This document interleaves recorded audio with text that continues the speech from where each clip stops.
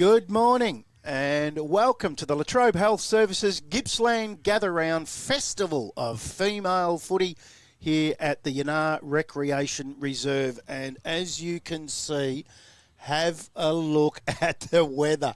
They have turned it on. Hutchie said that he put the order in from Yinnar Footy Club, Netball Club, and it is absolutely fantastic. And we'll talk about this reserve further very shortly. Today is a massive day out here for female football Gippsland. It's all thanks to Latrobe Health Services. There is Auskick, there's clinics, play zones, signatures from AFLW players. We'll have a few coming through. When I say a few, we'll probably have a cast of 20 coming through the Sports Stream live broadcast box throughout the day. There is coffee vans, and one of the best coffees I've ever had, might I add. Food vans, 2 grounds of footy going all day, and if this isn't the best facility to house it, I'll go heat. 10 games of women's footy and a whole lot more. And it's time to welcome my co-commentator for the day, as he does every weekend, who's played a fair bit of footy here just quietly, Big Matty Moseley. Oh, isn't it great to be back at Yinnar? Oh, I reckon you would have just got a little bit excited coming through the gate this morning. Drove in. I'm like, I wouldn't mind playing again. Well, I have had it on good authority that you might have even already been asked. Yes, and it's not even 9:30. And so they might have a few injuries at Yinnar. They might. They don't want me, though. Didn't one of the big fellas get 3 weeks? No, not from Yinnar. Oh, no, it was Morwell East. Yep. Morwell East got 3 weeks. We won't talk about that. No.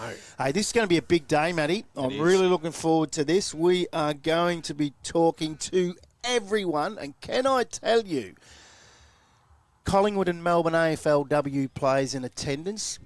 Ash Centra, number 1 pick in the AFL women's draft of late last year, who has gone to Collingwood. And they reckon she's tearing it up at the moment. Ex-Sales City girl, Amber Shute, Georgia Knight and Tyler Hanks are going to come through all afternoon. They're going to be here. What a day. I'm looking forward to it. Oh, it's going to be a big day. Nice big carnival type atmosphere. It's going to get bigger as the day goes on. Yeah. AFL Gippsland, female football Gippsland, Latrobe Health Services, all should be congratulated. I think TRFM are involved too as well. Yep. So they should all be absolutely congratulated on, well, I can't congratulate them on the weather, but the venue that they've chosen. Yeah, we did this last year out at Morwell, and whilst Morwell is a ripper, don't worry about that. This, to me, epitomises, just look at your screen, this epitomises country footy to me. It does, and I've already taken a walk on the surface. That surface is magnificent. Yep. It is in such good condition. Yeah, it's a great day. I love what they do here, and it was good last year. I just love the whole thing about it, that this is and they call it that, it's just a festival of female footy all day. Yep. 10 games. We're going to live stream 5, and at 9:30, not too long away, in the under-18 Division 2, Morwell, who are sitting 4th currently, take on Warranor, who was sitting 5th. Yep. At 11 a.m, Warragul Industrials, who were on top, in the under-18 Division 1, will take on MDU, who is sitting 2nd and in their first year. Oh, so they've started off really well. Yes. And at 12:30 in the women's, it's the Allies, Newborough, who is sitting 3rd, will take on the top-placed Boisdale, Briagalong. At 2 p.m, in the under-16, the new division that Bobby Lee Bray got underway in the Southwest Gippsland under-16. We'll talk to her throughout the day. Hill End, who is sitting 6th, will take on the Phillip Island Bulldogs, who are sitting 3rd. So they're a fair way apart, so it's good to meet in the middle. Yeah, that's a big gap, yeah. And at 3:30, at the end of the day, under-18 Division 2, Drouin, who is sitting 8th, will take on Sales City, who are sitting 7th. On the other ground, on Oval number 2, there are the same amount of games, 5 games, under-18 Division 1 at 9:30. Terrelgan sitting 3rd, take on Newborough sitting 4th. At 11 o'clock, under-18 Division 2, Darlston sitting 6th, take on the 3rd-placed Boisdale, Briagalong. And then in the women's at 12:30, Narnagoon sitting 4th, take on Lindenau South, who is sitting 2nd. At 2 p.m, the Sea Eagles, Inverloch Congwack Sea Eagles, sitting 5th, take on Narnagoon, who is sitting fourth in the under-16 Southwest Gippsland competition. And then to finish off the big game at 3:30 on Oval number 2 in the under-18 Division 2. It's a top-of-the-table clash between Narnagoon, who are on top, and they'll take on Woodside, who is sitting second. That's another one. Fair way apart, Narnagoon and Woodside. It's very good that they've come together at Yinnar. Meet in the middle. Wow. So we've got 2 cameramen today. We've got Mickey Robinson, who will look after predominantly the duties here on the live stream. And we've also got the fabulous Emily Robinson, who's going to be out and about capturing the atmosphere of the people, the food vans, all what's going on with the Oz Kick, the AFLW players. We'll get a look on what's going on the ground behind us on Oval number 2. So it is going to be a jam-packed day and a great way to finish off a Sunday, Matty Moseley. It is. And with the weather, it just tops it off. It's unbelievable, isn't it? It is. For this time of year, it's almost like a final. It is. And if we can get weather like this in the finals, look, I know we're going to get hit at some stage. Don't worry about that. It's coming. And don't forget on the buttons, everything you see, all these graphics that you don't see any other live stream company doing it. Stefan Gregory will keep you updated on everything with the buttons. So you'll see all the graphics. Have a look at that shot in the background of the hills. I'm a city boy. When I come to these sort of ground, I don't, not in the city now, I live in Currumborough, but this is what footy's about. There's no one getting shot over the background there in the main street and the cafes of Dandenong. No. I shouldn't say that. That's a bit rude. But look at that, the atmosphere. So does Tim Cotter and Nicole Batuna and Graham Smith and Ross Bonnell and everyone involved with AFL Gippsland and female football Gippsland that have got this ground and this whole competition set up and this magnificent Gippsland gather round. Congratulations, you've done a mighty job, and they've been here since very early this morning. We're going to try to get all of those 4 in here at some stage throughout the day. I think you've got an umpire lined up at some stage. I'm sure we can get him in. That we'll He'll talk be happy to. to have a chat. They don't mind a chat. Yep. They don't mind a chat. We seen a couple last week that loved to chat. Actually, spoke all day. But so this one's going to be a beauty. The first game to get us underway, 4th and 5th in the under-18 Division 2, Morwell and Warranor. And Warranor's part of Warragul area there. Yep. Play at the back. And if I remember rightly, in the Hawthorn jumpers, Warranor? Yeah, that's correct. And Morwell, obviously, well, actually, the team warming up out there is in blue and pink. So I don't know who that is. That's the Eagles. The Eagles. That's Morwell. Okay. So that is Morwell, yep. Well, I always thought them as the Tigers. So they used to have, back in the day, they used to have a few sides Morwell, and they've all amalgamated into one, and now they're the Morwell Eagles. Glad I got you on board here. So help us out there. They're coached by Sam Mills, and the coach of Warranor is Jason Henry. Is Sam Mills the coach? Yes, you know him. I think I do. He's a Yinnar boy. A Yinnar boy? Yes. Oh, he's got some home ground intel. Yes. He was a very good footballer in his day as well. I won't tell that to his face, though. No.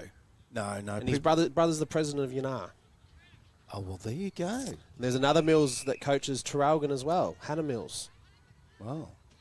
So the Mills connection around football is very great around the valley. We'll have to have a look at the paperwork there for... That's Clancy Mills's... The under-18 Division 1 Traralgon. Yes. Playing in the first game in the back oval. Yes. So that, is that a Mills as well? Yes. So that and there Clancy Mills that plays for Yinnar. Yes, good player. Yep, all connected. Wow. Yep. It's unbelievable. Hey, anyone that's out there, as you can see from these pictures, I would suggest get down here.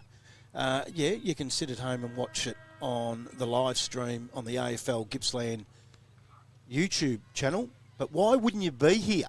Oh, the weather. Have a look. It's that good. You need sunscreen on. Yes, on my bonds. And if you're in the ground, and this is probably...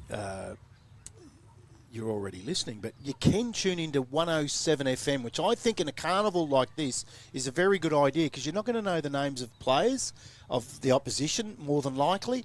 And a lot of the time, you might be here watching your niece or your daughter or your granddaughter, and you might know their teammates' names. Well, we'll help you out throughout the day, Matty, and we'll give you their names, and you can listen to the call on 107 FM. So just tune your radio in on your dial. I don't know why you'd be sitting in your car, to be quite honest. You'd be getting the day fresh like air. this, maybe tune it into the tune-in app on Go your in phone and go in sit and get a outside. coffee. And Yes. The coffee's magnificent How here. good is it? Yeah. How good is it? So this one, let's hope that we get underway on time because there's a lot of footy to be played today. It's now 9:30 and they're getting into position. So Do we know if Good they job. do fall behind, do the quarters run shorter? The catch up on time? I think they'll run it as they Just see run it as they a go. day. Yeah, because you couldn't go on too long because a lot of these people are travelling a fair way. They are. It's a And- massive area they're all coming to one area. And you've got to get on that Strzelecki and take it from me. When it's dark, No kangaroos. I've already hit one this season, and we're only up to just Round over 7. a third. Yeah. So And you did that weeks ago now. I did. There'll be another couple go down before the season's out. Don't worry about that. So let's see. We've got Warranor starting or lined up already, and it looks like Lucy Coulthard will be in the ruck for the Warranor side. And it's always handy to know the rucks, Matty Moseley, because You got to know the rucks. there's a lot of stoppages. Yep. So we've got to know our rucks. And the one thing that I've learnt over the years from calling women's footy, ponytails are your biggest enemy. Yes, the numbers become an issue, don't they? They cover the numbers. We're underway for the first game. Coulthard wins the tap, and it's Miller Randall that's in the ruck there for the Morwell side. So we'll keep an eye on those two girls because we do love good ruck duels. Again, Coulthard wins the tap.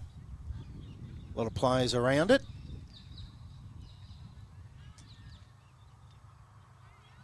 So the skills today, they should be, well, let's be honest, the girls will be really happy with the weather because a lot of these girls are new to the game. Yep.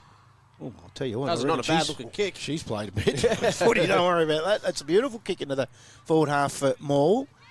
Just trying to pick the ball up then for the Morwell side was Zoe Cotter, the daughter of Tim Cotter, the AFL Gippsland chief, and I'm pretty sure last year she might have won the medal for the best on ground in that. Yes, she was game. at Newborough then, wasn't Yes. she? Yeah.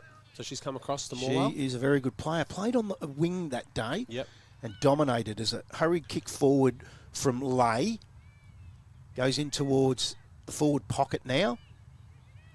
And just bouncing around. There is Cotter. Has a shot at goal. And has missed everything out on the full. So we will get some around the ground scores of around the grounds at the back of us. In the under-18 Division 1 between Traralgon and Newborough. This is Morwell and Warranor in the under-18s Division 2 live stream game. And the free kick will come back into play. The Warranor side. I reckon that might be Millie Henry in that back pocket. Kick up the line. Umpire blows the whistle.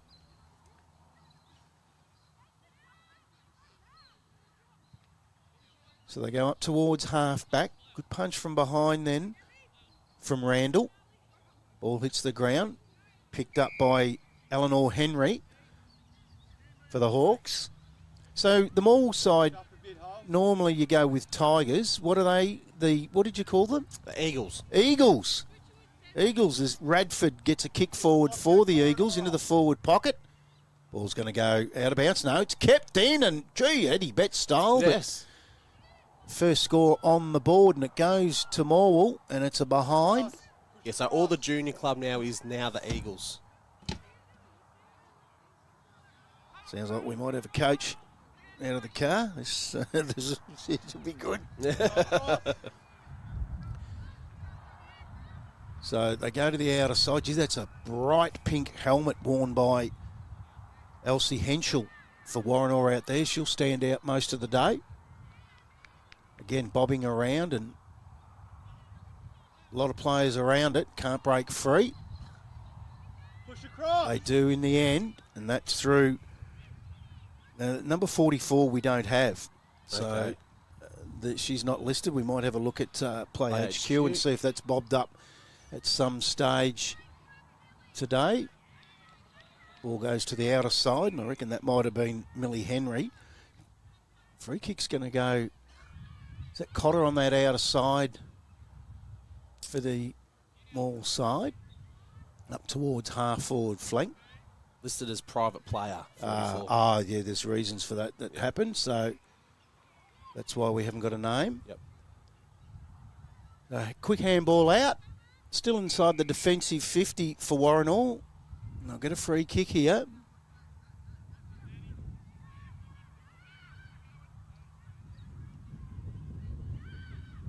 Just a bit of a breeze kicking up there, as you can hear through the effects mic now. But we're all in polo shirts. It's not cold. It's not cold at all. So if you're in the area, or even if you're not, just get out here. It's a beautiful day and be a great drive. And this private player for Warranor is doing really well. Had a lot of the footy already in that defensive half, and a long clearing kick out through to the wing. They haven't ventured inside their 50 as yet. Just getting her kick away as she was tackled then from all was Hayes. She's been lively early. Quick kick out towards the wing was Minahan. Umpires played a free kick here. It'll go to Warranor on that outer wing.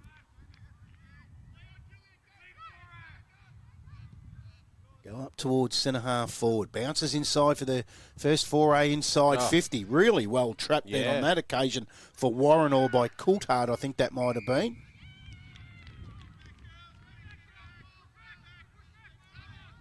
So Morwell has the ball in their defensive 50. Lovely kick. It is. Well, just dropping that mark was Lay. Feed it out. Was she being held without it? No, the umpire says. Good tackle on that occasion from the Warragul. And we'll go with, it's K-U-O-L. I'm going to go with Cole. Okay. So the tap one at that stage by Louis.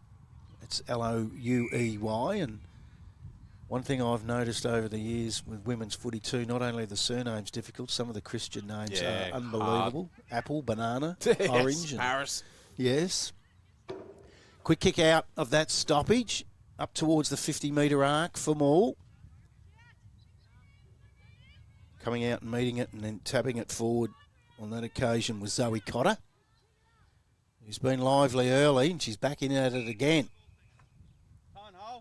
Aren't these both of these jumpers magnificent? They are. They are very good jumpers, both of them. Particularly that blue and pink, I really impressed with that blue and pink. Randall wins that tap, I think, and ends up coming out to Mills. It's Amelia Mills. Pies paid a free kick. It'll go to Warranor on their half-back flank. Going to come out to the Sports Stream Live broadcast side of the ground and finds a teammate in Elliott. That's Summer Elliott. Here we go. I was saying, where's Winter? Oh, nice mark in that middle of the ground for Warranor. And again, the ponytail's going to kill me, but I reckon that was Eleanor Henry. She goes inside 50 for the Hawks. Nice little handball over the top on that occasion for Warranor by Stockdale. Gee, that's a famous name out through Gippsland of football and horse racing. Have to be a relation. Yes. It's come out towards the wing. Just trickles towards the boundary line. Does really well to keep that ball into play was Tasman Lay. Yeah. Finds her teammate there in Eleanor McEwen. Up along the line. She's had a fair bit of the ball, Mills, for Warranor. Gets a kick up towards the arc. Oh, big tackle from Eleanor Henry, and she's been lively too for the Warranor Hawks.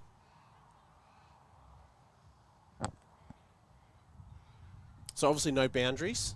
It's last kick. Yeah, last touch over. Last touch, Which I like. Yep. And I reckon that should come into a lot of footy. In the senior footy as well, you think, in the men's? It takes it away from the umpires, that I feel, then having to make a insufficient intent decision, which is really iffy at times, aren't they? Yeah.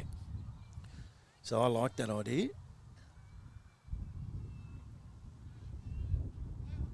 So Warranor still up around that. Morwell up around that half forward, just getting a quick handball on the outside. Then was Bobby Lee Jones. What a name that is! Oh, I love that. A real Bobby Lee Jones. It's got a music. That's a rock star. Yes. As that wind is picking up now through the effects mic, you can hear. And the tip was from Hutchie. from Yinnar Footy Club that will pick up as the day goes on. And you've always said that. A farmer always knows. They do. And You always go to pick the farmer. Yep. As Kemp gets a Klomp, gets a kick up towards centre forward. Being a Carlton supporter, I should know that name, Klomp. Robert Klomp. You recovered from yesterday? The Blues going down? Yeah, I'm not that interested in them at the moment. I just don't like the way they play. We haven't got a number on this girl either. 34 for Morwell. I might get you onto that, Yeah, Matty. we'll have a look. So 34 might be another private player. For Morwell? Yeah, for Morwell. Millie Henry. Millie Henry. Millie Henry. For who? For Morwell? Pretty sure. Let me double check. Okay. Hang on. I believe you. If you. No, don't believe me yet.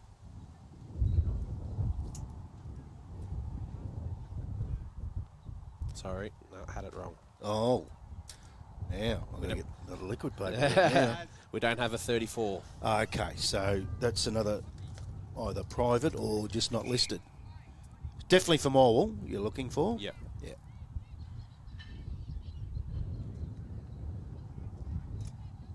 Would have been Millie Henry for Warranor. I think I might have got that confused. It might have been the Warranor girl, to be quite honest.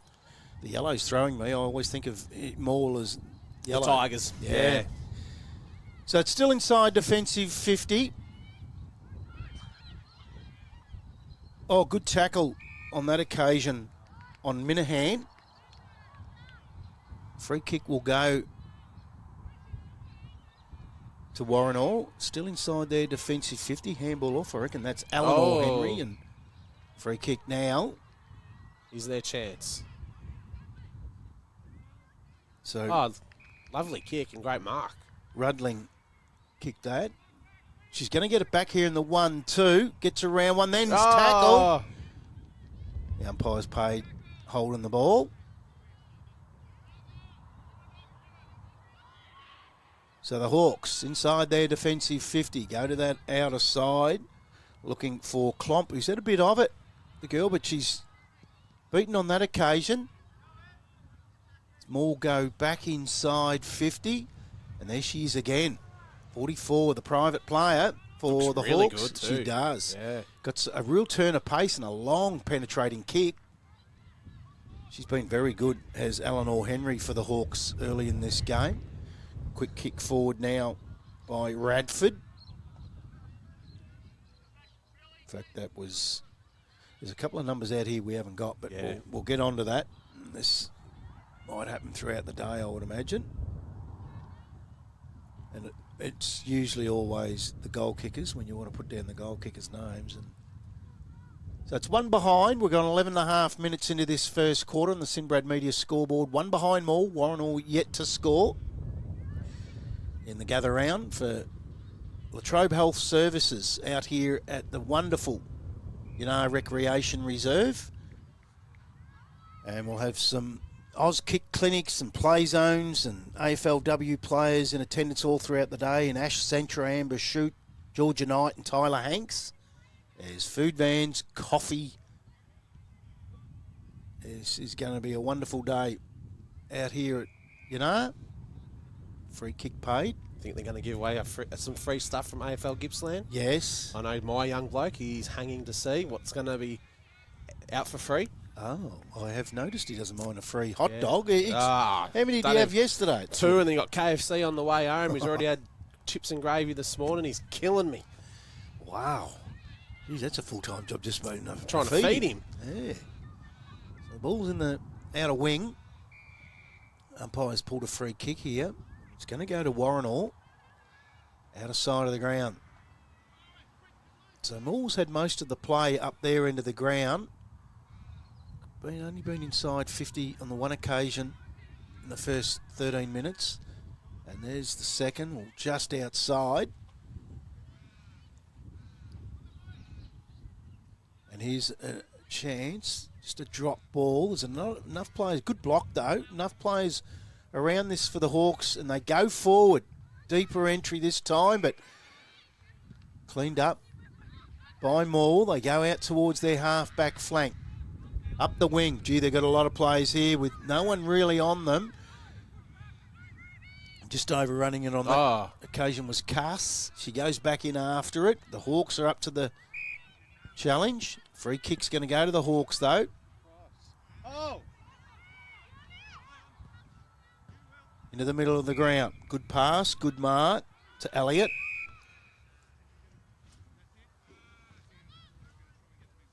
Oh. They've called quarter time. So, obviously, the siren's not working. Wow. So, They want to get the two games in sync. There we go. okay. So, they've been asked to match the quarters in sync. Which I like. I don't mind that. Yeah, well, this is right. That's the carnival of the day. We're not playing for sheep stations. Yep. And It's 1 minute off. so quarter time, Morwell, just the one behind, and the Hawks didn't score in that quarter. So that is quarter time. We might just take a quick break to gather our thoughts, have a bit of a chill, relax, Have maybe a bit of coffee. go and get one of those coffees, and we'll get some scores for you in the game behind us at quarter time, which is the under-18 Division 1 Traralgon and Newborough. It's quarter time here in the under-18 Division 2 Morwell v Warranor game for the Latrobe Health Services Gippsland Gather Round Festival of Female Footy. It's Morwell by 1 point.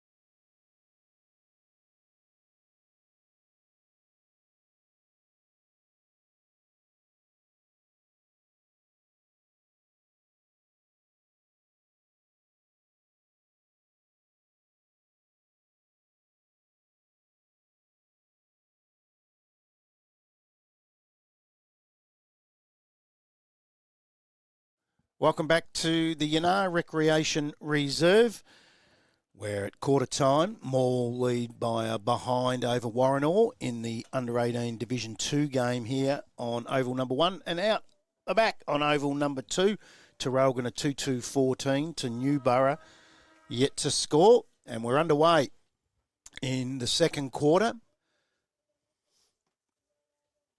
So the Hawks get an opportunity to go forward.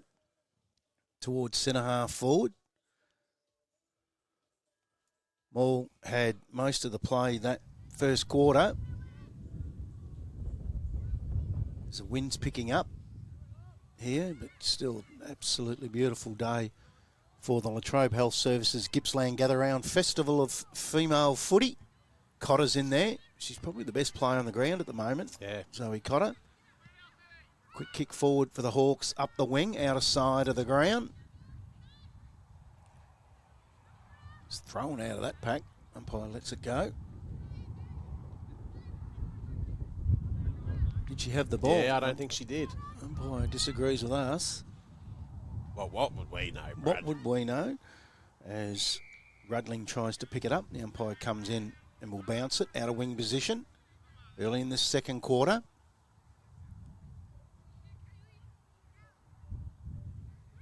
Some music going in the background you'll hear, and there's carnival atmosphere, which is a great atmosphere out here at Yinnar. So if you're at home thinking about it, don't hesitate. As Harrison gets a fresh air shot in the middle of the ground for the Hawks. And more will go forward.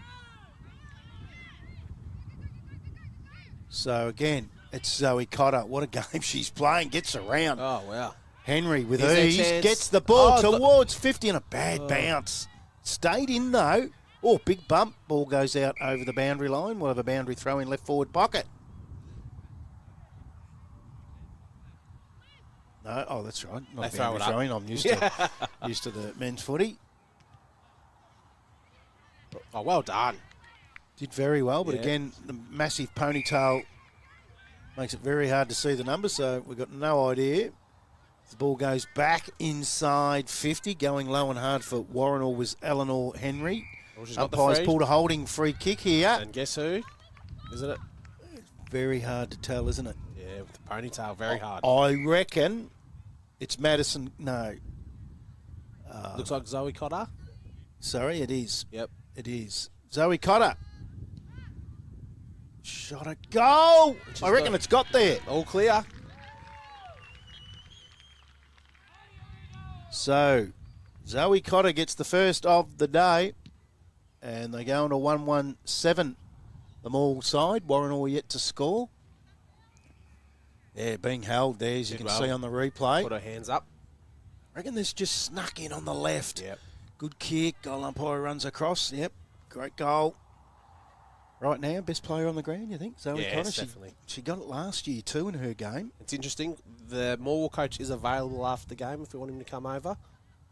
The Morwell coach. Yeah, Sam Mills. So they're away. Inside 50 again. Cotter drops it on that occasion. Good play by the Hawks. They get a clearing kick outside their defensive half. Up towards half forward. Overrunning it on that occasion was Poppy Cumming. Oh, I love that too. Love that name. Yeah. Tackle. Ball spills free, as you can hear the umpires call play on. And they do. Fresh air shot then, but in Another after go. it again was Abby Roberts. They're away. She's killing them, this girl Yeah, off half she's back very good. for Warranor. She's got such a beautiful long kick on her.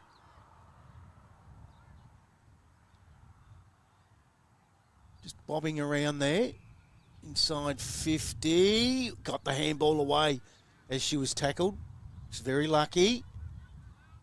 Another handball forward. Goes in after it again. Clearing kick outside their defensive 50 for Morwell. Oh. Running in and trapping it with her foot then, I reckon, was Tasman Lay. Hawks have the ball around half forward. They turn it over. Umpires paid incorrect disposal here. And the free kick will go to the Hawks.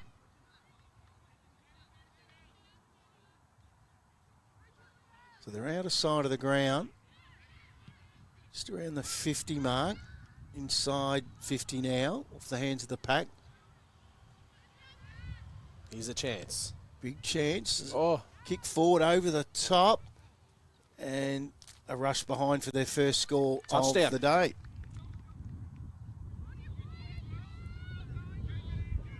So they're a goal down, Warranor. More bring the ball back into play. Some of those pink numbers are hard to see, Yeah. though, I must say, with the sun on them. Like a white number, Matty. Oh, Yes. that was thrown out. Not paid. We've said that a few times with the numbers the previous weeks. Yes. Oh. So, good mark to the Warranor player and Eleanor Henry on the wing. Oh, the Goes a spiral. barrel. Beautiful kick. Sends him inside 50. Tackle, wrapped up. Umpire will ball this up. We've gone nearly 6 minutes into this second quarter. Morwell lead by a goal.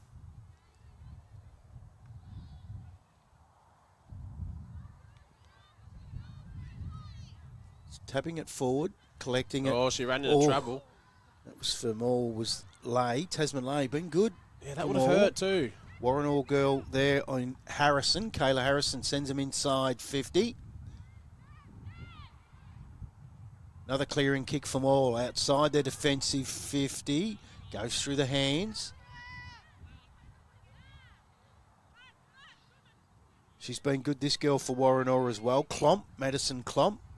All sends him inside 50, but again, strong mark. All come out towards the boundary. Handball away for Warranor on that occasion was Martell. The umpire comes in to ball it up. 45 metres around from the Warranor goal. Kicked off the ground. Quick kick again from the Morwell girl. Handball forward.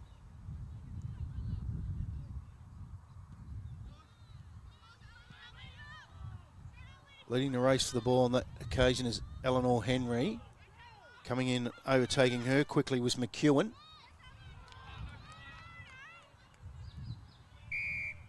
I was paid holding the ball here, or dropping the ball, whatever they're calling it these days.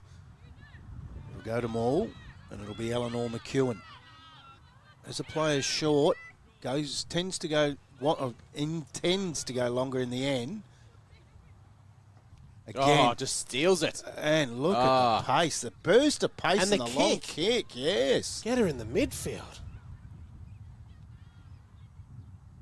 Quick hands out, here's a Oh. chance. Kick a goal and, Shane Warne special. Bounces to the right and out of bounds, so the free kick will be taken by Morwell in that right back pocket. 8 minutes gone, second quarter. Come up the line.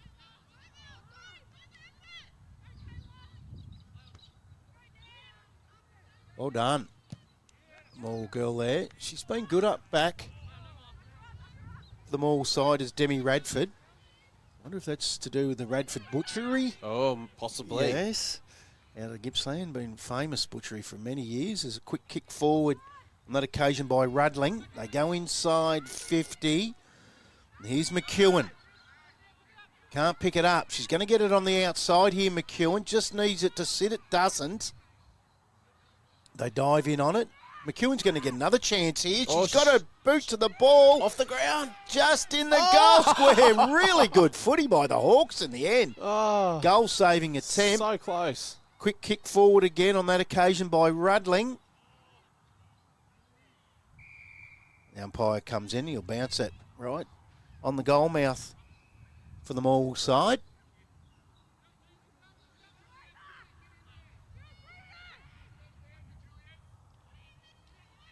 Oh, you want to rush that through, Yeah. and she does in the end. The girl for the Hawks there in Martell. Emma So- Burgess, she was so close of kicking a goal there.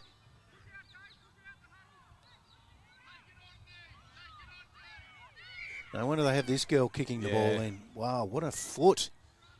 Would love to know her background. Yes. She knows exactly what she's doing. Well, she's turned this one over on this occasion to Demi Radford, who's been really good. Yep. Whether she's been up back or drifted up forward. Goes inside 50. Umpire's paid holding here against Martell, and the free kick will go to Tasman Lay.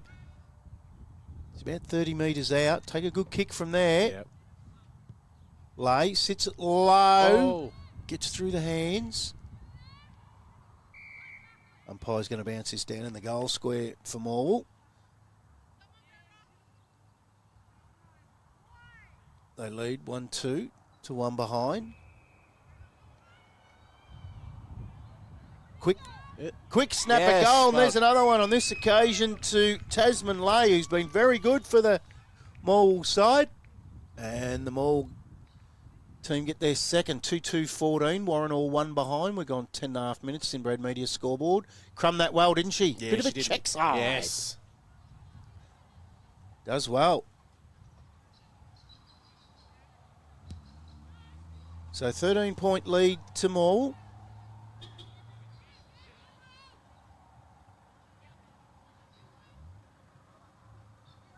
So the Eagles run out to 13-point lead now.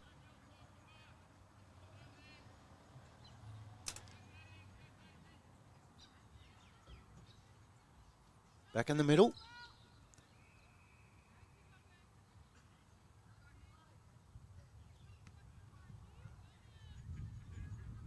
Hawks win the tap. Quick handball out on that occasion from Millie Henry. I'll go inside 50, the Hawks now with a penetrating kick. Coming out, meeting the ball there was Isabella Henry. Oh, she's still got... Quick kick forward. It's not going to get there. They mop up the Eagles. Still, though, good pressure from the Hawks. Keep that ball bottled in close to their goal mouth.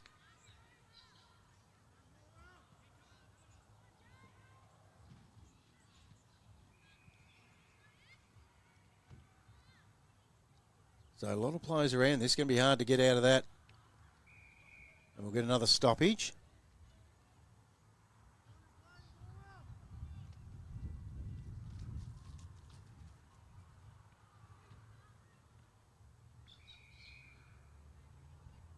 This is why we want to know the ruckman names. I said at the start of the game. A lot of ball ups. Big fist out the back, and they're going to get behind here, the Hawks. Probably a good result, reset again.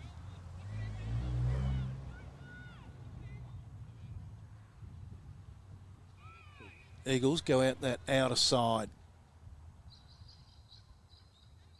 Beautiful day out here at Yinnar. Trying to pick it up there for the Hawks was Klomp. And she's set upon. Right in front of the Eagles coach's box, outer side of the ground. 13 minutes gone, second quarter. The Eagles lead by 12 points. Coming out the other side of that stoppage. And then kick out towards the wing. It's a number we don't have as well.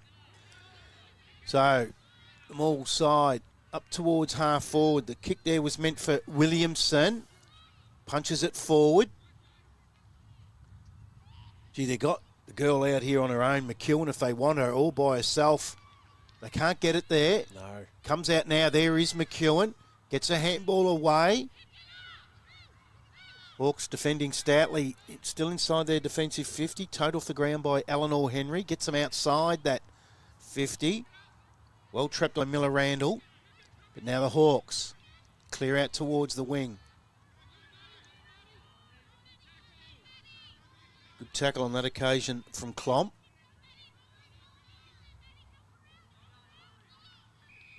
Umpire blows his whistle. Free kick. Hawks.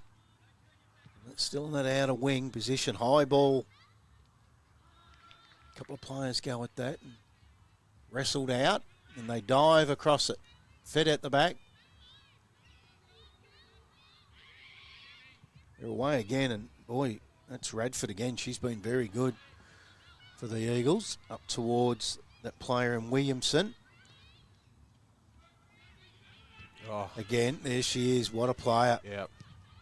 Clearing She's kick. kicking at 45 metres. Yeah, unfortunately, Radford was in the way, though. She takes that mark, centre wing position, comes up towards the flank. Is that Cotter again? That outer side? No. Nope. In fact, that on that occasion is Young. Gracie Young. And there is the half-time siren out here at Yinnar and Morwell. 2-2-14. And Warranor just the two behinds. Let's take a quick break for half time out here at the Latrobe Health Services Gippsland Gather Round Festival of Female Footy at the wonderful Yinnar Recreation Reserve. We'll get some scores from the other ground at half time. Over the back of us at Warragul Newborough, it is Morwell by 12 points.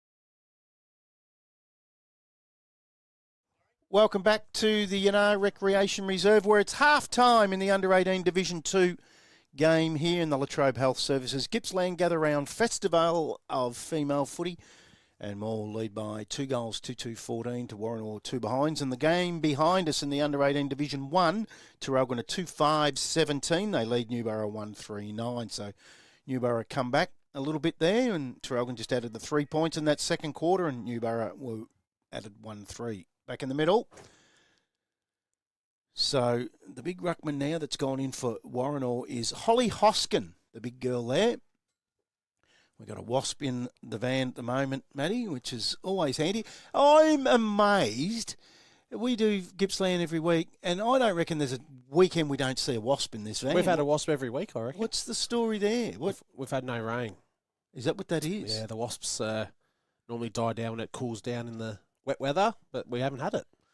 Okay, as Morley Eagles go inside 50. They trail by a couple of goals here. Let's hope they can get one early in this quarter. And they do get a chance at it. It's deciding to handball instead of kick, and they will get another behind, though. The Hawks.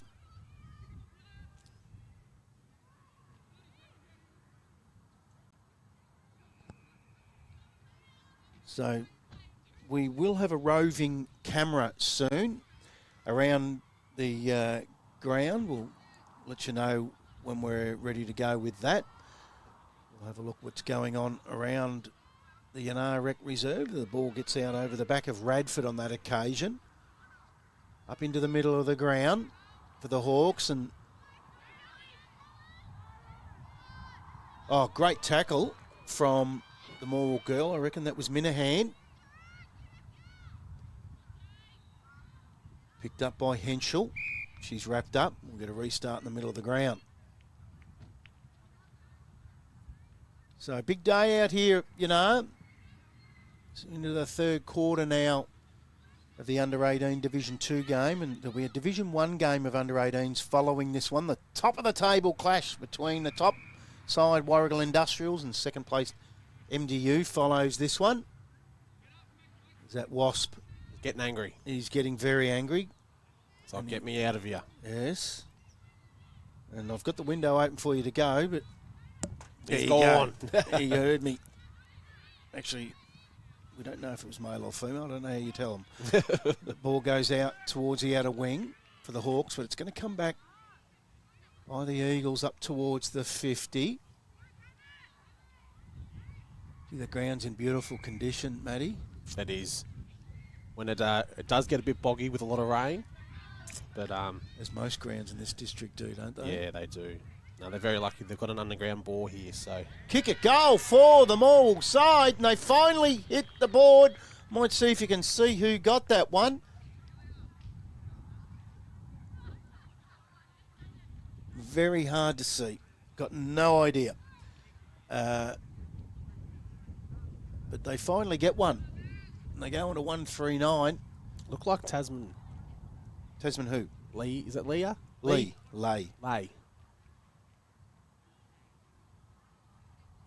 Oh, sorry. I thought that was the... I've put that on the Hawks, haven't I? You have. It's Morwell. It was Morwell that got that. Sorry about that. Gee. 3-2-20 to the 3 behinds.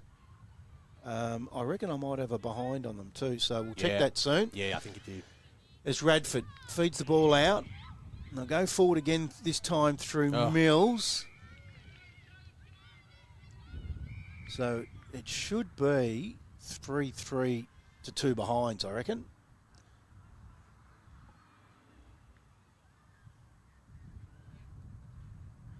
So players hurt there on that outer side of the ground. It's Zoe Cotter, that marking contest. As the Hawks go up the wing, outer side of the ground. So you reckon that was Tasman Lay that got that one? Yes. She's already got one too in that second quarter. So that might have been her second goal. I only picked up because of her ponytail. Yes. It was very congested there. It's, I called the AFLW last season, and the amount of ponytails that cover numbers at that level, Unbelievable. I would have thought that they would have had something in place. So what's your theory? You like to have the number also on the front of the jumper as front, well, top right. which makes sense. Yeah, absolutely. If you want to grow the game and expand its media, Yep. and your live streaming, you don't know who's who. They do it in Western Australia. The VFL do it, and it works a treat as all go inside 50 again. There she's again, the Hawks girl.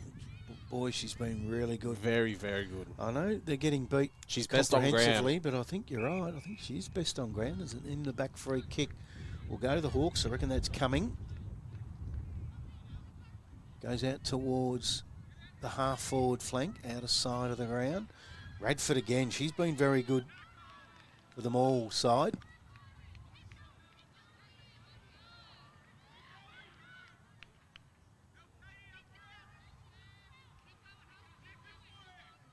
Well fought by the Eagles players there. Oh, Up around half forward, in the middle of the ground towards half forward. Good balk and handball over the top, and another selling of the candy.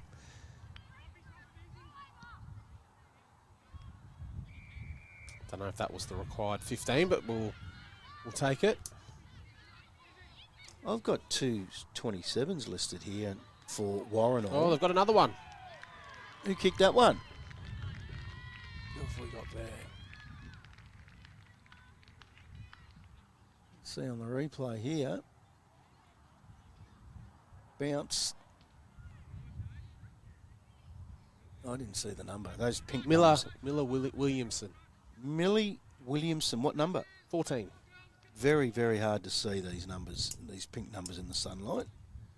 So Williamson gets her first and Moll's fourth. They go on a 4-3-27. They lead Warranor 2 behinds. Yeah, for media purposes, they're trying to grow the game. Yep. People want to know who the players are. Yeah. And with these ponytails covering numbers, through the AFLW I'm talking, and this sort of footy, if you want to grow it, it's a really good... You can't tell people how to wear their hair. Yeah. Have numbers on the front. Makes And I've perfect never sense. picked up on it until you were doing AFLW with the girls. Yeah. You said how hard it is to see who it is. Yeah. You haven't got numbers on the front and the ponytails covering the back numbers. Yeah. And we're talking...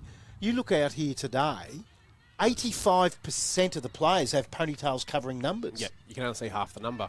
I don't know whether you make a rule wear a bun, Yeah. so it's up, or you have the easiest thing for me is have numbers on the front. Yeah. And a lot of the time you can't see the back of them anyway. And that's not brought in Ponytail. AFLW either yet, has it? They don't have numbers on the front. No, I think it's crazy. Yeah. I think it's crazy. And really, really hard football to call for that reason. You don't see, like right now, that girl's running towards the camera, you don't see the back. And then when you do see the back, they've got a ponytail covering the number. Yep. So it does make it really hard. Yeah. On that occasion, I can tell that that's Isabella Henry. Yeah, we've got a couple of AFLW girls coming in today. We should ask them. It'd be that, interesting. See what their view is on it. Yeah. And we know Ash Centra always wears her hair short, so you can always see her hair. It'll be interesting with the other girls how their hair is. But, I mean, I know some people might say this is a silly conversation, but I think people sitting at home want to know who's who and who their player is. Yep. Most of the time, as we see the free kick go to Holly Minahan. She's going to turn this over at centre half forward, though, to the Hawks. And I reckon that was she's Millie grabbed Henry. And she's found the big ruckman here on this occasion for the Hawks, Lucy Coulthard. It's been good. Yeah. Just going to give it off. No, have a shot. Have a go. Oh, she looked at it doing it again. So Coulthard comes in, and why would you handball it? There's the first of the day for the Hawks. She nearly gave it up 3 times. Beautiful kick. Yep. So 4-3-27 more. Warranor a 1-2-8. We're gone 9 minutes, third quarter on the Sinbrad Media scoreboard.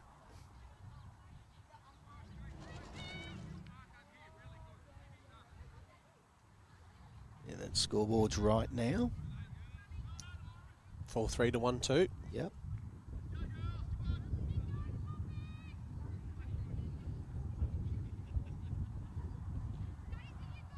So back in the middle.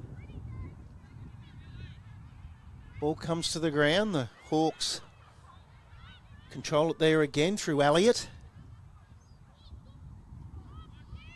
Comes out. And it's going to be the Eagles go forward. Off the hands.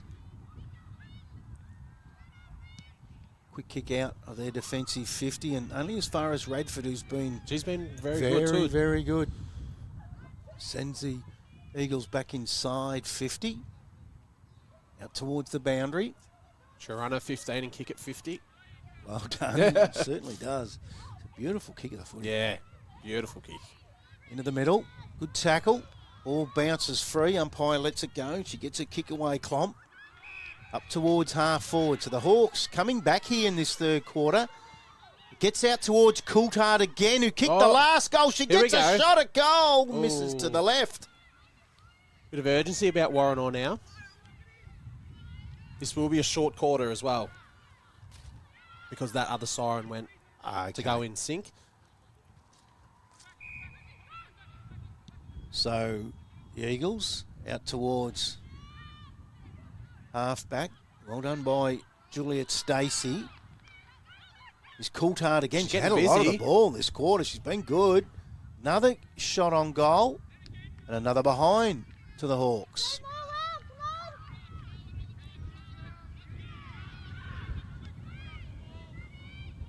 Is it?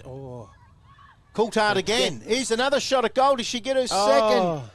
And another behind. She brought herself into the game. Yes, certainly has, and got a team back in. So 11 and a half gone. Third quarter, 16-point lead to the Eagles. They bring the ball back into play. It's going to be taken away by Hayes. Sends it outside their defensive 50. Out towards Sports Stream Live commentary box. Really well done on that occasion by Millie Henry. Oh, she's running full distance. She gets a kick inside.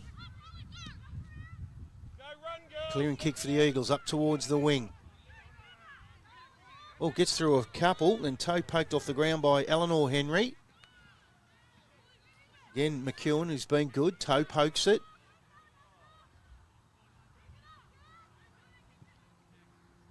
Into the middle of the ground. Oh. Drop mark. Goes in after it again, though. Held long in the tackle. Umpire says play on.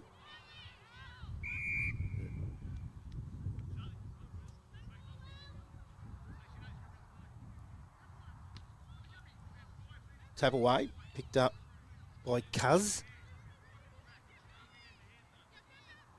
Quick handball from Black. Oh, clearing kick as she's met heavily. Eleanor Henry gets her kick away. The outer side, leading the race. The ball. Oh, what a bump! Tasman that was an absolute ripper from Isabella Henry. And they go inside 50, the Eagles. But again, this girl has been superb. She's thwarted a lot of entry inside. It's going to be mopped up here by Miller Randall. Sends them back inside 50. Oh, nice, Mark. I would have paid that. Off the hands.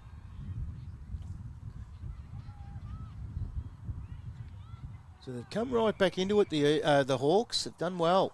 Dominated most of the quarter. Yeah. So with a ball up inside 50 on this occasion for the Eagles. Hawks win that tap. Quick hands out.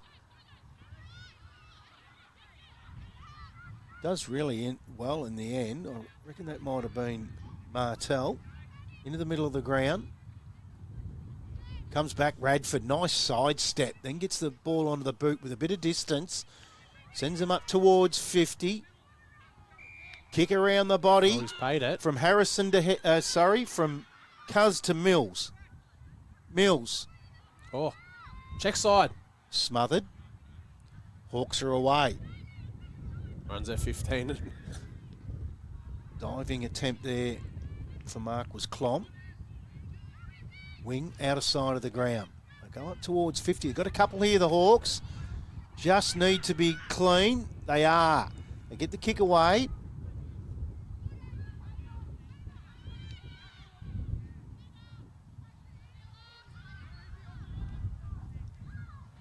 out of wing position. It's going to come back. So they've defended that outer side quite well. Drop mark there by Harrison.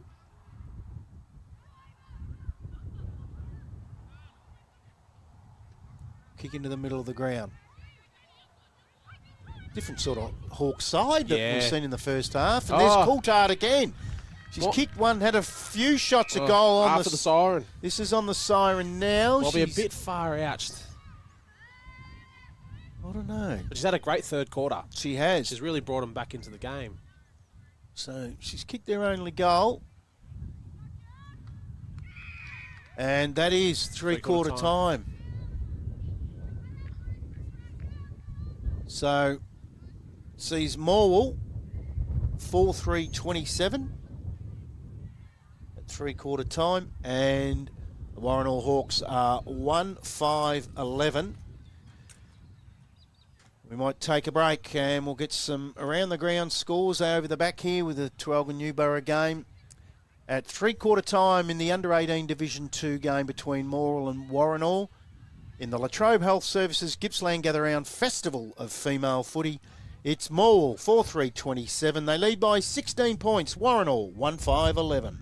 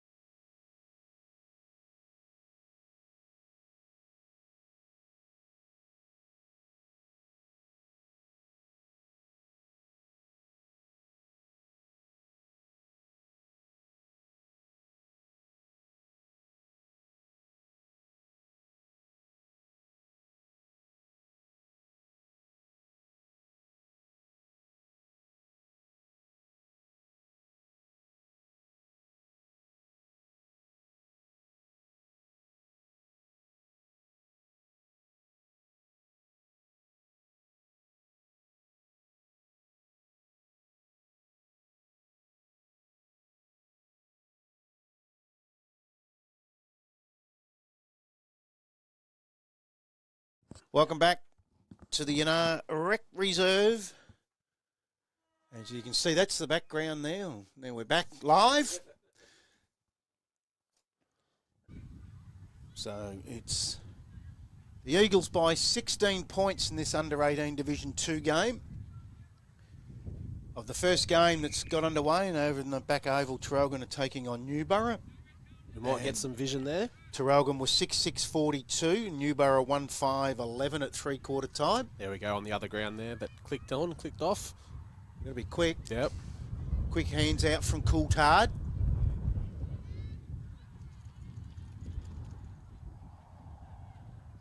Ball on the outer wing position. Bouncing ball. It's all Eagles here. Go forward. Looks like Zoe Cotter's back on the ground too, and there she is. Gets a hand on the footy. Goes back in after it. Tackled. Good tackle again. So it's still inside defensive 50. Ball comes out. Here's a chance. And good tackling, good pressure from the Hawks.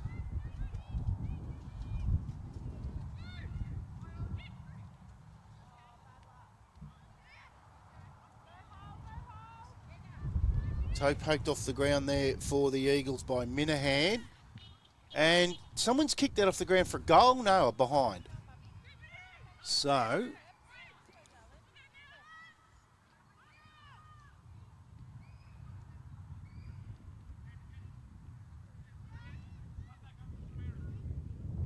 go on to 17-point lead. Morwell. As the Hawks bring the ball back into play, they go to that outside 50. Defensive 50 Wow. with a clearing kick.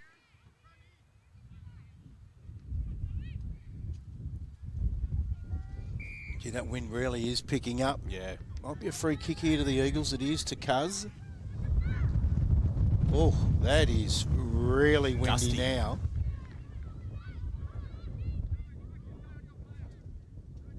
Out towards that outer wing. Might put a jacket on soon because we've got every window and door open in this van and it is getting very cold now. So there's Coulthard. Had a great second half to the game. Hawks through the agency of Klomp. High ball.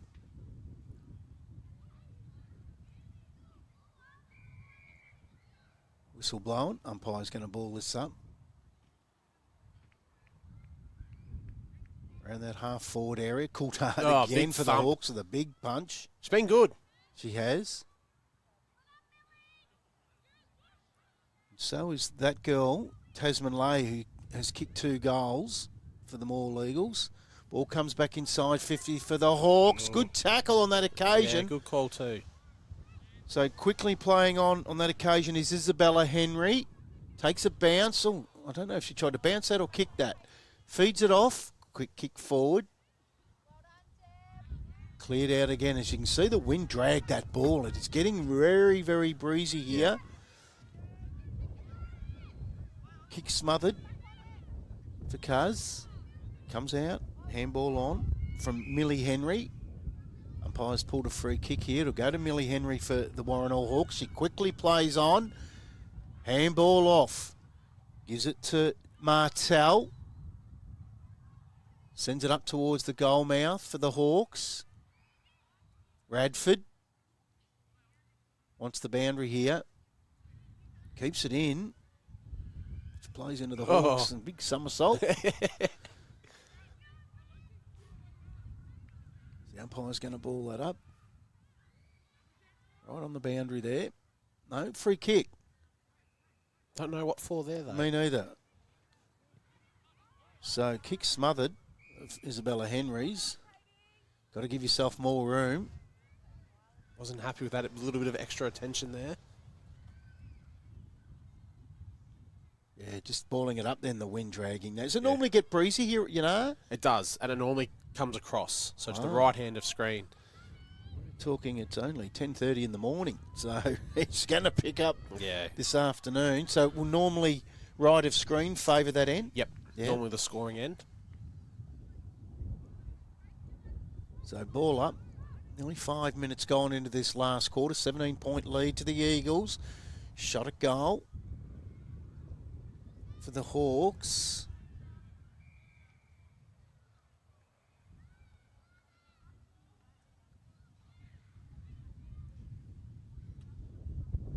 Right on the goal mouth.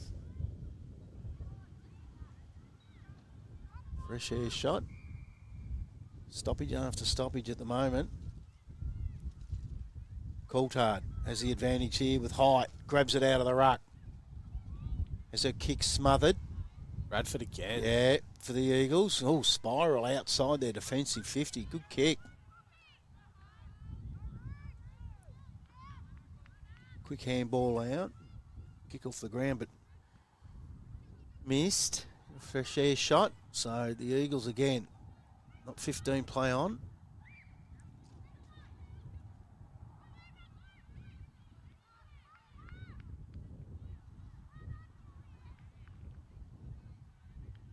Be a lot of sore girls here tonight after this game because it's been very physical because it's been so congested and stoppage after stoppage.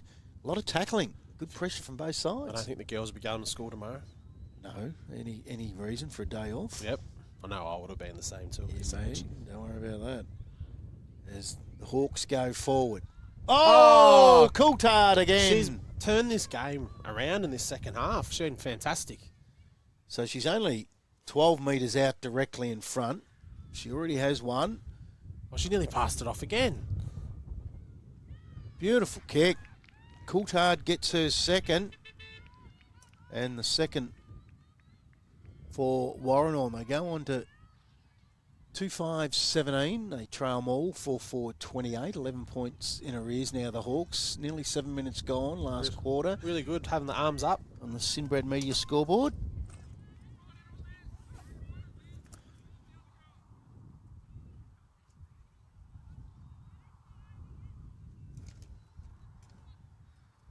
So, ball back in the middle in this under-18 Division 2 game for the Latrobe Health Services Gippsland Gather Round Festival of Female Footy. And they've got back into it, haven't they, in the second half, and all due to Lucy Coulthard. Yeah. Good coaching from Jason Henry, moving her forward. Up towards centre half forward. Can't get her. She's again just that burst of pace. Long clearing kick. Reminds me of Darcy Moore. There you go. Yeah, I can see that. Plays like Darcy Moore off that back area. Runs really hard that first 15, yeah. 20. Yep. Clearing kicks. Quick hands out for Warranor by Abby Roberts.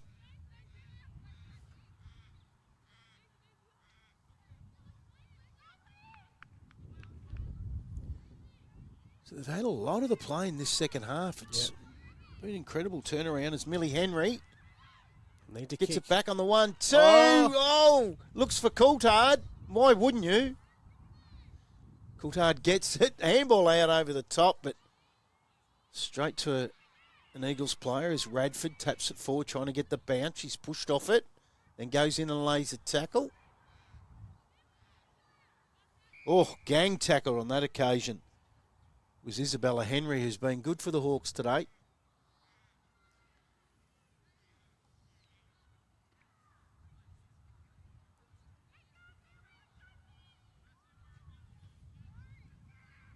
They're away, the Eagles.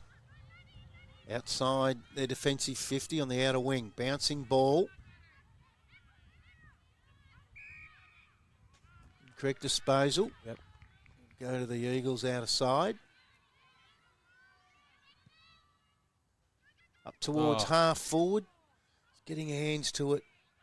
Late was Cuz. She's been good, little Ruby Cuz. I hope I'm saying that surname right. Not a lot of her. No, tiny. Yeah. Just a real goer. Yep. So the Hawks again. Big opportunity with a big kick inside. That's a nice kick. Oh, gets out over the back of Henry on that occasion.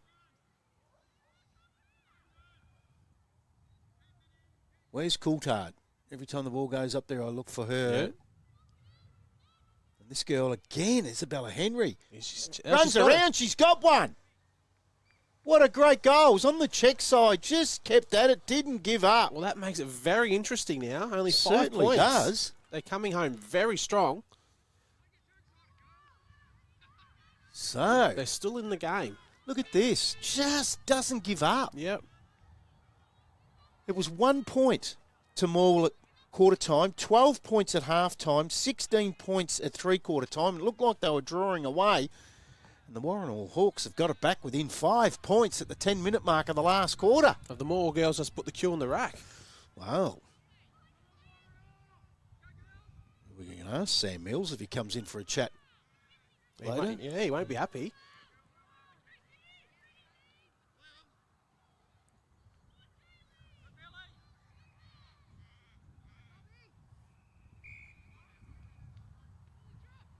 So the umpire will put it down again.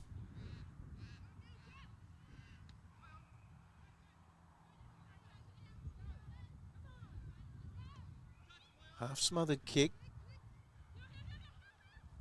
Taken away by Millie Henry. There's a lot of Henrys out there and they're all very good. Out to the outer wing. Bouncing ball. Leading the race for the Eagles is Mills.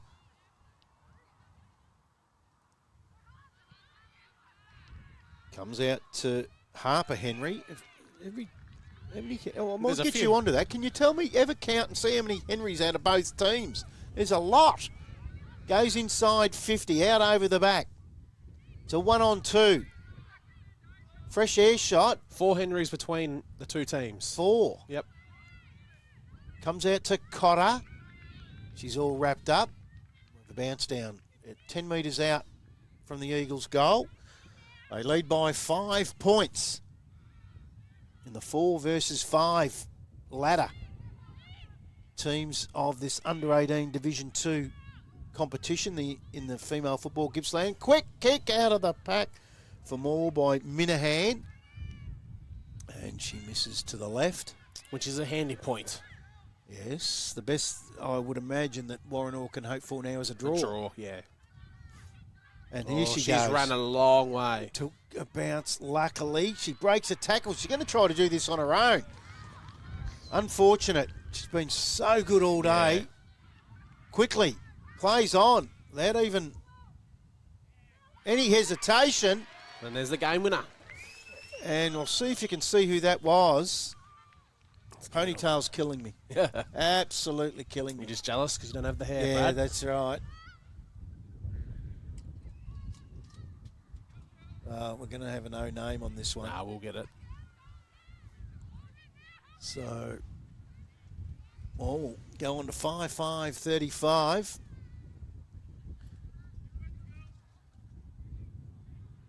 The girl just here closest to her shielding the sun, Maddie. Yep. Pretty sure that was her. She's looking over at the camera so she knows. So the Hawks go inside through the agency of Martell. Looking for Harrison. She overruns it. Comes out the back. Lays there for Morwell. She falls over.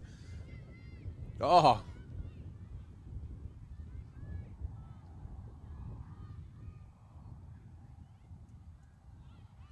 That last goal kicker was Bobby Lee Jones. The rock star. If it was number 15, I think it was. I think, yeah, I think you're right. Oh, Coulthard gets another shot at goal. He's going to miss everything. Goes to the right, out of bounce, right forward pocket. Who do you think the 3 best have been on so far? Number 44, the private player for the Hawks up back. Yep. Coulthard and Radford. Yep, I They're the totally three, agree. Yeah. Yep. That have stood out for mine. And, Yep. and Lay's been good too. Tasman Lay from all. She's kicked too. Yep.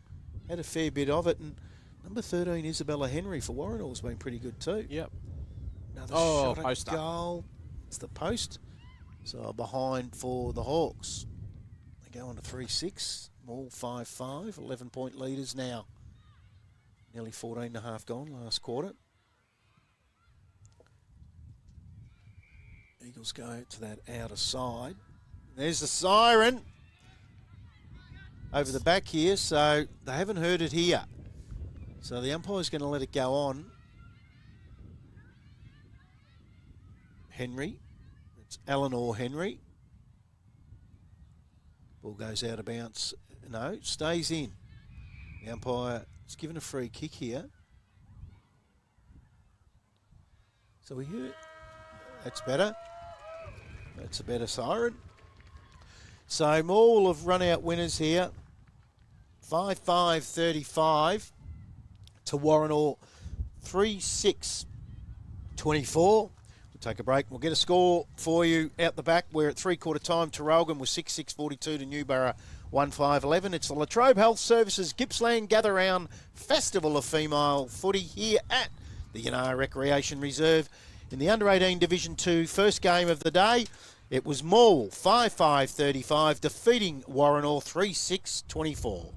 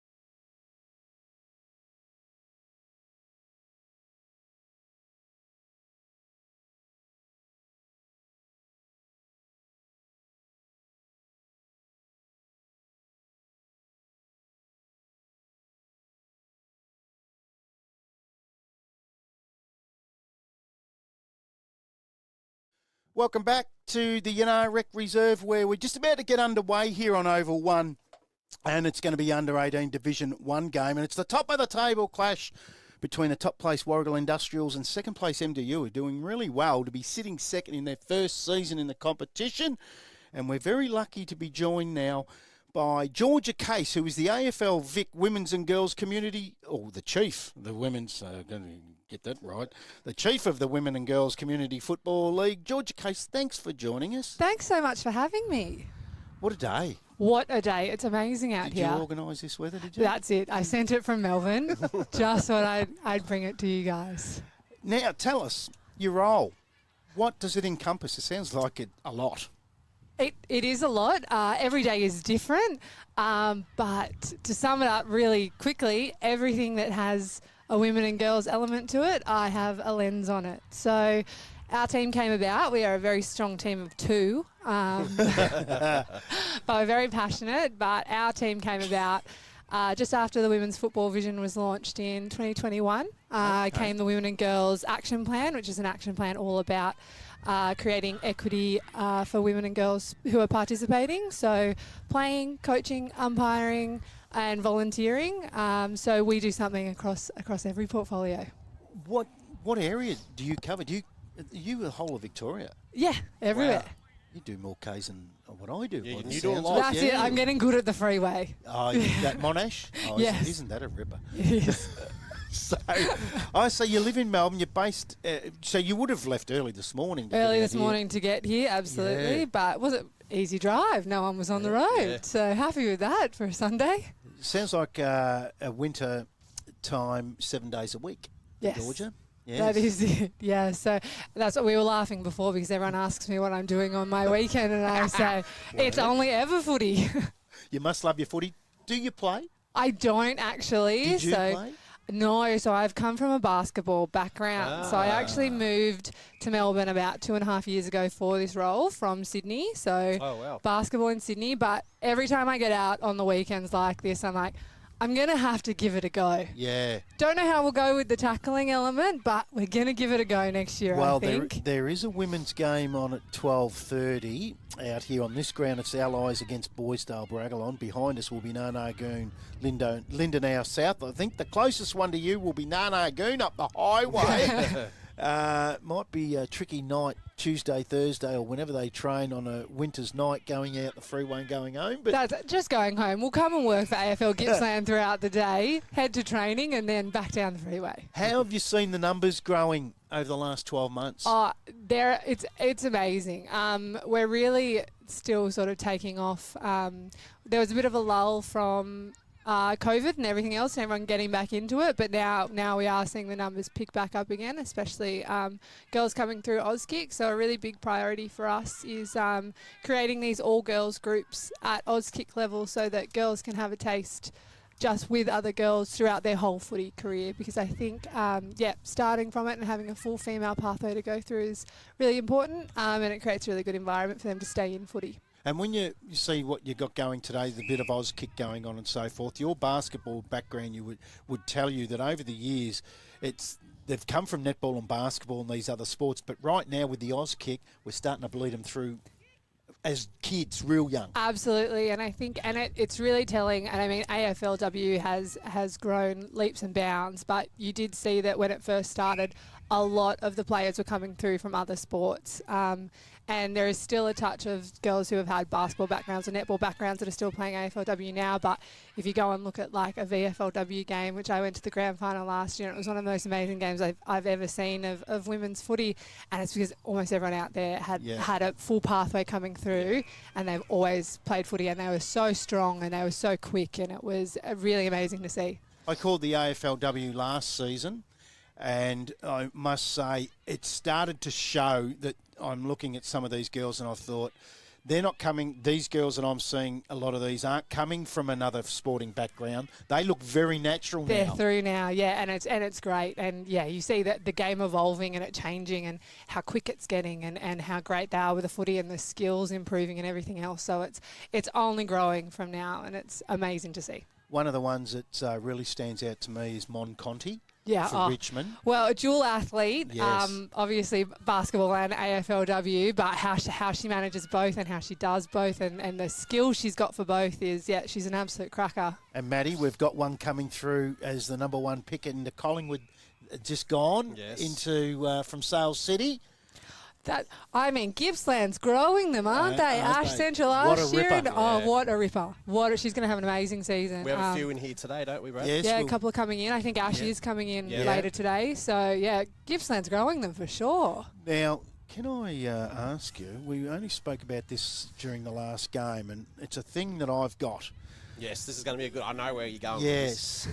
If you can take it back to City Hall and find out, is there any chance that we can start getting the numbers on the front of jumpers for women because of the ponytails on the back? Oh, yes, they're blocking the numbers out. I've had this issue as well, actually. Even when I'm sitting down helping take stats for something, you have to look 3 or 4 times to make sure, a 5 isn't turning into a 6 or something like that. So, look, it's not a bad shout, actually. And I had a bit of something to do with the independent schools comp in Sydney back when I worked for AFL New South Wales, and the schools comp had numbers on the front. And I don't know if that's just because they were using touch footy uniforms or whatever it is, but we found it a lot easier when they had a little number on the front of their Guernsey to figure out who it was. I think it's such a common sense thing and an easy thing to do because all jumpers are sublimated now, so it's not a cost thing. No, that's it. So just getting them out there. So I think it'd be great. And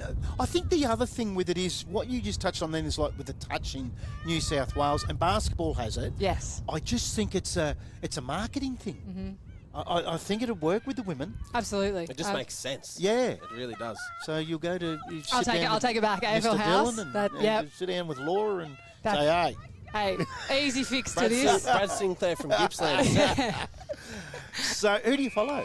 I'm a Swan supporter. Oh, Sydney girl. Yes. So I don't know. I know people complain about being St Kilda supporters and it being tragic for them and Bombers fans, but you can't get to this many grand finals and lose the way Swans do and not say it's tragic to be one of their supporters as well. So that's Did you get out when you to many games at Sydney Cricket Ground? I did there every other weekend. It Best was viewing ground in Australia. amazing. Is it really? It is. I've never been there. I was part, and I don't like talking about myself, but I was part of the Swans when we moved from Melbourne to Sydney in 1982. A lot of people don't understand. I was in the thirds at the time. They moved to Sydney. Yes. And we were based as the reserves in Melbourne at Lakeside, and the seniors were up in Sydney.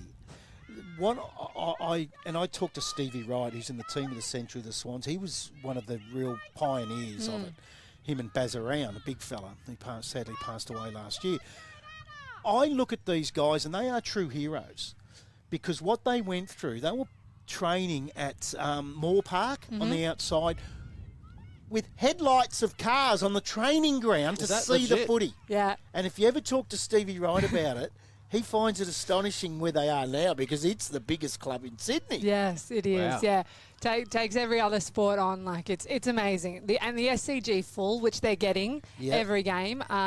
You're looking at your 44,000s and the place is just buzzing. So it's an amazing venue to be at, an amazing venue to watch footy at. How does it go with the rugby up there? It's so dominated up there. Yeah, you're definitely seeing there is a changeover now. A lot more, like we're getting, like I said, the SCG seeing 44, anywhere between 40 and 44,000 at each game, and your rugby's getting nowhere near that. No. So you've got the massive stadium next door that they just built up for rugby league and everything else, and then they're getting 20,000 in there especially if the Swans and two rugby teams are playing next door. The Swans are out in front. Yeah. Crowd-wise. Yeah. We're making noise for next door. What about the women's game in Sydney? How's that going? Oh, it's amazing. It is? It is. It's amazing. We've seen Swans coming in now, and I think both the Giants, I've had a bit of, I've got a few personal relationships in the Giants and what they do with their players and how both teams have integrated the girls into their whole programs is amazing, and it's making girls stay in Sydney as well. Now that people are actually starting to feel as if there is a pathway for them then and they don't have to move. Go to Victoria. To be able to get an opportunity. Girls are staying in Sydney, which means it's growing our community football competition and strengthening that, which just helps tenfold. And and the venues that they're playing at as well. So they're getting Henson Park is a big feature for both the Giants and the Swans, and it's an amazing venue. So it used to be a really big rugby league venue, so home with the Newtown Jets, but the New South Wales government and AFL New South Wales has invested a lot of money into doing that whole venue up so that it's AFLW standard, and it's a beautiful deck now. This will cause some controversy because we know what the rivalry is like between Sydney and Melbourne. I've got to say, Sydney do these sort of inclusion things better than Melbourne. Is that a fair comment? I would say it's a fair comment, and I think it's because everything is so traditional in Melbourne. They don't want to change. Yes, it's so much harder to get change and to see change, whereas you see in New South Wales and Queensland that because they aren't such traditional states, that they bring everything in and get it going. So yes, and it is shifting. We are seeing in Melbourne and Victoria as a whole that it's shifting, but definitely it's a lot easier to get traction in New South Wales. It would be remiss of me if I don't bring this up. Laura Kane's copped a lot of heat over the last, since she's been put in the role, but really the last 3 months. I find it unwarranted and unfair.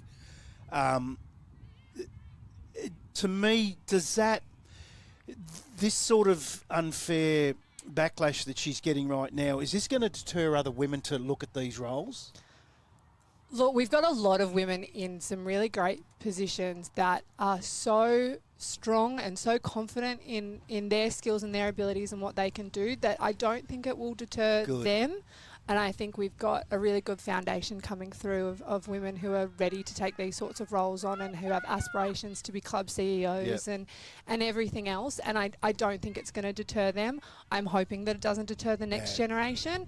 I think as long as we stick with it and we keep showing the changes that we're making in the AFL and that it is a female-friendly space to work in and you are backed, your skill set is backed, I hope it won't deter anyone. Yeah, I'm with you. I only use Nicole Batuna as a great example. She was she ran the St Kilda Past Players, which I'm a member of, and I used to see her a bit there. And the work that she did there was just amazing, and she's transferred that now into her role with AFL Gippsland, and the women's game is only swelling in numbers because of that. Absolutely, and I love seeing people who have gone from higher powered positions or elite game positions bring what they've learnt back to community footy, because everyone knows if we abandon community footy or we don't put the right people in community footy, the elite game goes nowhere. Where are they coming from? Yeah, that's it. Next generations, it's gone. Yep. So, I love seeing them come back into community footy and really try and change the landscape. And Nicole's doing a great job. Like, look at today. Yes. Amazing. Yeah. Now, here's a good one. Here's a curly question for you. Do you think in our time we'll see a female coach in the men's game at the top level? I hope so. I do think so. I think it'll happen. Is there one running around now coaching the West Coast Eagles that could do that? Absolutely. She's come out of being in a men's program, elevated herself at Geelong so quickly that West Coast, they knew they'd be silly not to be looking at her, and I think she's doing an amazing job, and I think absolutely in our lifetime. Well, it is. It's happening in the basketball now. Have we seen it in the NBA? Yes. They've got women assistant coaches. But are we too traditional, as Georgia said earlier? Are we too traditional in the men's game? That's the tradition we're trying to break. I hope we're not. No, I hope we're not either, and I think as long as people can see change and it in a positive way, and all of these positive things happen out of change. Like, you think about Laura Kane, for instance, so many things that people are complaining about her are out of her control. Like, they're just looking for someone to pin things on, and it's misogynistic. Absolutely. Let's be brutally honest about it. Absolutely. And it's terrible. And they're just, now that they think that they can blame her, they do. But I think if people see positive change, and they see, and a lot of people, the conversation around Daisy, I've never heard someone say something, male or female, negative about Daisy, because I agree. Her talent and her skill set and her ambition, everything is nothing but positivities come out of her. And I think if she was the one, I don't think anyone would have anything to say about her. From someone that works in the media space, she's been a huge loss in that space, because she's had to coach. That's where she wants to go. she's been a massive loss in the media side. Yeah. I think she was such a good special comment. Oh, and her insights in the game and how Yep. she views the game, it's different, but she's such a talent. And it is a loss in media, but I'm so glad that she's in coaching Yes, because so she's am I. she can change the framework of the game. While we're on that, we're going to try to today grab a girl, whoever is keen on calling, and we're going to get them Nice. to call. If you know of someone or you see anyone, even if it's you, George, that is keen on doing a little bit of commentary, I think in that space there's a lot of misogynistic stuff going on in the caper.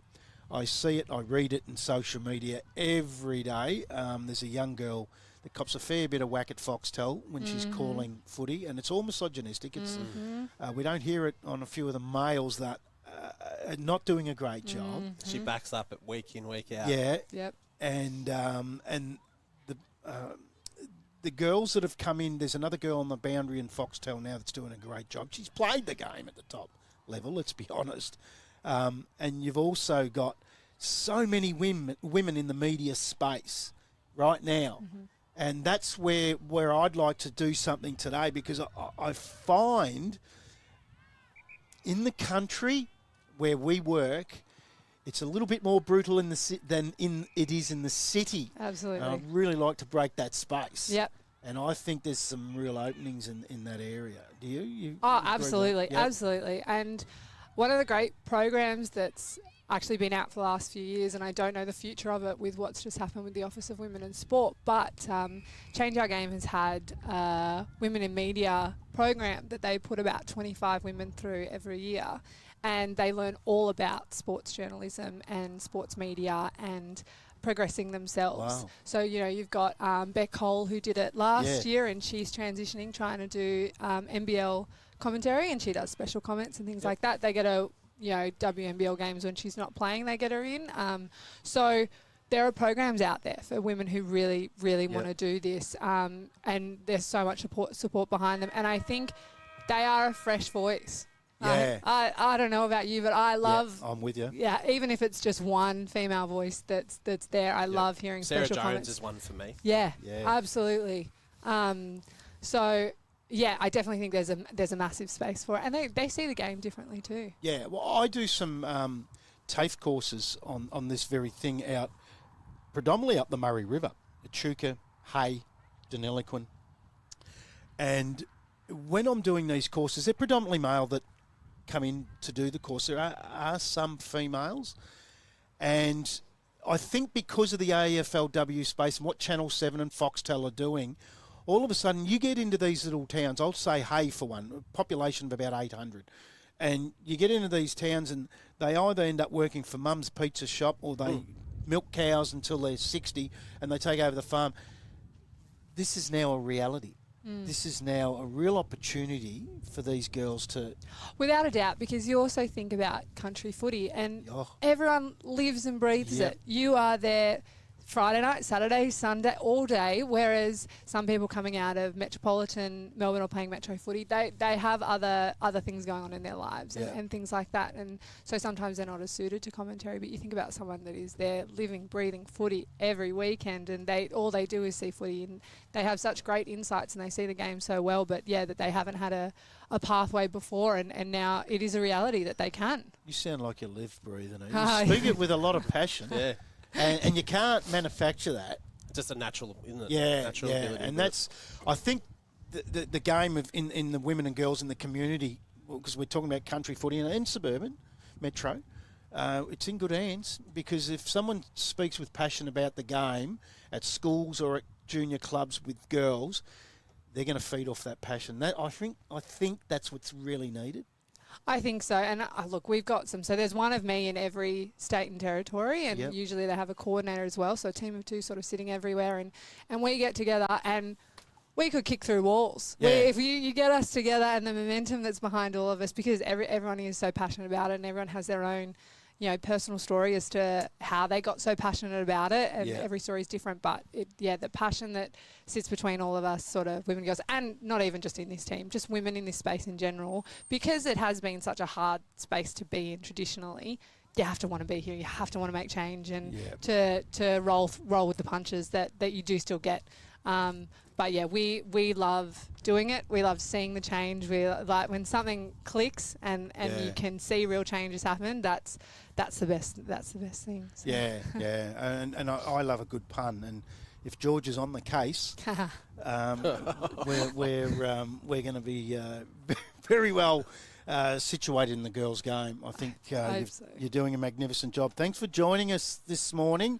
You got a busy day and a long drive home today, no doubt. Enjoy the rest of the day.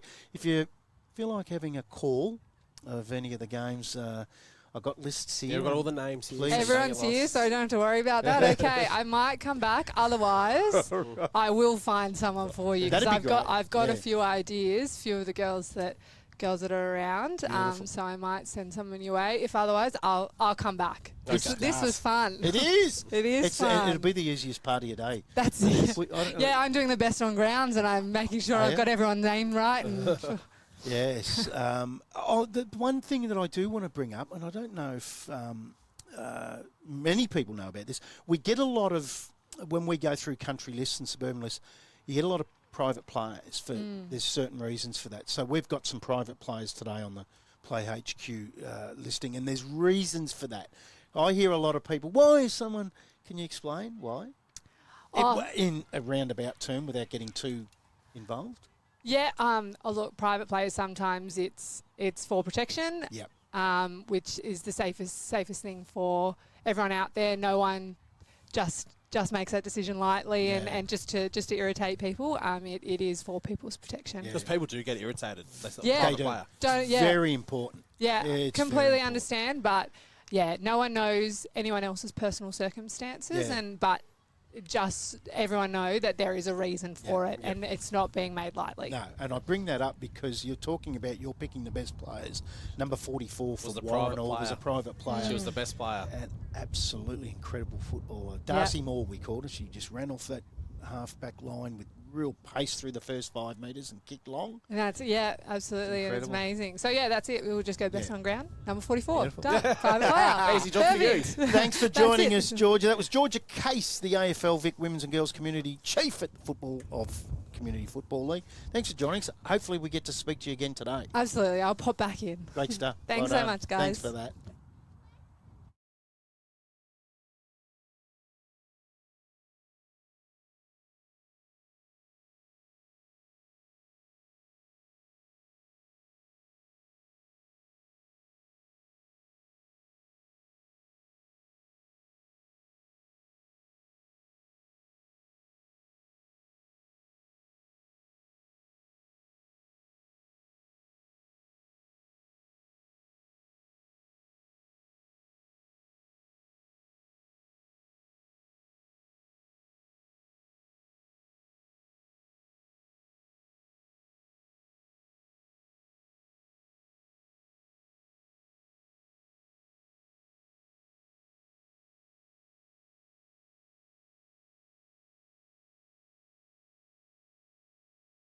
That was Georgia Case, AFL Vic. What a great chat that was. Very passionate. Very. And I tell you, it means a lot. And I think that's why Nicole Bachuna's doing so well in her role with AFL Gippsland. You can't fake passion. No, it's just a natural thing. Yeah, and it's not like, I've always said this, and I say these at the TAFE courses I do, if you are working in something that you are definitely passionate about, you'll never work a day in your life. Yeah, when you get up, it's not like going to work. I don't find this as work. No. We're coming out here and watching a few games of footy and getting paid. That's ridiculous. The hand shakes when Mick Robinson pays me. I feel we are getting paid, aren't we? I forgot. I don't know. I don't know. Where is it? I have to ask Mick. But it's the basketball background, isn't it? Yeah. If it's playing or it's an administrative side of it, it's they all working together. Yeah. No, you're right. Hey, while we were talking to George, I was just having a look at some of the standard of this game. It's stepped up another level again here. Yeah. This first versus second, and it shows. Wow. And I cannot believe, as we see the Dusties break away through Amy Brooks, the vice-captain for the Dusties, as a flying shot at goal. The ball sits up. Oh, that's the thing with our game. That oblong ball can bounce anywhere. I've got to say, just this standard MDU, it's their first season. I know they've brought a lot of players across from Carramborough who won the premiership last year. Yep. But still, it's the first time club, and gee, they're doing really well, sitting second in this competition. And we know within women's footy, I don't know if there's a better club in the district than Warragul Industrials with their program in women's footy. They're a fair way ahead. They were one of the originals that started the competition.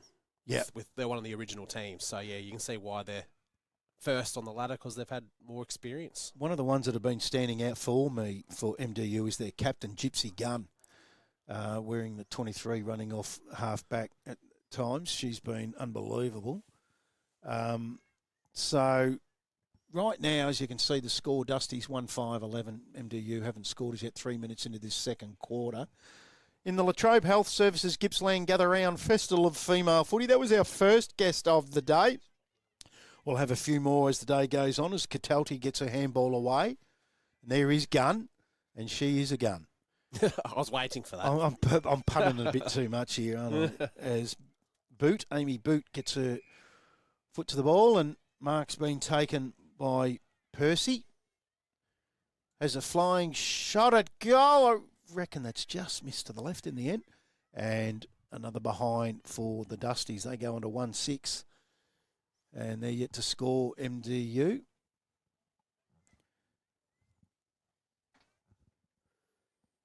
So just lost picture at the moment. So just bear with us. I don't know if the camera on your ugly head's a good thing, no? Or my ugly head, sorry. And Dusties have got a goal there, and I reckon that was number 10, was it? No, there's no number 10. This happens again. And we've put in, I reckon that was Molly Bolter, number 20. I do like the Menion jumper, though, with the white number.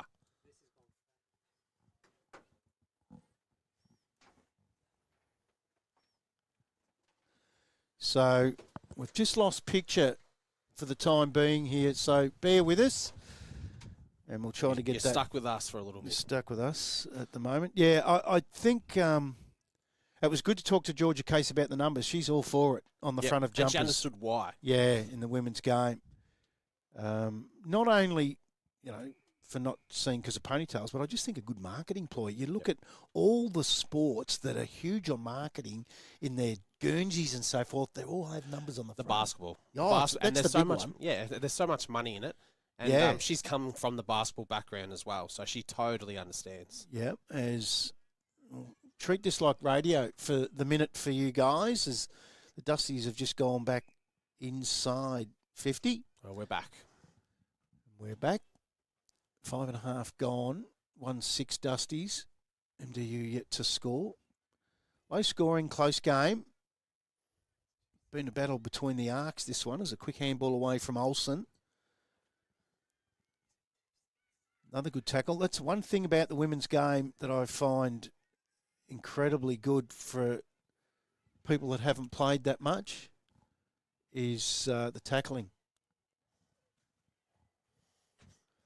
So the ball in the middle. It's going to come out through Boot again. And there's Gypsy Gunn for MDU. Boy, has she been good.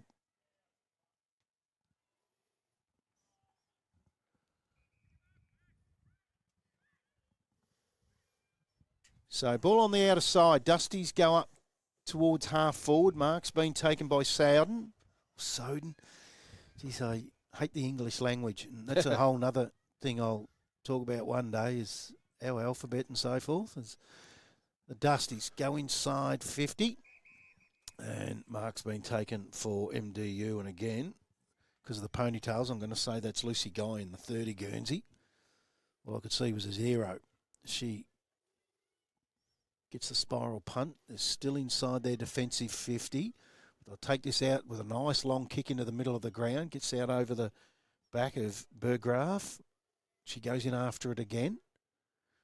She's met on that occasion. I'll get you to look up to 33 for the Dusties. We haven't got her listed. Can do. At the present time.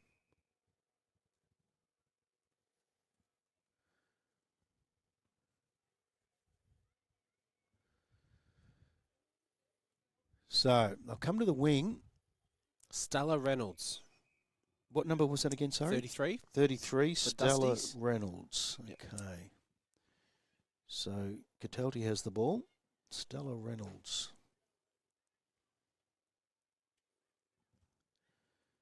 Back into the middle. Oh, great pair of hands there for MDU. On that occasion was Burgraff.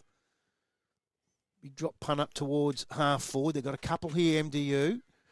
She's showing a fair bit of pace then on that occasion is Johnson. She squares it up. Here's a big chance. Just got to collect it. Just couldn't in the end was Richmond. Well, you can understand with that surname, Matty. Unbelievable. You knew that was coming. Yeah, true Carlton supporter speaking there.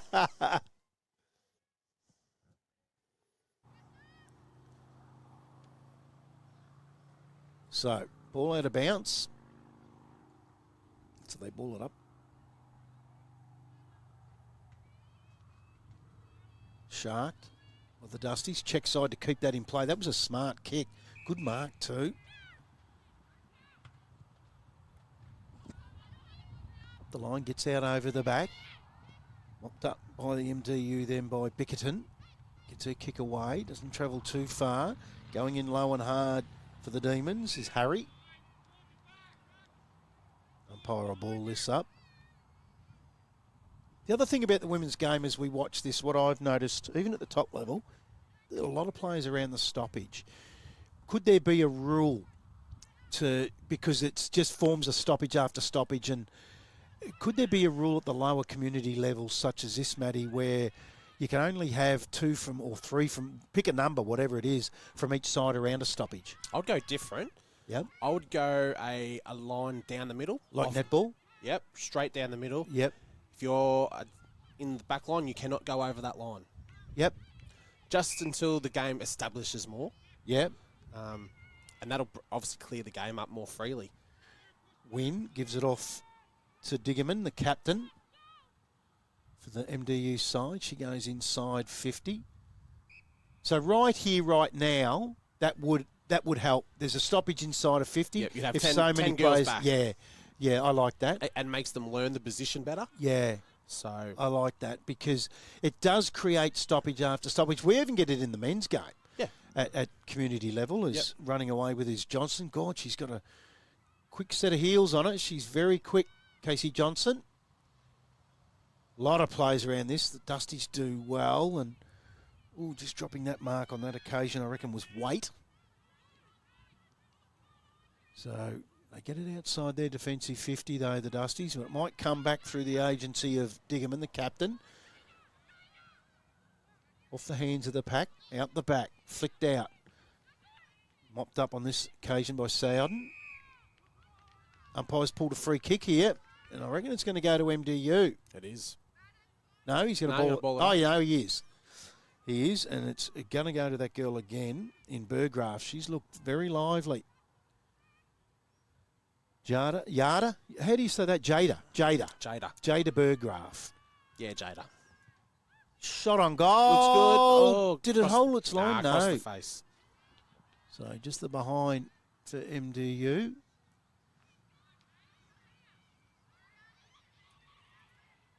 Yeah, anything to stop the congestion in the early formation of the games. Yep. For these, It's like When with starting out? the boys in the under 10s and 12s. They can't kick off the ground. yeah, Just learning the game. yep.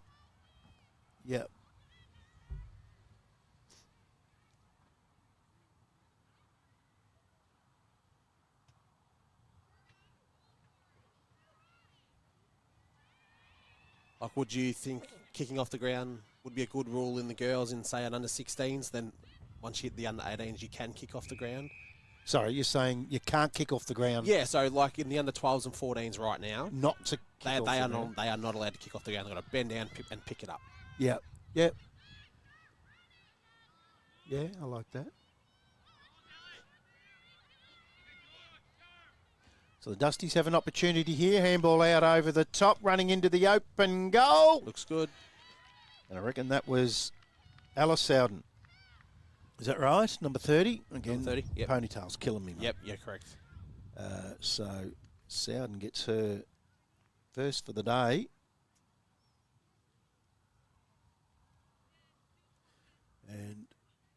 The Dusties get their third, 3-6-24.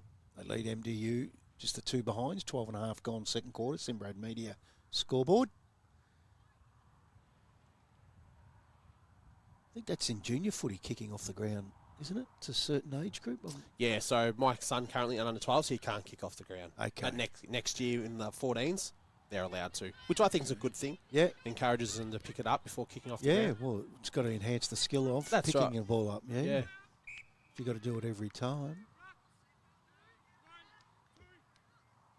Don't know if Bobby Hill would like the idea. No. He kicked one of the best goals I've ever seen off the ground 2 weeks ago.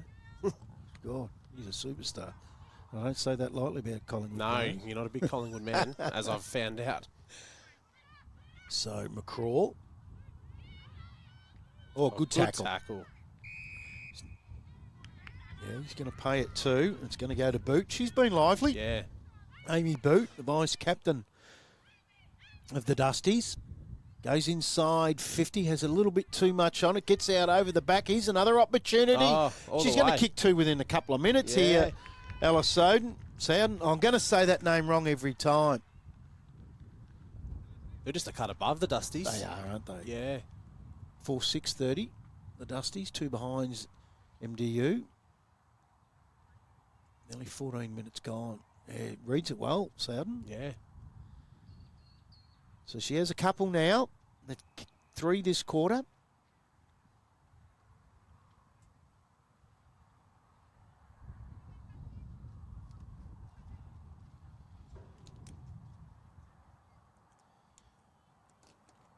Ball back in the middle. Beautiful day here at Yinnar as the tap on that occasion is won by McCraw for MDU. She's looked lively too, Diggerman, the captain for the Dusties. In fact, they got co-captains, Gypsy Gunn and Melissa Diggerman. And both of them have looked very good. Yeah.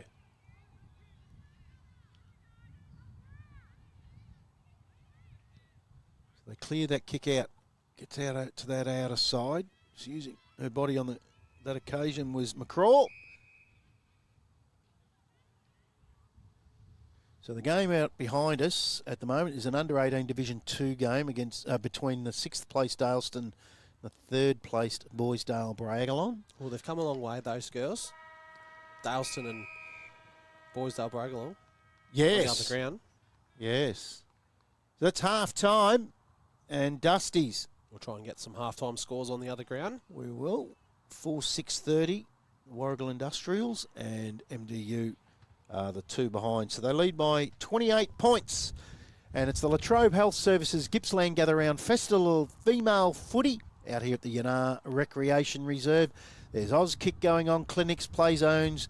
There'll be AFLW players in attendance who are Ash Centra, Amber Shute, Georgia Knight and Tyler Hanks. And there's 10 games of footy here on a wonderful day at Yinnar. We'll be back very shortly. It is the Warragul Industrials by 28 points.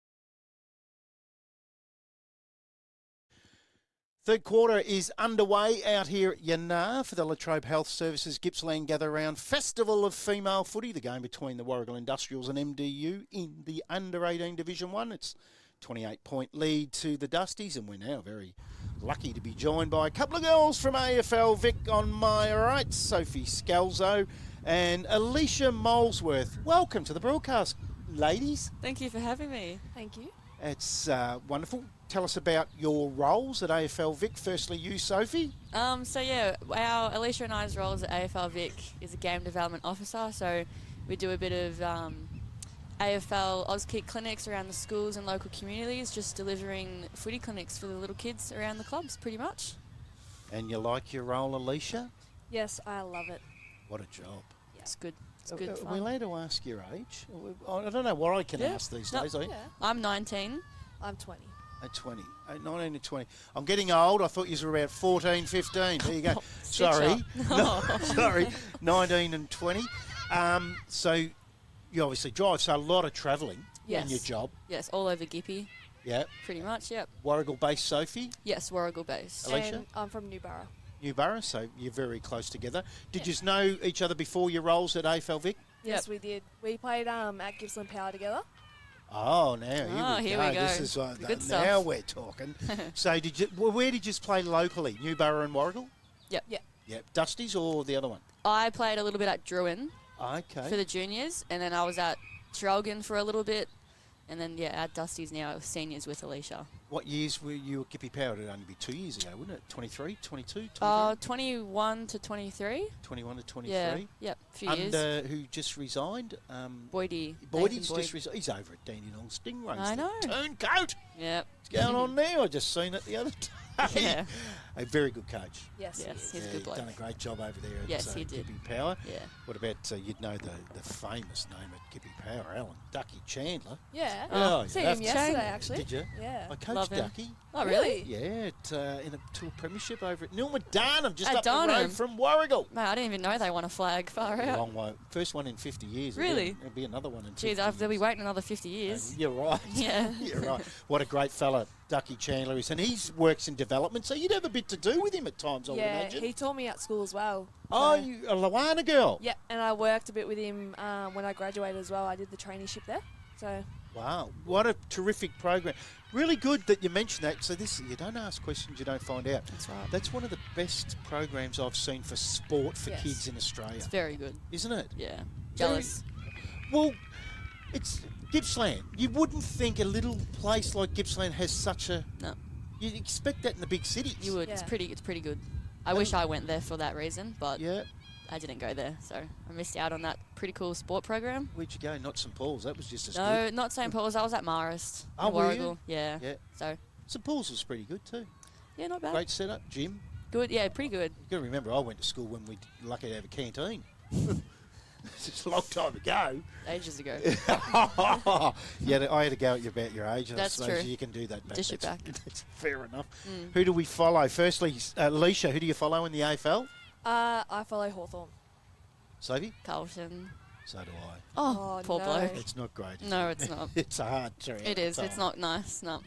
Two good clubs in the 80s, though, Carlton Hawthorn. Went to the 1987 grand final, Carlton Hawthorn. What a game that was. Did we win? Yes, we did. Oh, awesome. Was Yes, a great we game did. then. Hey, so right now you're still playing. Yep. Yep. Where are we playing, Alicia? I'm playing at Warragul Industrials. And then taking this year off of VFL. I was at Box Hill last year. Okay. So, I'm at Warragul too, and then I was just my first year in VFL at Sandringham. That's who I follow too. I follow Sandringham. There in the you VFL. go. There you go. Perfect. Wow. Great ground. Pretty good ground. Windy, Yes. but good ground. And Good pre-season because you got the beach right at yes, the no, back. it's ideal, and I love the beach too, so it's Yeah. a good spot to be in. But just gets a little bit too windy, but you get used to it, so it's all good. And Box Hill, famous club in the VFL yes. for many, many years. Very strong. Great. And they're the Hawks, so you'd be loving that. Yeah, Hey, I you'd love be it. loving that. Don't worry about that. Been very successful, both clubs, Sandringham and Box Hill over the years. I think Yeah. actually Sandringham just had an 85 and 2005 premiership reunion the other day. I think they did, yeah. The Zebras. Yep. Yeah. It was it's the first year for the women's as like Sandringham as one club together, because the past few years the women's was just Southern Saints. So now it's like the yes. first year that the whole club is Sandringham together. So it's cool to be a part of that inaugural side, I guess. So you have played a bit of footy together. Yes. Have you played against each other in the VFLW? Or? We have not played against each other. Always been teammates. Yep. Really? Yep. Played against each other in school footy, and that's been it. Yeah, school footy, that's about it, yeah. Yeah. Wow. So your job and you're playing footy, so you must... We just spoke to Georgia Case, Yep. who wasn't brought up on the game and didn't play it, but the passion in her voice, eats, breathes, sleeps it, obviously. You two girls have been growing up on the game. And we asked her about how so many basketballers and netballers are coming through. So you girls are at the coalface. You'd be seeing these kids coming through the Auskick like these programs you're doing today here. Yeah. Yep. And the difference in that you're seeing now, from when you come through, you're playing against netballs and basketballs, I would imagine. It's a lot better. Or like Yeah. even like in junior footy, I was playing junior footy, like a lot junior, like under 10s and 12s at Newham South with the boys. So it's good to see that like the girls actually have a pathway now. Yes. It's really good to see that. I think that's the last few years, that's the massive step. I agree. I see the improvement in the AFLW at the top level because of that. It shows there's a grassroots now, Yeah. which is good. And I only used this before with Georgia. Monconti's the one that stands out to me as she's come through that She's a system. very She's good footballer. unbelievably She's very good. And we got one coming through this year from here, as Centra. No, I'm very excited to watch her play. So am I. Very I reckon. excited. How good is she? How She's- good can she be? Do you think? Like, number one pick, Put her name up there for sure. I think. I was calling AFLW over the last year, and I made the call. There's a kid coming through Sale City in Gippsland Power. She will be top class. I didn't think she'd go number one, but No. she did. No. I thought later she would. She will be a ready-made star. Absolutely. You agree? 100% I agree. I Yep. thought I was talking out of my hat, but obviously No, not. no. Yeah, it's... I agree. What is it? I watched her videos, her balance, her kicking style, the leg lift. It's as good as I've seen. I don't know how she does it, but very jealous.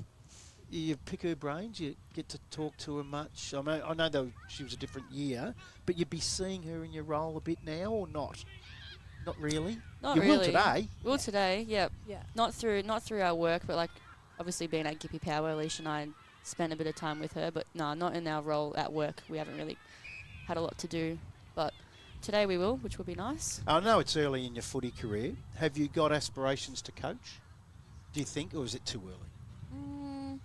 Oh, I reckon Sophie's got real aspirations to Maybe. coach. I reckon Alicia will before me. Really? I did do a little bit of coaching start of the year with Gippy Power. I had the forward line role and then changed to the back line. But due to my footy commitments, I stepped down in that role. But no, in the next couple of years, I'll definitely look into coaching. That's good. I love it. So, Yeah, you do? Yes. What is it you love about it? I mean, you know you will go bald and grey, like I did. No, just like teaching like younger girls and all that, like the stuff I've learnt throughout the years. I just love seeing girls develop, and I just want them to like go as far as they can. So Oh, that's great. 20, you said? Yep. Big aspirations to coach, so I'm going to keep my eyes open for the name. Alicia Molesworth could be coaching Carlton. Hopefully. How would that be, Sophie? That'd be awesome. Yeah. Hey.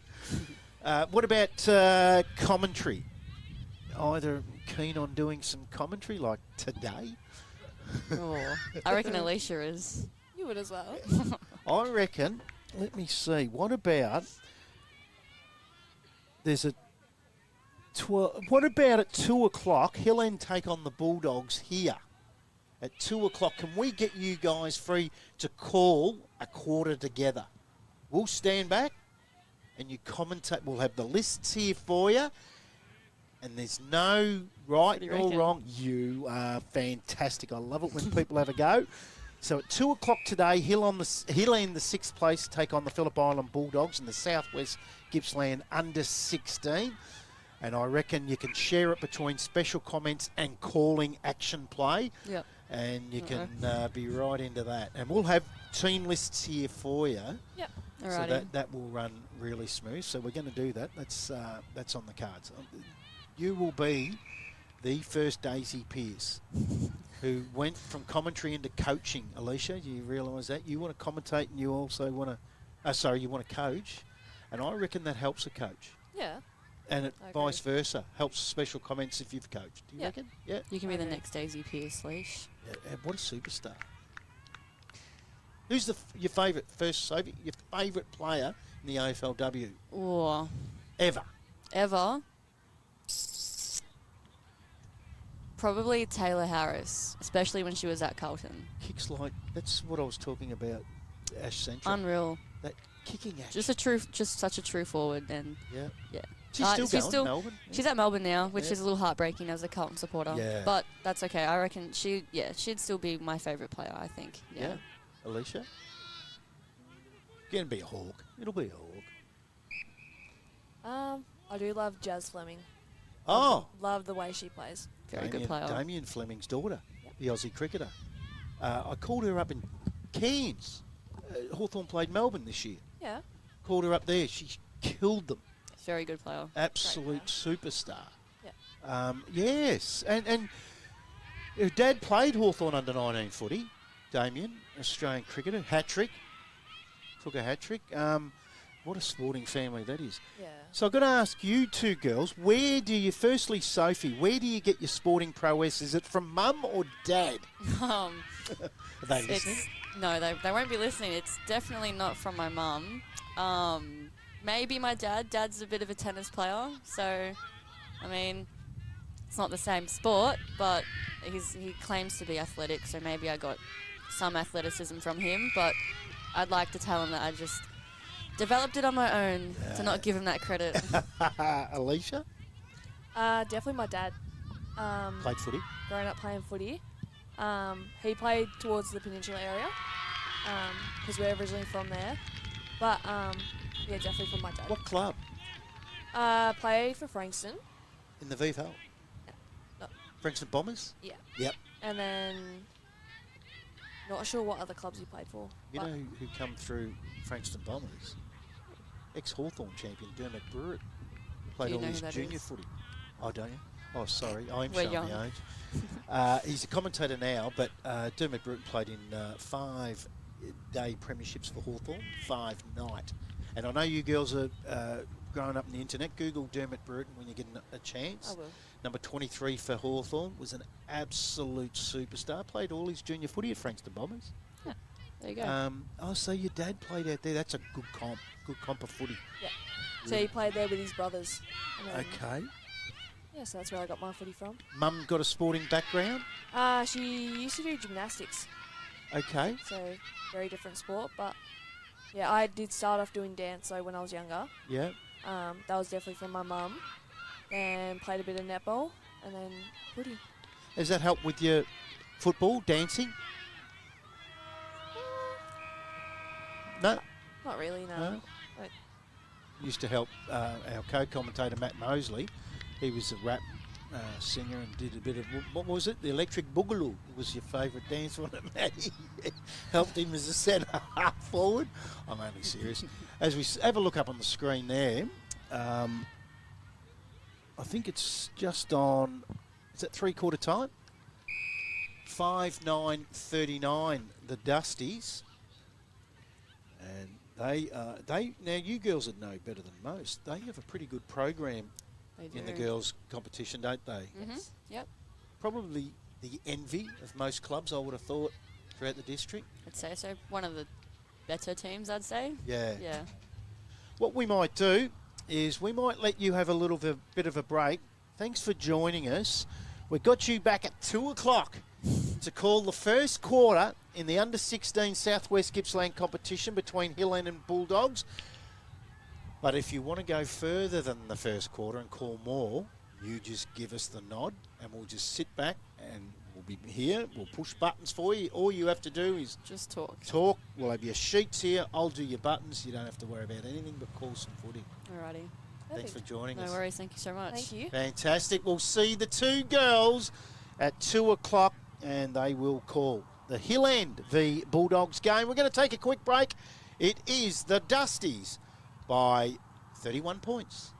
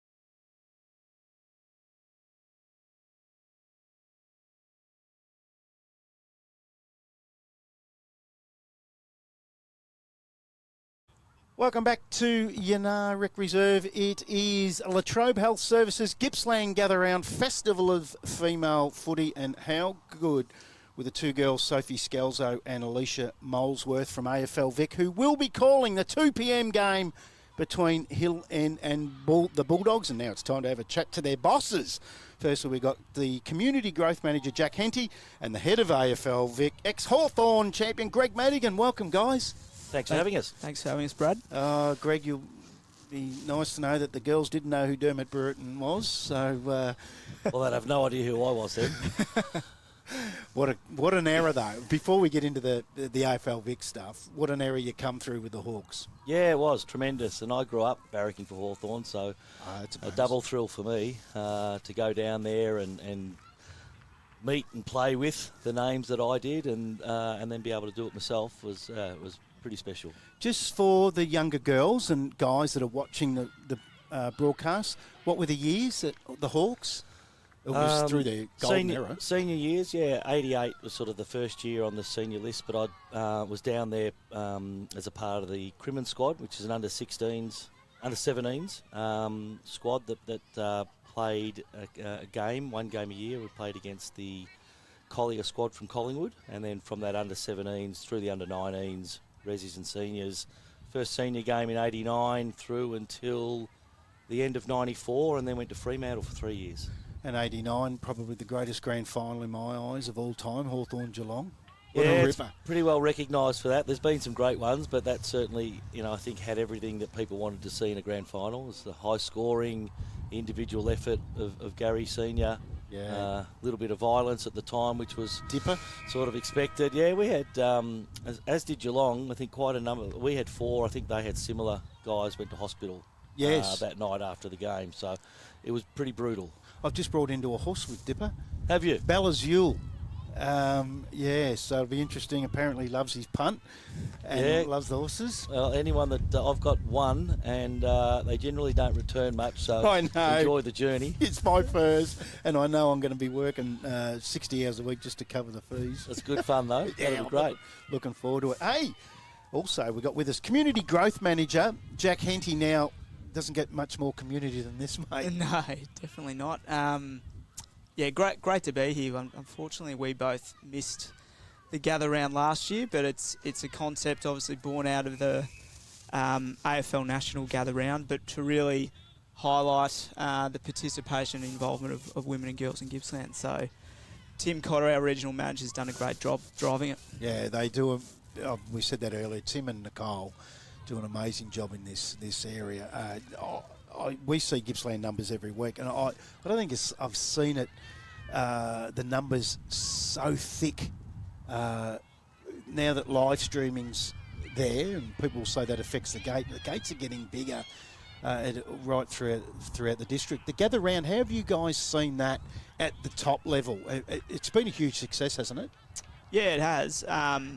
Yeah, beyond sort of what Greg and I look after, but been a great success for the South SA government, and they've really championed it. And yeah, bit of continuity now having it there the last couple of years. Obviously, the Barossa was a big theme of the gather round this year, and there's now the legacy item of the facility there too. So yeah, it's a concept that I think's probably here to stay now. Greg, AFL Vic, their role now, it's a massive area I see involved with country footy and suburban footy, where back in the day it was non-existent. It's a huge role they play now. Yeah, there's something like 85 leagues across the state, 1,100, 1,200 clubs, and then all the teams that sit below that. So it is a big industry. I think we're doing a lot more together now with the industry, and particularly Jack and my role and my team with those that are running football. So we don't run any competitions. It's all done by local leagues and local people, and that's, I think, the great bit about it, that they're in a much better position to be running football in the state and running competitions in the state than what we are sitting in there at Marvel. So it's great to work with them. I've found my time here, Jack and I have been in our roles 18 months, thereabouts, and everyone that I've met in that, are committed to the same thing about growing football, and that's the beauty of football and the AFL in general, that everyone's, I think, swimming in the same direction and wanting to achieve the same things, and it's a really good place to be. So is that a myth? Because a lot of people, you'll go out and they're usually talking through the bottom of a can at a country game, they'll tell you that you run it. They do, and it is a myth, but it used to be that way. I think there was a lot more involvement in the competitions than we just don't run football competitions any longer. And I think that's a really positive place to be, because it is difficult to understand the nuances. And whilst the game out there is pretty much the same across the state, the nuances that go towards bringing the game to life in a particular region are different from Sale to Mildura. And you need that local input, so it's a much better way to go about it. So, Jack, are you at times you guys are a sounding board for these leagues? Yeah, definitely. So we've got 10 country regions, 8 regional managers, so Tim Cotter's equivalent, and they all, big part of their role is really managing the relationship with each of the leagues. So there's 75 country leagues, 10 that sit in Metro Melbourne, and our role is really is a support role really around how better we can bring the game to life through new participants, retaining participants, and a big part of our role as well is club health and club support, which is clearly a key part of what all the leagues are trying to do and having health in competitive competition. So, yeah, as Greg said, our role is not to be in there running the day-to-day, and there's communities far better placed than us to be able to do that, but certainly our role is to grow the pipeline of participants and make sure that the clubs are healthy and sustainable, and to make sure the leagues have the capability and capacity to be able to administer, the competitions to the best that they can. And a lot of people don't understand, you're both from Clubland. We know Greg's background. You had a background at St Kilda. So if you come from Clubland, and a lot of people don't understand that or believe that, that's got to hold you in good stead for these sort of roles, surely. Because you're seeing in the coalface. Yeah, I think so. I think having that appreciation of whether it is an elite club like St Kilda or a community club, the challenges in many ways are similar. And that sort of notion of that laser focus, all moving towards the same direction about how to be better run and to where your next win's going to come from. That's the same at community level. So, I think definitely helps you appreciate what those challenges are, and definitely. You talk about the club health. I was at one of your presentations late last year, and it was really good presentation about club health and where they can get to. What's probably the most common thing that a club might ring someone at AFL Vic and say, look, we're having a problem here? Is it the points and salary cap? They seem to be things that bob up a lot. Yeah, I think the salary cap and points, which maybe Greg can talk to, that's something that is raised around just the intricate understanding of it and also the challenges that it might bring. But I think probably the most common thing that clubs are seeking our guidance on is around how to engage and retain volunteers. That's, volunteers and are the lifeblood of community football. So whatever we can do to make their lives easier in terms of resourcing and processes and systems, that's very much our role.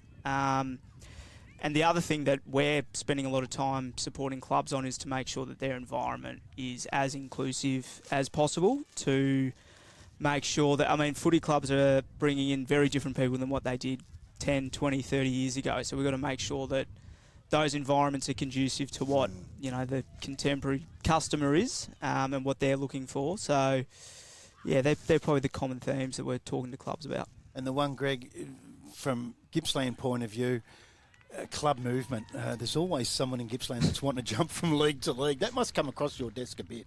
Yeah, there is a lot of that across the state, and we've sort of made some changes, making them at the moment for the future in just getting a lot longer horizon for people to be considering it. And it struck me as always quite strange that you finish footy on one day and the next day you're wanting to change leagues, that you haven't put a lot more thought into it. So we've extended that period by which you need to notify your league.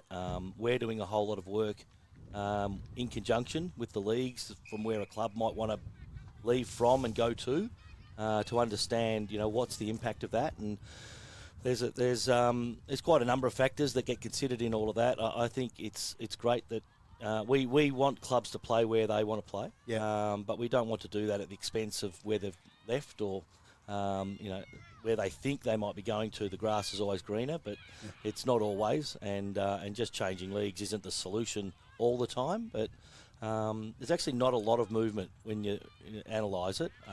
There has been over time, but year to year there's not a hell of a lot of movement. Is it usually geographics and travel that's the number one thing that pops up, or not number one, but one of the things? That's definitely a consideration. Competitive balance, where they think they can get a better outcome. Generally, it's we think we can win more there. And sometimes it's where we're not performing well.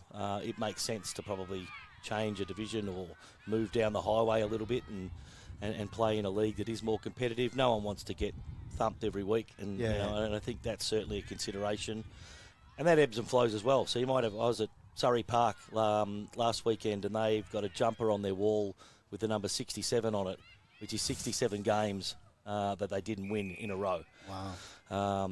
Equated to around 4 or 5 years, maybe more. And so they've got that in their club rooms to remind people that there was a period they weren't going so well, and they don't want to go back there. But no one wants to go through that. That's sort of so disheartening for the volunteers and everyone that puts their time in to run out there and get thumped every week. So competitive environment, travel is a consideration, but you're generally somewhere playing in a league that's going to take some travel 1 or 2 times a year.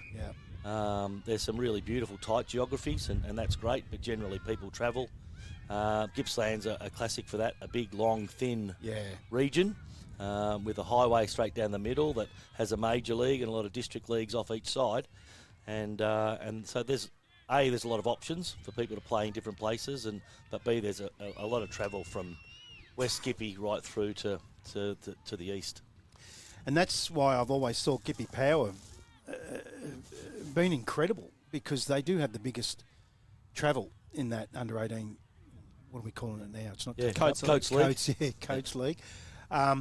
They go as far as it goes out past Lakes Entrance all the way through to Nunnagoon. Yeah, they do. All the Coates League resource do an amazing job of getting around and seeing the kids everywhere. And Gippsland's a really challenging region for that travel, but they all do it every weekend. The Coates League teams are out there looking at different games and ensuring that they do get good coverage across their region. Yep. Jack, the women's game and community level growing incredibly the last 2 years. I've noticed more sides coming in all the time. Yeah. The junior and youth space is really where our attention is going to. I think going back to pre-COVID, we saw an enormous spike off the back of the AFLW launching and a lot of senior women's teams. And off the back of COVID, we've probably seen that plateau at the senior level, but the numbers that are coming through from a junior and youth and even below that at Community Auskick is amazing. But we've got to keep it front of mind in terms of our attention and focus. So I know, for instance, I think this year there's a new under-16 girls competition within Southwest. Gippsland, Southwest, and plenty of new teams within existing competitions in Gippsland as well. So, we've just got to make sure that that's where our attention goes, and the senior environment will look after itself as we continue to invest in the junior and youth pathways. Gentlemen, I'd like to thank you for your time. I know you've got a busy day and you've got to get around, and then you've got to get on that lovely Monash freeway to get home. I look forward to that for you. Greg Madigan, the head of AFL Vic and the community growth and manager of AFL Vic. Jack Henty, thanks very much for joining us. Enjoy the rest of your day. Good on you, Brad. Thank you. Thanks for having us.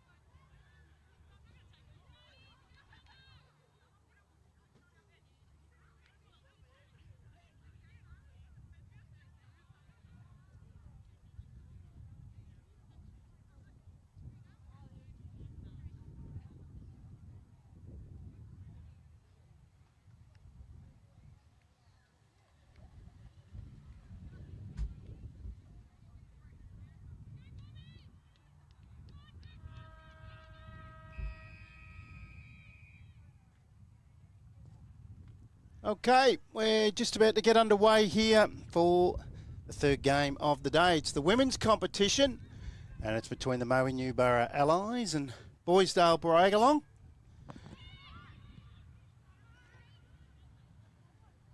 And they are sitting at the moment. Allies sitting third, and Boisdale Briagalong are on top. Always pretty strong, the girls from Boisdale, aren't they? Aren't they? Bit of a clash here in jumpers, is it, or not? Oh, it's not too bad. Not too bad. From behind, it's fine. From the front, oh no, it's all right. Bombers. Don't like Bombers, Matty. No. Not after Friday night. I knew that. So, this will be interesting. We've seen a couple of under-18 games. And the last game here, the Dusties ran out 6-10-46, 26-point winners over MDU, 3-2-20. And the game behind us was Boisdale Briagalong, who 12-15-87 to Daleston, 2 behinds. As they go forward, Briagalong's side, and it's Shani Dixon on the left Oh, I foot. remember that name from the grand final last year. Yes. Yeah. She had a great grand final. So did number 23 for Boisdale Briagalong, McCall. She was super as well.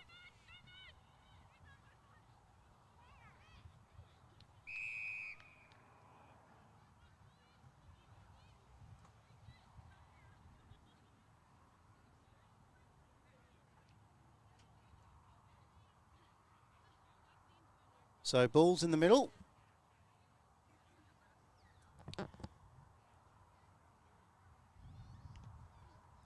Big ruckman there is Zahn McCall for Boisdale Briagalong. Get a kick into the middle of the ground, gets out over the back. There she is. Oh, that's is that a gotta throw? be No, they let that go. So they go inside 50, the Bombers. Well trapped for the Allies. Get up towards the wing. What a beautiful day It it is. has been here. As get a quick kick forward. Bouncing ball, gets out over the top. Destiny Norman's there.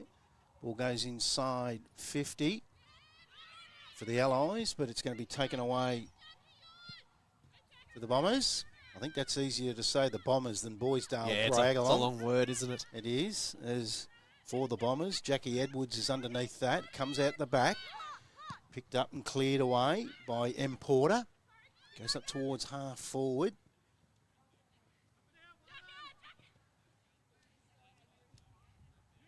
So out towards the wing. Gets out over the head there, that occasion of Patton. Bombers go forward through the agency of Mitchell. There's a little helmet. Kamanzuli goes inside. Looks quick. 50, she does. Check side round the corner then by Dixon. Bouncing ball. It's going to be taken away though by Oh, she's in trouble. Gregory. Oh, that's a hard name to say. Number 23 there, Matty. Have a look at your paperwork for Moe Newsborough. How would you say that? Gringus? Gringus? Gringus? We'll go with that then. There's a Gringus in Traff, and I reckon it's the same. Is there? Yeah, Chloe. We'll go with it. We'll go with that. Sound all right? Sounds all right, because then I can blame you. Yeah, that's fair. Oh, that was great talking to Greg Madigan, who runs AFL Vic, and Jack Henty. Greg Madigan. Don't know do you remember Greg Madigan playing for Hawthorn? Matty, Well, I do, he was talking obviously. about playing in the 89 grand final, and I was born in 89. Oh, there you go. Yeah. So, He was a good player, strong, big he's a fella. big man. And What position did he play? He played he key position, Yep. but Hawthorn, you got to remember, he was in with Brewerson and Dunstall? Dunstall was Yep. playing. Then they had the defenders of Ayres and guys like this, and they had Buckenara up forward. Big bodies. He could have gone over to St Kilda and played senior footy every week. Yep. So, Well, he went over to Fremantle. yes, he did. Yeah. Yeah. So was he there when they first started off? Must have been 95. Yeah, right. They started in 95. Yep. Speaks in for hours. Yeah, and I would have loved to gone on about his career, but I don't think it was the time and the place. He's Yep. here representing AFL Vic, and what a great job they do. And I know people are, I hear it, and I hear them, and I read the social media on stuff that the AFL cop on these areas. I'm telling you now, what I see what AFL Gippsland do and AFL Vic, if we didn't have them supporting local football, clubs would be closing doors weekly. Well, there's clubs that aren't. I reckon there's less folding now than there has been. Yep. Gosh, I remember when I was a young fella, there was the Welsh Pools, the Ronrons. Yep. None of them exist anymore. That's right. Bridget Cameron gets a shot on goal here for the Bombers. And might be an opportunity to kick the first of the day here, and she will by the looks of that. Does it get over? Oh, it's no. a mark anyway. Didn't get over. No. So a good mark on the last line of defence for the Allies. Yeah, I we all cop a whack every now and then. Sometimes we deserve it. I don't think a lot of it they deserve. I think it's just a hierarchy It's just thing. an easy shot. It It's just is. easy to blame them. It's an Aussie way. We all Yep. have a go at our bosses. It's Yep. hierarchy. I've always thought that. Live a life that they lead and jump in their shoes for a week. Yep. And you might have a different Yeah, you change your opinion. view. Yep. Yeah. It's like umpiring. Yep. We've all done that.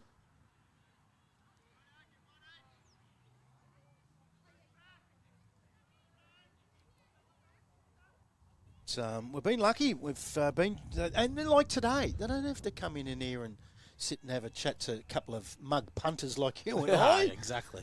But I'll tell you what I'm looking forward to. The 2 o'clock girls. game when young Sophie Scalzo and Alicia Molesworth jump in and take over the headsets. And they've got a nice little footy background, both of them Haven't themselves. Haven't they? Playing VFRW as well. Yep. Yep. And it's good to see Sophie's a Carlton supporter. So go forward, the Bombers through Mitchell. And well represented here today, AFL Vic. Really good to see. You can tell how it is, how important it is for them. It is. It is. It is. Without grassroots footy, without these local, particularly country competitions, so you go back through the draft and have a look how many have come through the country, the good ones. Oh, there's a lot of them. Especially Gippsland. We produce a lot, male and female. Yep. We've got the number 1 draft pick in the female this year. And she'll be here today. Ash Central will try to catch up with her. This Sale City girl is number 1 over at Collingwood, and we won't hold that against her, of course. It wasn't her decision now, was it? I think her dad was a Bombers supporter and Yeah. is now a Collingwood supporter. And I'm told... I went into Sale City recently, as you know, to interview their coach, Jacob Schuback, and I had a look up on the board, and I think the dad, Ash Central's play? dad, was a pretty good player Pretty because he's handy. on the honour boards a Yeah, few okay. times. Yeah. It goes out to the outer side.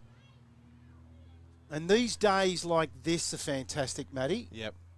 And I'm a big believer in that, and I use the Centra name here, that back in the day when we were growing up, it was the dad and the sons talking footy, Yep. and mum and the girl might have been off in another room doing something. Now, with this, Yeah, they didn't want to be part of it. everyone's around the kitchen table having a cup of coffee or a cup of tea and talking footy. Can only be good. Well, it's so valuable sport. It You is. can just bond. Yeah. Whether it's your son or your daughter these days, it's a good thing. I've got to be honest, where I grew up, a lot of junior players I played with that gave it up after junior footy got themselves into a fair bit of trouble It keeps you in line, later on. I think, sport. Snap a goal. And again, didn't get the number. I reckon it might have been 18, which is Cameron. Oh, see if you I can think keep you're it. right here, yep. Is it 18?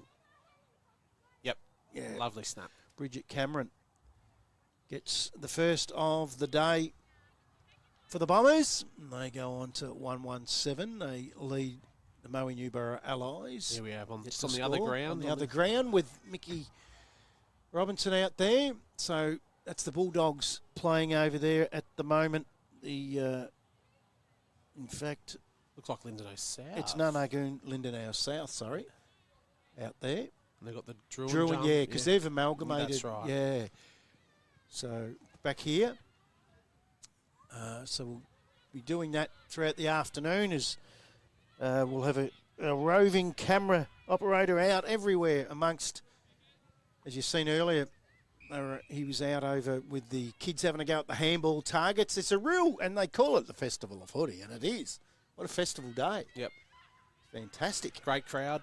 It is. As we see Williamson get a kick up the line outside of the ground. And I just, in between the last game and this one, I just ran into Bobby Libre outside, and she's going to come in for a chat in the 2 o'clock game when the girls are calling. Ah, okay. So we'll get a headset on her as well, and we'll have a chat with her. And she's done a wonderful job. And I want to ask her, I hear she's also taken on another role now as operations. Might be out in the Traralgon District Junior Footy Comp. She's taken a bit on. I don't know how she does it. Does a lot of hours, does Bobby Lee. But without people like that, these days don't happen either. Don't worry about that. We'll try to get Tim Cotter in, the AFL Gippsland chief. He won't be far because we've got his phone. Oh, have we? He's got it again. We were charging it for him. He's been that busy it went flat. Okay. And, and Nicole Batuna, we'll try to get her in for a chat throughout the day as well. As we're in game 3 already here, and it's the women's competition, Allies versus Boisdale Briagalong, and the live stream game on ground 1, and behind us on ground 2, Narnagoon are taking on Lindenau South. In the Drouin jumper, Narnagoon. And a shot on goal here by Kamanzuli. It's like a real little live wire. Yeah. Kamanzuli. Shot at goal. It's going to fall short. Comes off the hands of the pack, out the back. Snap at goal and out of bounds. They got the boundary throw-ins in the women's. Yeah.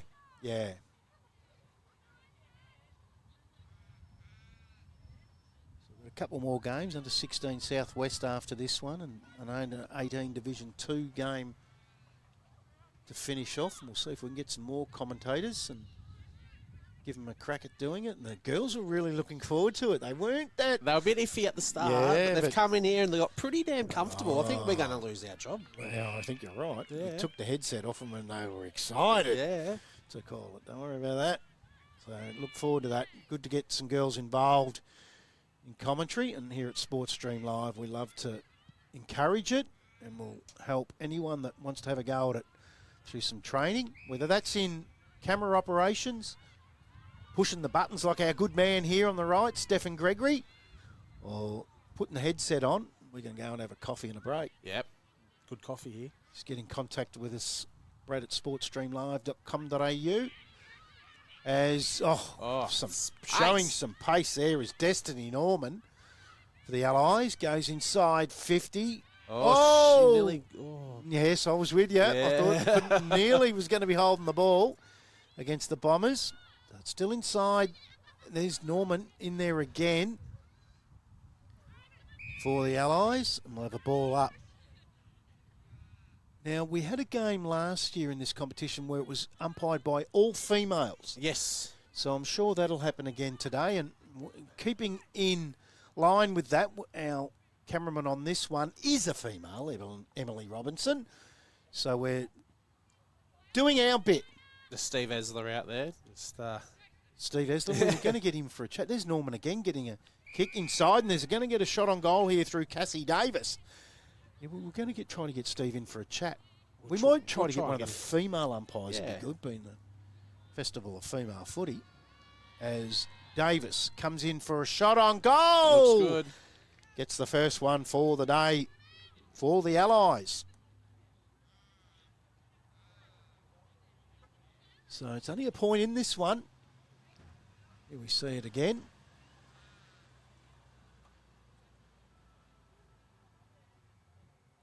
So the Bombers up by a point. 14 minutes gone, first quarter, in the Sinbrad Media scoreboard. And we'll give you a rundown of all scores later on in the day of every game.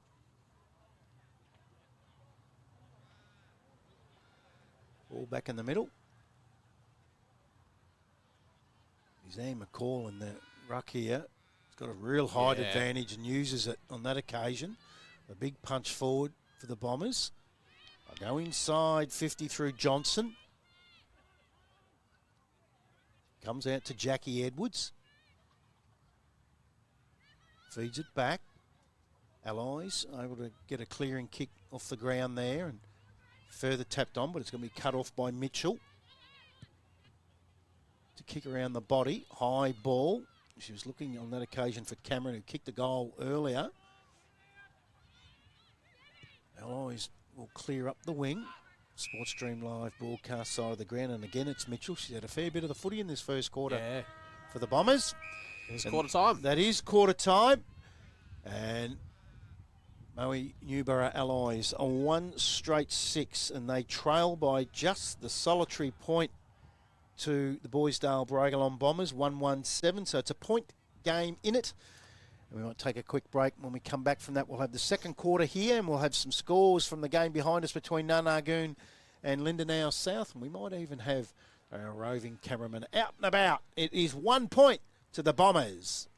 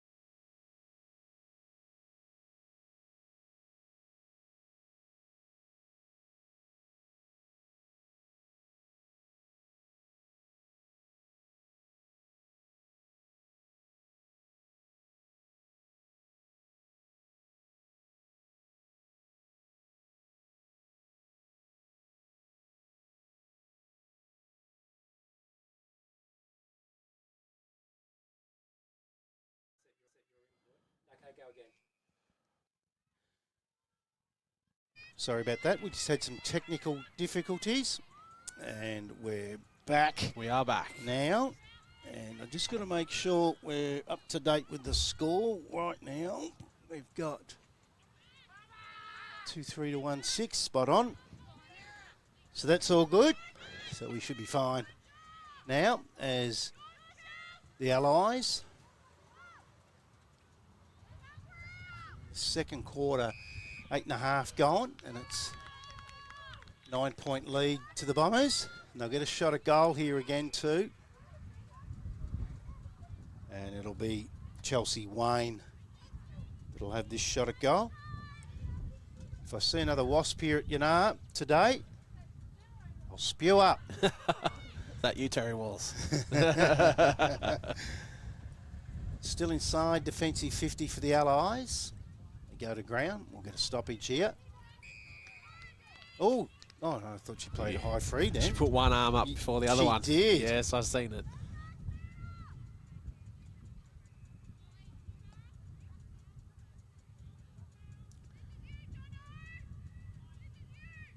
Is the bigger ruckman McCall wins that.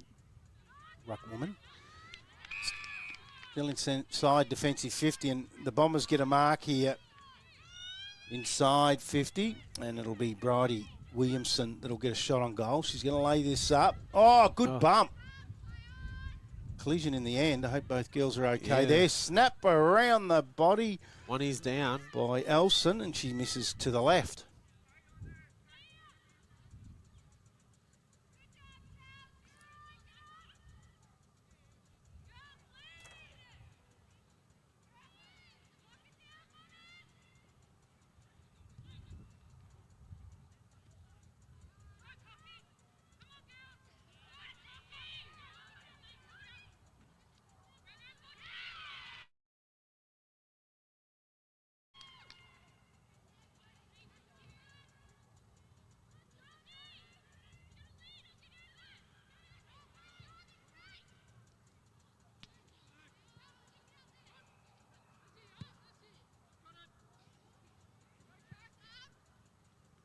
Ball in the middle. Quick kick forward for the Allies by Norman, who's been really good in this first half of this women's game.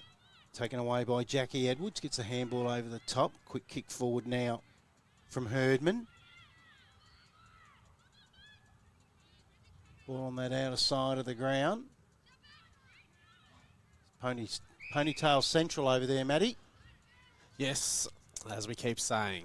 Would love a number on the front of the jumper. Oh, just cut the hair off. No. That's what I'd be doing.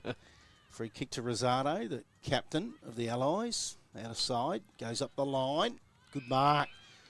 Bombers are away here. They'll go inside 50 with a long ball. Gets through out the back. Well trapped for the Allies, and they clear, but it might come back pretty quick here. Bouncing ball, just needs to sit. Doesn't. Oh, I thought she was collected high. Jackie Edwards will take the free kick inside the centre square. Edwards, an inside-out torpedo punt that started off as a drop punt. How do they do that? I know. It's a skill on its own. Clearing kick again for the Allies.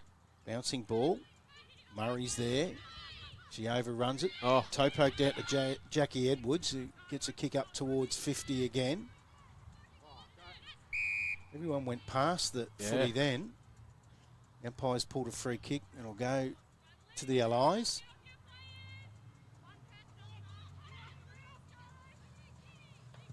They go short here, looking for Boyle. Gets through her hands, and a nice big ooh from Johnston. She didn't like it. Comes back to Boyle, feeds it off. Kick up the line. Going to come back pretty quick though, as just sitting in the right spot was Mills for the Bombers. So Rowie Mills up the wing, good mark. Yes. She's been good, this girl. Rosado. Up towards the middle of the ground, and just a nice easy mark for Patton. The coach. It is Lynette Patton. Yep. inside 50. Oof, sandwich there was Ward. He's going to get the free kick here. Chelsea Ward. Into the middle of the ground. They've got a couple of running. Oh, shocking bounce. Ends up straight in the coach's hands again, Patton. Goes inside 50. Just out the back. I thought the young Allies girl had that covered. She didn't. We'll get a bounce down inside 50. It's 10 points to the Bombers. 13.5 gone. Second quarter on the Sinbrad Media scoreboard. Latrobe Health Services Gippsland gather round. Festival of Female Footy. Clearing kick from Porter. Shot on goal here. Looks good. There we go again. We keep, it's very, very hard to see some of these ponytail. I'm tipping it was Jessica Fowler, number 12. I'll Let's have a look on the replay. let you have a look at that for me.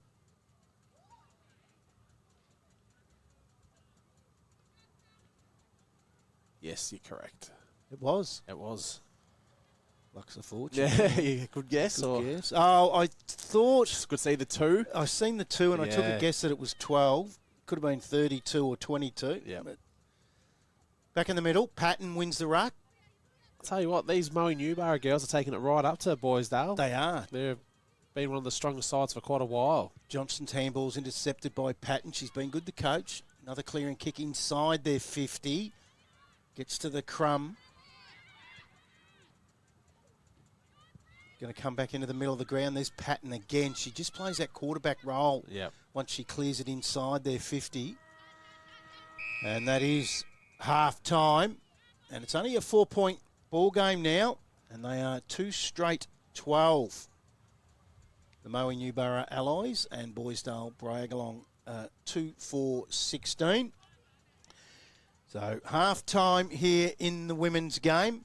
It's a 4-point game to the Bombers. We'll be back very shortly and we'll have the third quarter and we'll have some scores from behind us in the other game, in the women's game, which is Nanagoon and Lindenau South, that we know that I think Lindenau South were ahead by about 25 points at quarter time.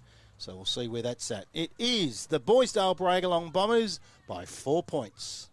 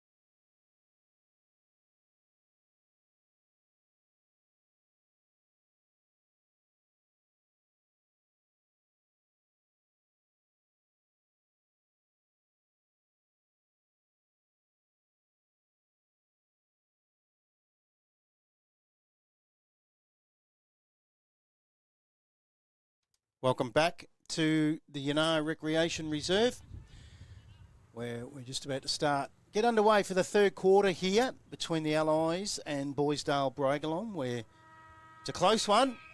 The Bombers lead by 4 points.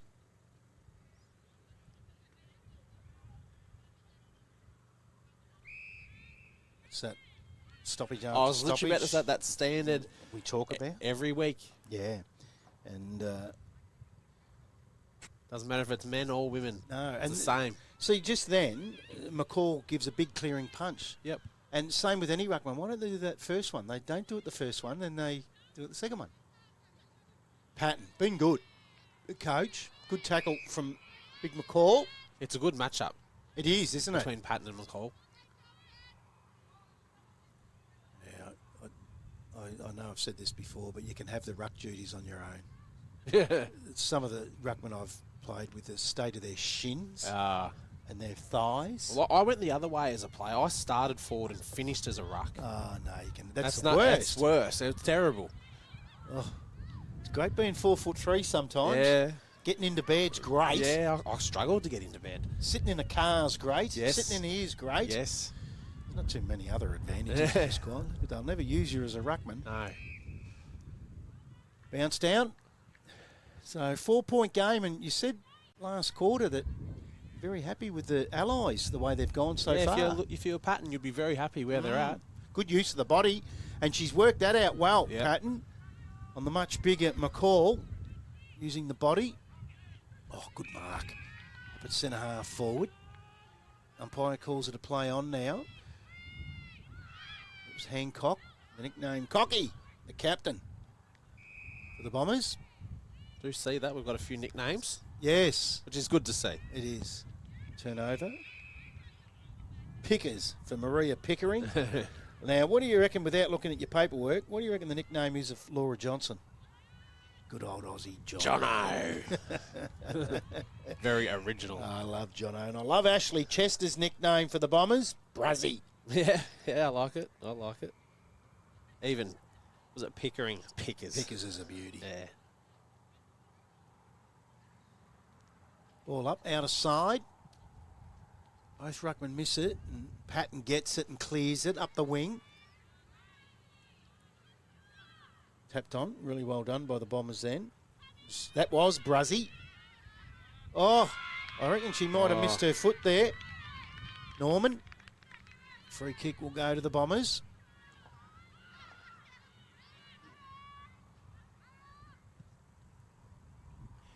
Clearing kick. It's a half forward, and good mark on that occasion by Chilton.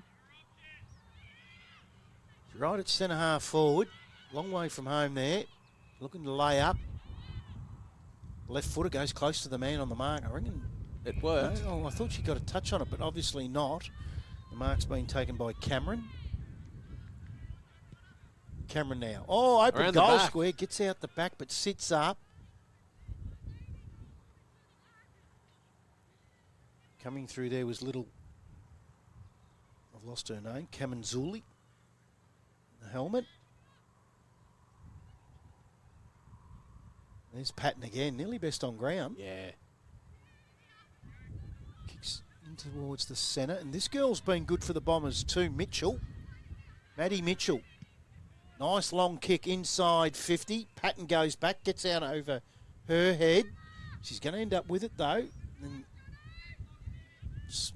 might have been thrown out. Patton gets a quick kick outside their defensive 50 again. But again, it's that girl Mitchell. Feeds it off. Jackie Edwards goes inside 50. Gets out over the head of her teammate Chilton. Goes for the left foot off the ground. Finds the boundary line. So don't forget, the under-16 Southwest Gippsland game following this one, Hill End and the Bulldogs will be commentated by a couple of girls from AFL Vic, Sophie Scalzo and Alicia Molesworth from Warragul and Newborough. Good Gippsland girls that come through the Gippsland Power program, also played with Box Hill in the VFLW and Sandringham, two girls. And it was a great chat, Matty, with them. It Lovely was. young girls. It'd be good to See how they go on the commentary? I reckon they'll be nervous. They'll be out there. They'll be thinking about, oh no, what's going to happen? Oh. Oh, geez, in the back there. I reckon that might have been Jordan Radford that laid that tackle on Mitchell. Mitchell gets the free kick. Oh, Patton. Mark after mark. You can see why she's the coach. She Yeah. leads by example. She's kept them in it. They're just that 4 points down. Look at the spiral. Yeah, and she went for it. Gone every bit of 50. Yep. It's mopped up by Jackie Edwards, though. She's going to turn it over as well, as just sitting in the right spot for the Allies was Jordan Radford. Oh, Gets dangerous. out over the back. Oh, McCall. McCall. Back inside 50. She's been good, this girl too, is Johnson. Jono goes back inside, and is that... It is. She's been good, the captain, Hancock. Passes it off. Finds a teammate. The good old ponytail again. Gets us. And I reckon it could be. I I think might it's be Chelsea. wrong. Is it? It's not Cameron? No. 14? Wayne. Wayno. Wayne. Did she kick it? Yep. She did? I don't know if that's 14. Keep your eye. Oh. She's going towards the goal square now. So if we had the number on the front right there, we would be able to see it. Yeah, this is right. This is right. And this is why I do bring it up a lot, a hell of a lot. And they go on to 3-4. 22, they lead by 10 points, 2 straight 12, the Allies. They've got the binoculars on her now, and if they had numbers on the front, we'd know. Good see. So we've got Georgia Case on the case from AFL Vic. And let's hope she can get it done for us, and we'll try to find that out later. If you get an opportunity, you can always... She might turn her back at some stage at the old hands on the hips in the goal square. The old under-10s, we used to do that. Maybe in noughts and crosses in the goal square. Did you do that as a young fella, Matty? No. No? No. Me neither. But free kick out of side. It's going to go to Norman. So Destiny Norman. Nice kick up the wing. High ball. Gets that over the back. Oh, gee, the ball's bounced terribly for some players today. And Patton's in there. She goes low. She's collected high. She's going to take the free kick. She has not moved, so I'm No. glad to see. It's funny that I'd love to get that camera down in that goal square to the right of the ground and just have a look. That She's having a drink now. they have not moved, have they? No. They stand there, and there's no such thing as a press from the girls at the moment. I am confident it's 14. Okay, well, I'm going to mark that in the book Yep. for Chelsea Wayne. Yep. So, Chelsea Wayne Hands on hips and haven't moved. comes off the hands of the pack in the goal square. Quick kick around the corner was smothered by Davis. She already has one. Hands out to McCall. Umpire blows his whistle. Actually, it's out of bounds.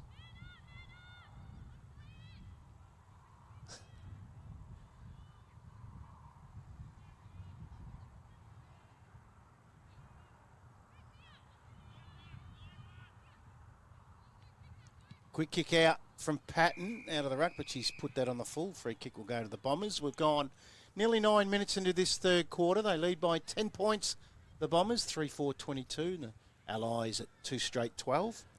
It's on the Sinbrad Media scoreboard. In game 3 today, the first one of the women's, it'll be Southwest Gippsland under 16 following this with Hill End and the Bulldogs, and then the under 18 Division 2 game between Drouin and Sale City. That's on Oval 1.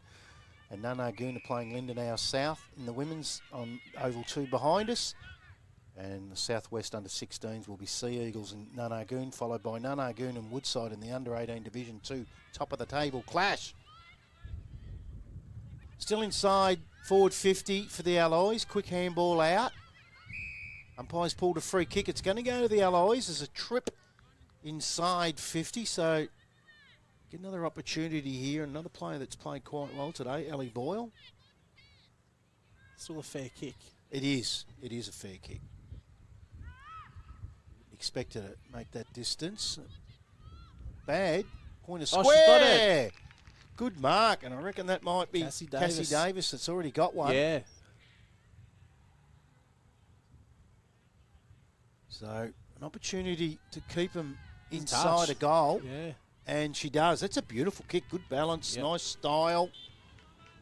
And they get their third and her second. They go on to 3 straight 18.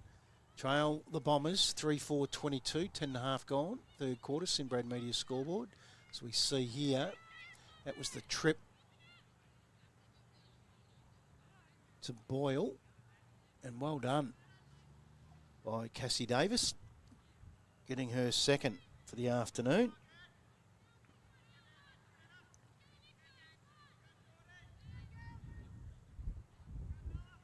So ball back in the middle. It's not long to go in the third quarter. 50-50, maybe Patton gets it off to Norman, gets a quick kick inside 50. Here they go again. Could they hit the front? They're only 4 points behind.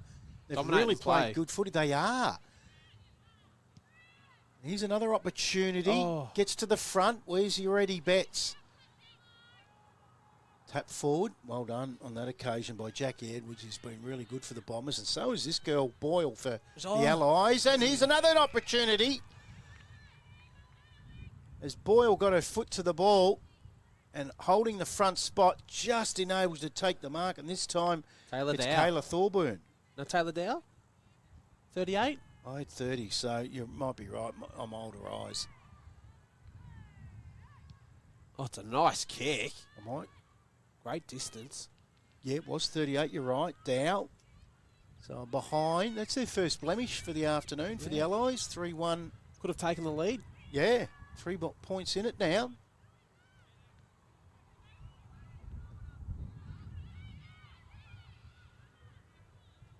Quick kick. Still inside the defensive 50. It might come back as Norman nearly best on ground too. Well, probably between her and her coach. Norman and Patton have been really good for the Allies. Patton takes it out of the ruck and just says, hey, follow me, girls. They go forward again. Davis was waiting for it, but coming out and meeting it was Porter. Gets her kick away, but again, it's Boyle on the right foot. She's a natural left footer. Oh, There's Davis. Here we go. Off the hands of the pack into the goal square, and they'll try to rush this, the Bombers. And they won't allow it to happen because Sarah Keogh was strong and held it up. So we'll get a bounce down inside the goal square for the Allies. Again, Patton. Free kick. Free kick to Patton. Charged straight at her. I reckon that was against Chester, Bruzzy. And Patton can put her team in front Just for the before first three-quarter time. Yeah. And she has. Wow. Incredible. Definitely been best woman on the ground. I like that. You like it? Best woman, not the best man. Let's see on the replay. Yeah. Didn't have eyes on the ball. Yeah, charged straight at her. Yep. And you always knew she was going to kick that. We're getting a little bit of interference there, but all good in the end. So back live, back in the middle. 3 points in front. They've hit the front, the Allies. Nearly 14 minutes gone, third quarter. It's Latrobe Health Services Gippsland Gather Round Festival of Female Footy out here at a incredibly sunshine or sun-soaked Yinnar Recreation Reserve. And a beautiful day for footy. It's been Auskick stuff out the back, clinics. Your boy got himself a footy. And a good footy A too. good footy. Nice Sharon. Quick kick out of the midfield then. Oh, Rosado. gosh. That would have hurt.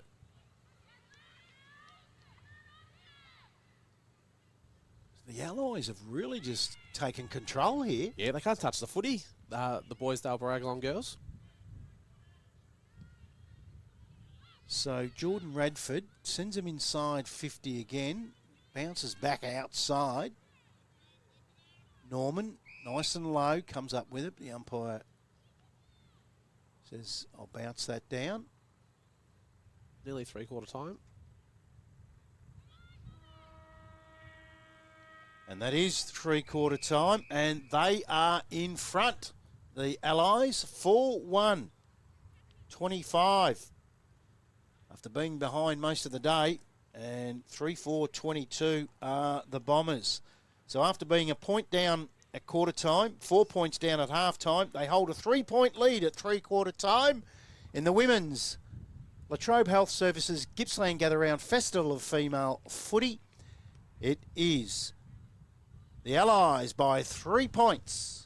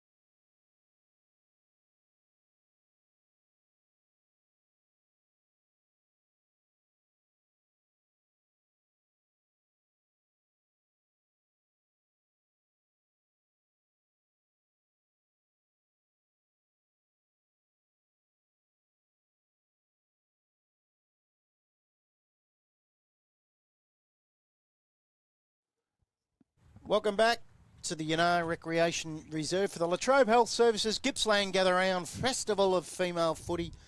It is three-quarter time in the women's game here on Oval number 1 between the Newborough Allies and Boisdale Briagalong Bombers. And the Bombers trail now by 3 points after leading. Most of the day. Yes. And the game behind us, we haven't got a score for Yeah, we do. three-quarter time. We do. Who we got? Nana Agoon and Drouin, 2 points to Lindenow South, 8-14-62. 8-14-62, the South and the Nanagoon. 2 behinds. The Cats, call them. In the Drouin jumper, though. In the Drouin jumper. So, well done from Rosado, the captain of the Allies, and gets it deep into attack. I just cannot believe how this is a game of two halves. The Bombers controlled the game. Dominated. And since half-time, the Allies have taken that control. And it's led from their coach. Yes. Really. She's And dominated. just won the tap again. Still inside their defensive 50, the Bombers. Oh. Good tackle. An incorrect disposal, so the free kick will go to the Bombers, and it'll be Williamson that will take that free kick.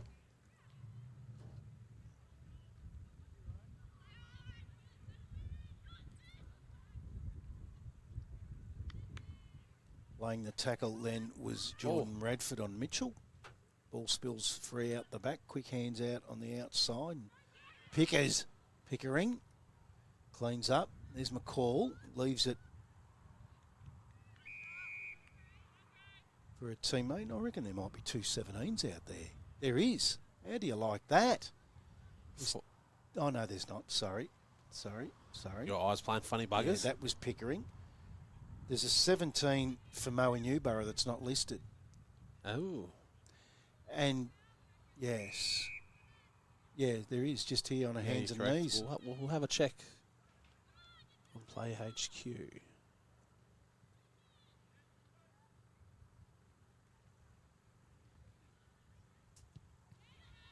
High ball. Standing under it then for the Bombers was Mitchell with Radford of the Allies, and ball spills free. Going in nice and hard there for the Bombers was Johnston. The umpire has no other alternative than to ball this up. Yeah, not listed on Play HQ either.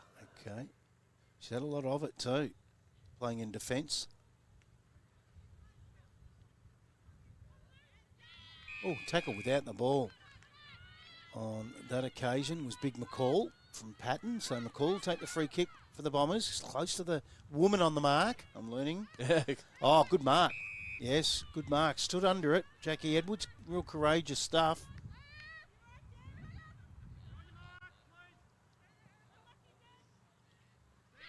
So Edwards, centre wing position right in front of the Sports Stream Live commentary box. Up towards the half-forward flank. Looking for Williamson. Ball spills out the back. Cleared out by Davis into the middle of the ground. McCall takes the mark for the Bombers and will send them back in to attack. Gets it inside 50. Bouncing ball. Dixon feeds it out over the top. Oh, nice bounce to Alson. Runs in and kicks the goal.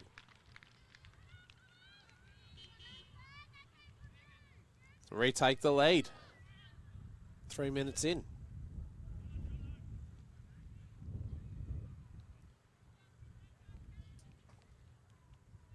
So they go to 4-4-28, the Bombers. Allies 4-1-25.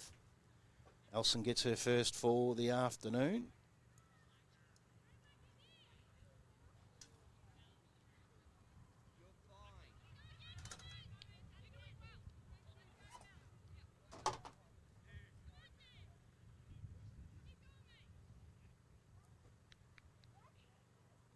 So 3-point game.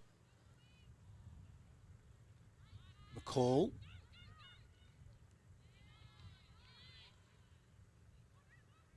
Comes out the back to Rosado, the captain. Cannot believe the Oh, amount of 360 bounces. yeah. 360 degrees. Is this a normal thing on the ground, or is it just a coincidence today, or It's a coincidence. it's not a true bounce No. today? No. It's not coochie or anything like that. No. It's a great flat ground. So the free kick and a 50, is it? Or just a free kick to Patton? No, I reckon that's a 50. It is. It is now, No, it's not. I don't know what was going on there. I don't which think is a good kick. she is. She'll get it a good 40, 45 metres.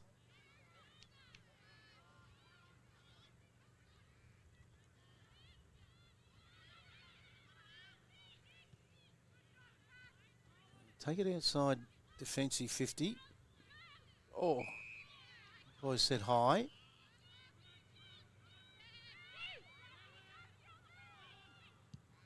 So the Bombers in the middle of the ground. Oh, Oh, now what's going to happen here? below the knees. So the Lions, the Allies, will take the free kick, just backward of centre. It's Davis. It's Amber Davis. On to teammate on the wing. Go inside 50. Hancock recovers what she dropped. Feeds a handball out. Gang tackling here. And we'll get a bounce down on that outer flank.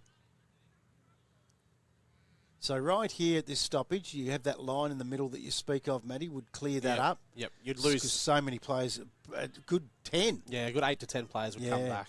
What do you think of the I idea? like it. Yep. Yeah, I like it. Good idea. Oh, big fresh air shot then from Dow. Here's an opportunity. Incorrect disposal. It was against How you Weber? how you umpire that, I don't know. Yeah, you'd need a couple. You'd nearly need 3 umpires to officiate something Yeah. like that, wouldn't you? You know, and if you're a player, you could easily say, "Well, I'm not in that." You know, I'm playing forward line, or Yeah, that's the thing. it does get tricky. It does. Or do you have a certain amount of players behind that line?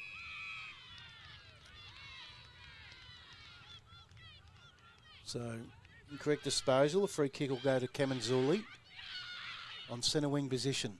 High kick inside 50. Out the back. Bouncing ball. Coming out then was Elson.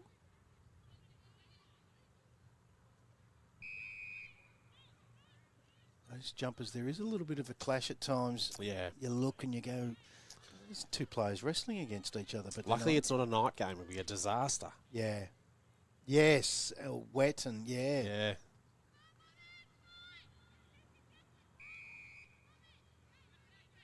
It'd make a word of a What? difference if one of them wore just the away shorts, the white. Can't. You can't. Women. Of No. course, yeah, understand. Yep. McCall wins the tap.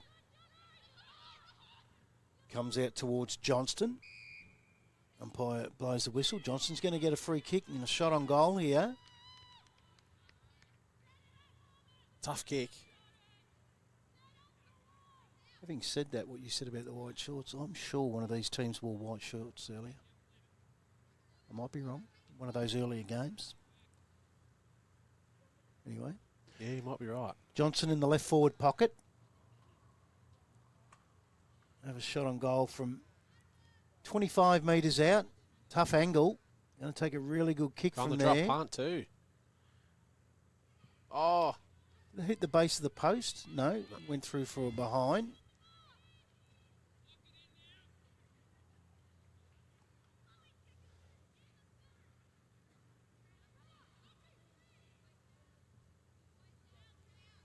So it's 4 points to the Bombers. 9 minutes gone, third quarter. Back into play. Davis, Jacinta Davis, co-captain for the Allies.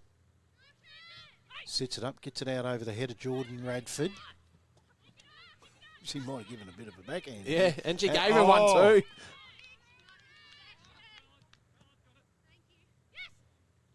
So against Radford, Cameron goes up the line. Bouncing ball will go out of bounds right in front of the Sports Stream Live commentary box.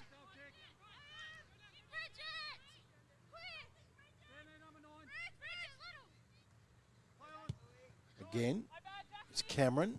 Brings the ball back into play. Bouncing ball. Edwards taps it out over her head. Only as far as Amber Davis, though.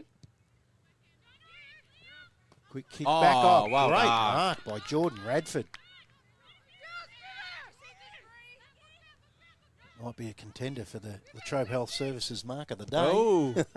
We thought we'd throw that one in. Up the line. Off the hands of the pack. Oh, here's a chance. And Norman again.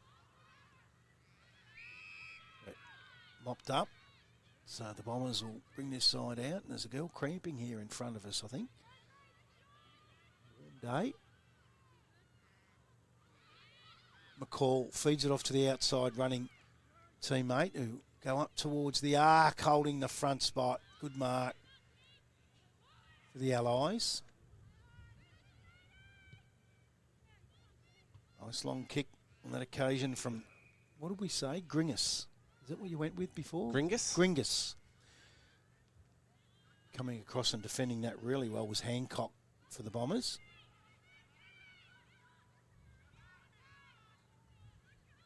They definitely go in hard, these women. Yeah, no fear. Oh, Sometimes it's careless. yeah.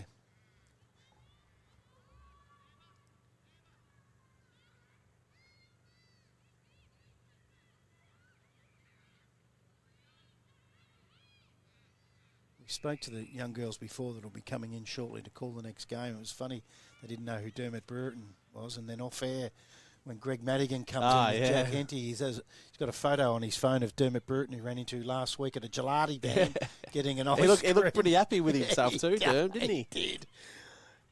You know him personally? Yeah, I met him a couple of times. Good fella, Come or? through the Teal Cup squad with him. Yep. 81, didn't make it, me. He Yep. did, of course. Yep. I met him a couple of times over the years, and because I played with Jason Dunstall, What was he like? Cooperoo in As a junior? '84. So As a junior? played with him in under 13s, and then in seniors in '84. His year before he come to Melbourne to play for Hawthorn. Yep. We didn't hit it off early, but we ended up getting on okay. Yep. He didn't like people coming from Melbourne up to Brisbane to play footy. Thought everyone was on money. Big man back then? Yeah, he was a bit of a man-child. Yep.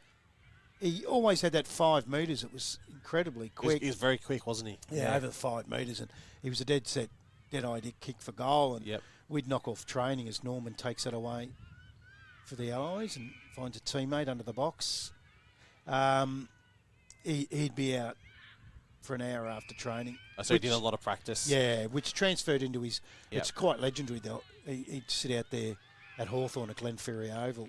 Practice. Hancock's tackled. We're going to kick a goal here, and it'll We've be only got Dow. 2 minutes to go. Very, very important kick. Yes, so Dow. They're 4 points down, nearly three-quarter time. Shot at goal. Gee, I'll tell you what. Oh! That bounce. There's that 360-degree bounce again that we've seen all day. Oh. He's just been robbed of a goal. Kicked off the ground and We had a great view of that. Yeah. With Michael on the other side of the ground now. That camera's still coming from this end. No, we had the set shot before. Oh, did we? Yeah, he's on the other There you go. I haven't looked at the screen. We've got the two cameras going, Yeah, have we do. we? Great stuff. Best in the business, the Camerons. Don't worry about that when it comes to camera work. The Camerons, I said, Robinsons. I was mixed up with cameras. Robinson I with knew the where you were camera. going with it. You knew it? You didn't correct me. Let me look like a fool. There we go. We've changed to the other side now. Have a look at that. Yeah, that's going to be a good idea coming into the last two games because that sun is belting down from this side of the ground. And it'll give Emily a bit of a spell standing out in that sun. She's got her sun hat on too. Yeah. She copped it this year. She did the golf. It was a stifling game, a day, as Norman has a flying shot at goal.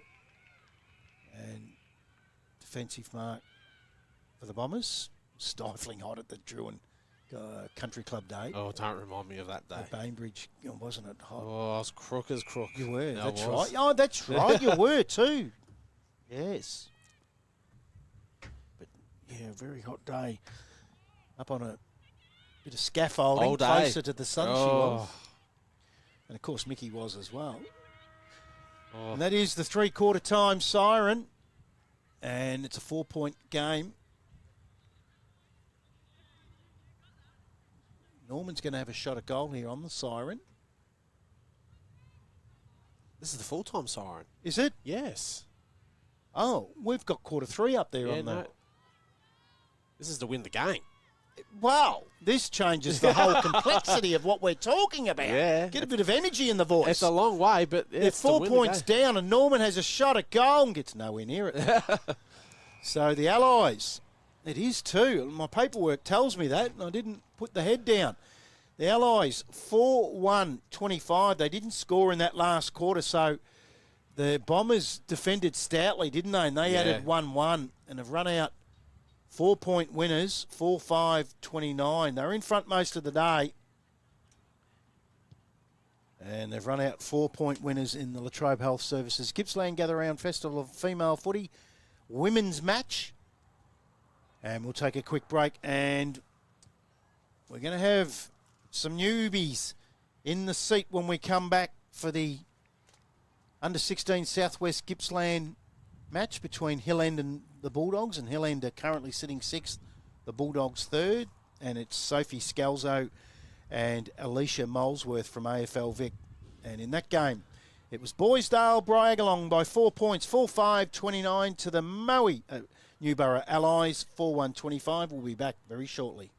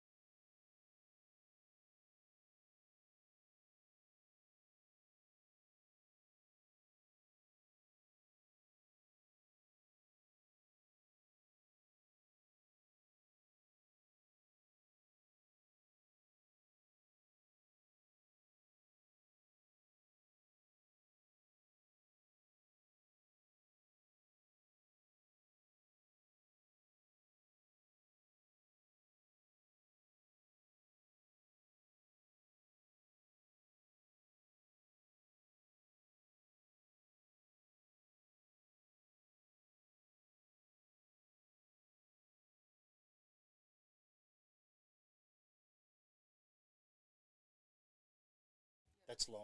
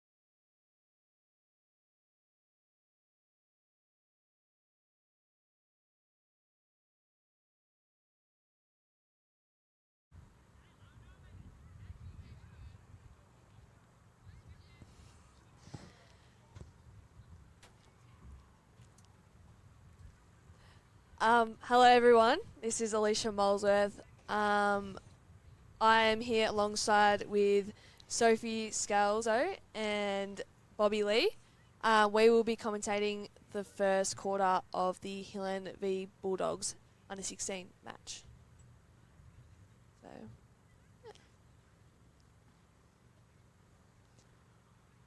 So Bobby, how do you think this game will go today? Oh, it might be a good one. Just all fresh, new to the game. So it might run a bit raw, but that's okay. I think the numbers are good out there today.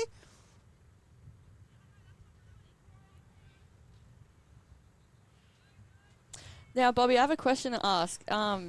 Did you start up the Southeast women's competition? Rephrase that. It's the Southwest Gippsland under See, 16 girls. that's why I need you to tell me. Yeah, definitely. I did form it. Yep. It came off the last year's female forum where the interest for 16s was great, and running a couple of junior leagues also with girls competitions in there, that they felt that they needed to close the gap.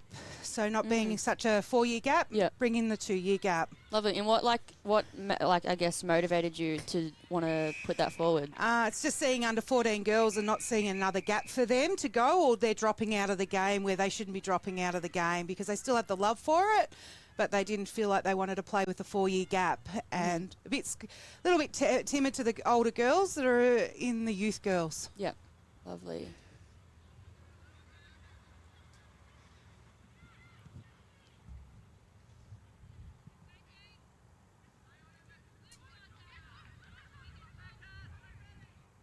Phillip Island's backline is looking quite strong. There he is. Gee, big kick down the line. Yeah. Oh, great mark. Hey, that. He's got no one forward. Great contestant.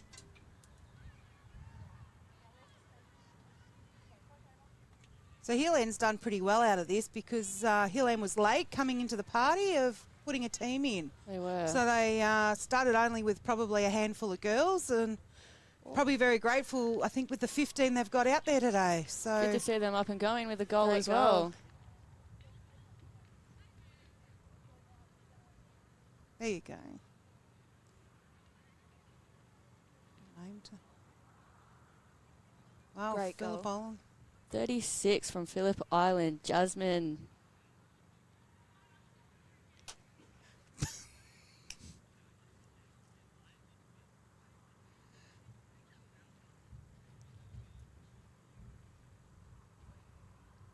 Gee, big centre bounce here. Who do you reckon's going to get this clearance, Alicia?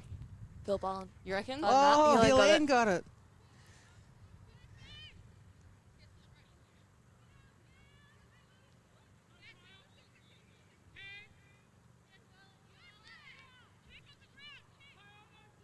Well, that's holding the man. Person. It's glad even at my age I get the know, genders wrong and you're younger, I girls. know, Come on. true. I didn't say anything. Poor form like me. That's also Launched it. Launched it. Oh, Oh, out the Go, back. go, Correct. go, go, go, go, go.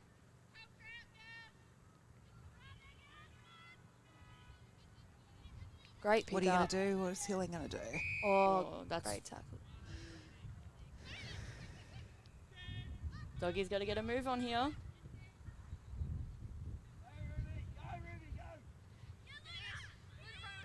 Oh, good inside. So, Bobby, how many teams are in this comp? Actually, 6 teams come forward. Very grateful that they have. I just fed the idea out there and they bought into it. So there's actually 6. So 2 from the south. So on the other oval happening right now is actually Inverloch as well. So they're over there. So yeah, so through there and 4 from the other area. So Nunagoon, Hill End, Dusties. I'm trying to think of all the other girls' teams. Nunagoon and Inverloch on the other side. We've got these 2. We've got Warranor and Dusties. They probably just finished. I should go and I'll check the score. They were playing at Logan Park today in Warragul. Yeah. Who are you tipping for that game, Bobby? Dusties probably. Dusties? Right, good stuff. But Warranor girls are pretty strong I in did that. hear They that, come yeah. through. Some of their 14 girls out of their grand final side last year in the West Gippsland Juniors have come through and are actually playing in that.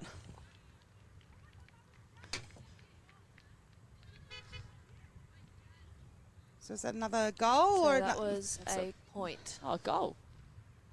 Mark? Another goal. Another It's goal. another goal. Anyone who was on it, girls?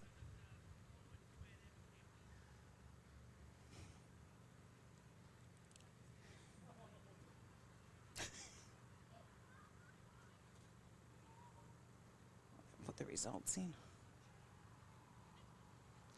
All right, so who's going to win this? I'm Oh, reckon too I late, will. too late.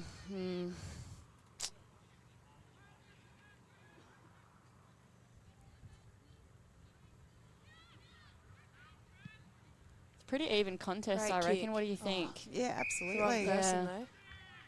It's going back and forth in between the arcs, which is good to see.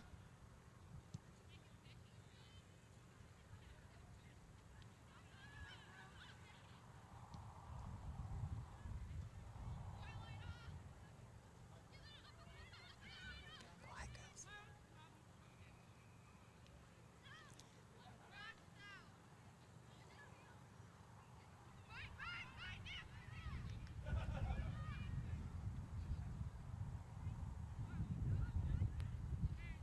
Looks like they're borrowing some girls. Hill End has. Yeah. Looks like to make up numbers. That's good. Good to get the girls on the ground. And Yep, I did hear there was a few girls from Newborough and maybe a few from Dusty's. okay, topping One- up, helping yeah, out. wanting That's to do it. fantastic.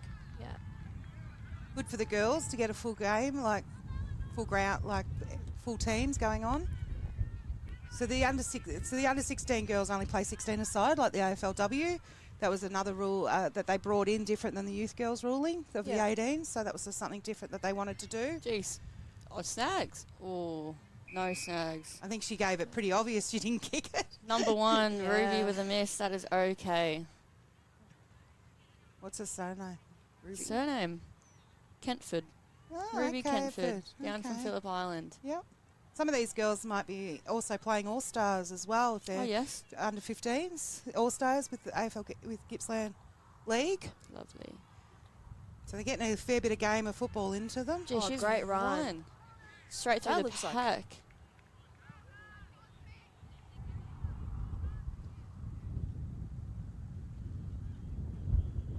Gee, number 31's got to get that on the boot quickly there.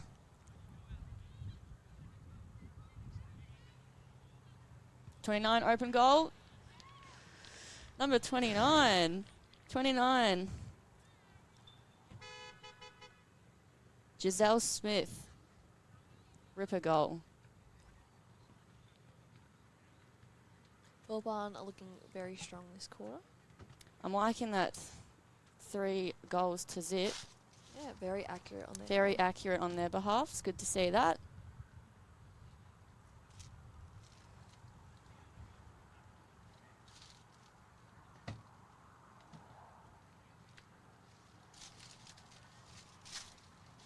Alicia, you were playing footy yesterday. How'd that go for you? I was actually playing with you. Oh, were you? Oh, funny enough. Oh, funny. We had a very good win. We won by about 30 against Kringle at their home ground yesterday afternoon.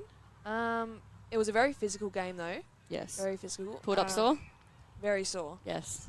We definitely kicked more points than goals, Yeah. but it was quite windy. So Our accuracy on that yesterday was not pretty, but you got to win ugly sometimes, as they say. What was the weather like? Good day like this, Oh, just beautiful. blowing a very gale. windy. G16 with a dash there. Another quick one. Great mark.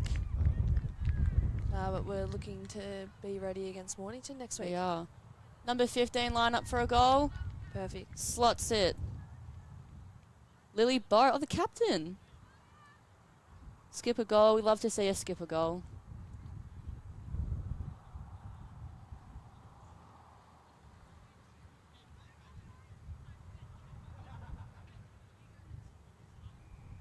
Great goal. Gee, she needs to celebrate that. Come on. You love a goal celebration, don't you? I do love a goal celebration. Especially when you, Alicia, kicked that one straight to me, so definitely celebrate them with you. What was that grand final last year? Grand final last year. Yep. Yep. Oh, that was a great goal. Number 1 with the clearance. That was Ruby again.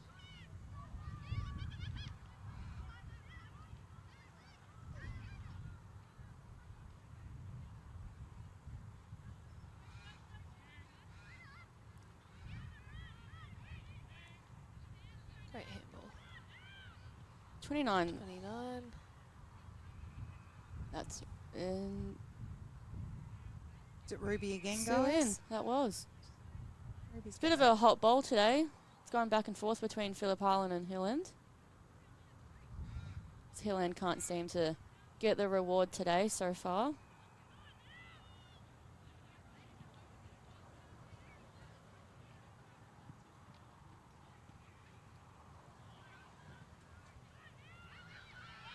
You played footy before, Bobby?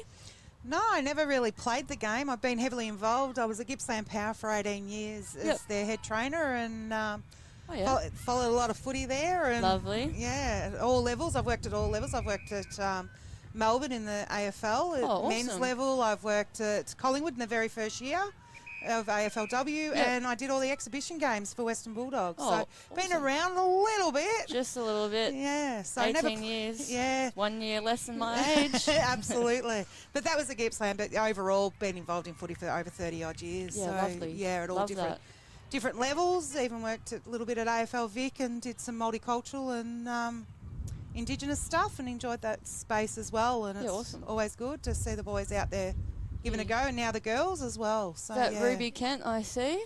Again. Great goal. She got a How snag. many has she got now? She got one. She missed that one before. Oh, okay. It's good to see her get on the scoreboard. Bobby, who do you go for? Who do I go for? Yep. Actually, barrack for Essendon, but for many years I just barracked for Ooh. the boys that Oh, got yes. drafted and, Yep. and all that. But yeah, that's who Bombers. it was Bombers. Happy with the win last night. Well, I didn't really see it, all honest. I think since Dice has retired, I think I've stepped away a little bit. Yeah, I would too. bit. Yeah.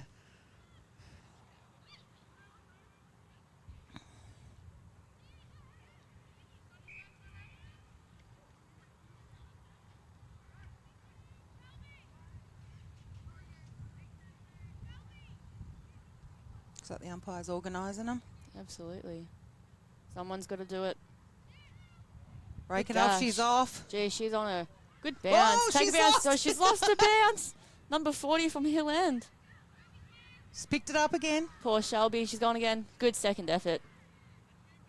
Shelby Williams. Yes. Whew. She has Used a to play for great, Newborough last year in the under-14s and did really well. has a great kick on her. Yeah. I think she loves a footy. Good attack in the footy just then from her. She's been quite well at training at Gippsland Power as well.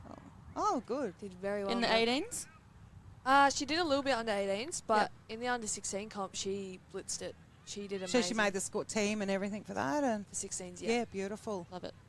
Good to see them still continuing out there and probably She's got bigger goals next 25. year. Yeah. Ooh.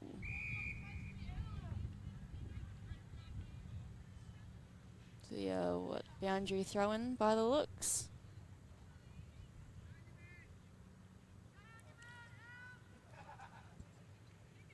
Or a ball up. Chasing the fly.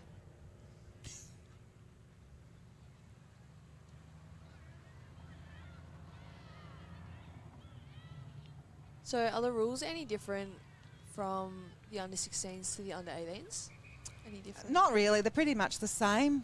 Still kicking off the ground. Still unlimited bounces. They didn't want a mercy rule. Somehow I think the youth girls have got a mercy rule. The under 16s didn't want it one. Yep. So yeah, they thought if the boys don't do it, why should we do it at that age? Some of these girls have come out of the West Gippsland Juniors in the under 14s where they have more restricting rules and mercy rule, no kicking off the ground. So it's probably redeveloping the game a little bit for them and adjusting a little bit. Yeah. So yeah. Gee, she's got the skates on. Number 29. Is that Ruby again? 29. That's Giselle. Same girls. Kicked another goal. Gee, right before the quarter time siren. Oh, Just great dashing run through them, through. dancing around them. Awesome by her. Oh, no, it wasn't her. It wow. wasn't her. It It was. wasn't.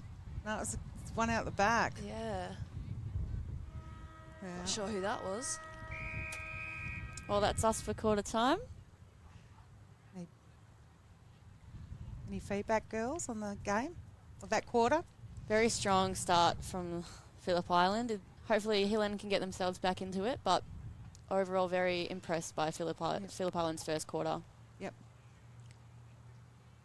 Players, good players on each one. Yeah. Yep. Shelby. Shelby from Bieber, Hillen was my standout, yep, I think. and Number Phillip- 1, 29 from Phillip Island, Giselle Smith. Beautiful. I reckon Ruby's doing very well as well. I know Yes.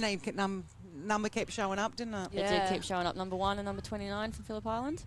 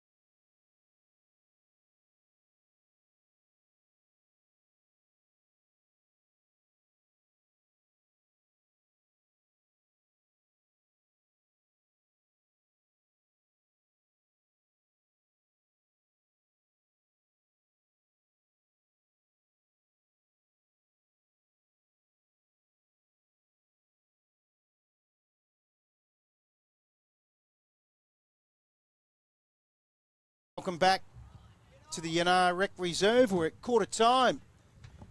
Hill End didn't score. Phillip Island 5-1-31. Now, how good were the girls? They have missed a goal, though. I've got 4 down here, and they've kicked 5, so we'll chase that one up. How good were they? And Bobby Lee, did you look after them? Yeah, I think I did. I think they did pretty well for the young girls, and just a learning curve for them. And hopefully, you might get some new commentators coming in. That's what we want, because we can just go to the footy and drink coffee all day that way. Good coffee here. Yeah. Did they talk to you about your new role? Oh, with Geraldine? No, I don't think they really knew. I think they were a bit lost between the three of them. Because I want to ask about that. Go for it. Terrelgan District Juniors, is that right? Yep, that's correct. That's the third one I've picked up. Just The third one. Just Absolutely. find another 20 hours in the week, Bobby. And how's absolutely. hubby? What's hubby think? Oh, because I work out of the house, he's not complaining. So tell us about the role. It's an operations manager's role. Same role that you're doing same everywhere role else? with the West Gippsland and the Southern Gippsland Juniors. So it's the same role as an operations, overlooking everything. Hopefully we can grow girls' footy in Terrelgan and districts over time, just slowly plant the seed and see where it takes us. So the other two, Southern's got under 14 girls and doing really well. They play every Friday night.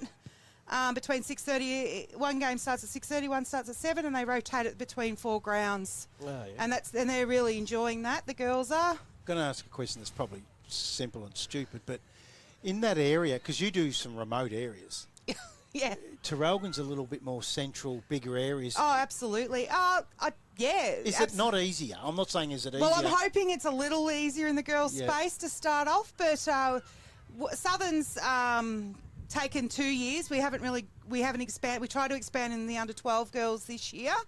Luckily enough, this year we've been able to pick up some grant money with Change Our Games, and that sees us start a Southern Gippsland Girls Future program. So Georgia Sharp's overseeing that, and we're running it out of Wonthaggi at this stage. So we're hoping for some girls that they don't have to be connected with any footy clubs.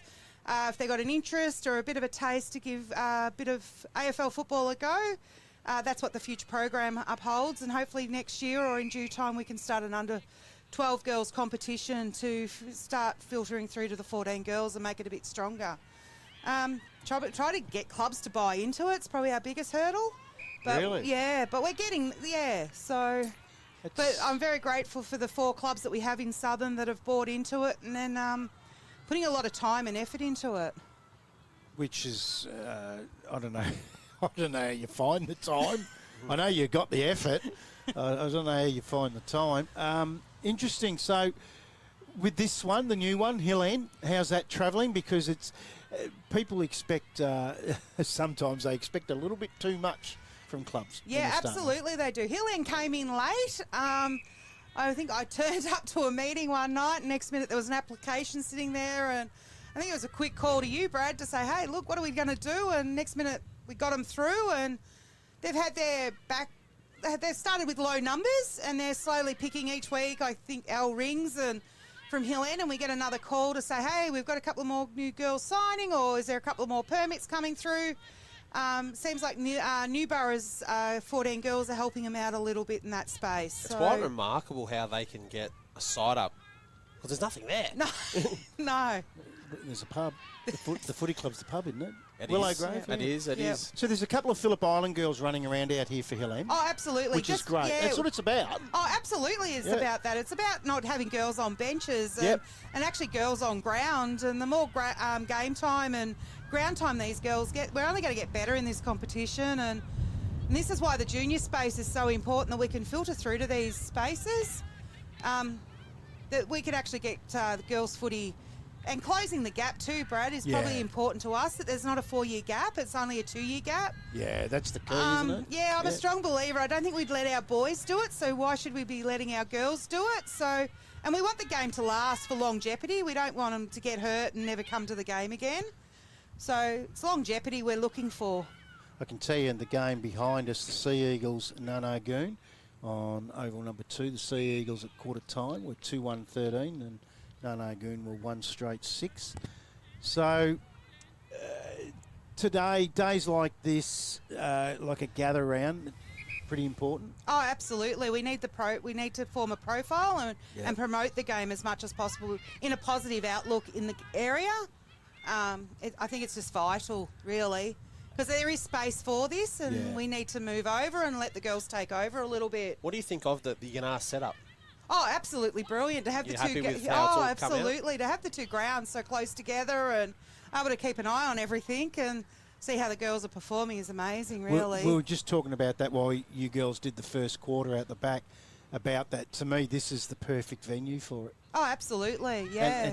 And to me, you look at that screen, it's picturesque. It's just a beautiful place. Yeah, absolutely. Yeah, absolutely. The trees and the mountains and the kangaroos on the way home. And well, yeah. I hope not. I'll follow you home. Yeah, Let him go in front. Don't follow me home. He's already hit one. Yes. Now, Yeah, don't follow me home. You It's hit not one too? safe.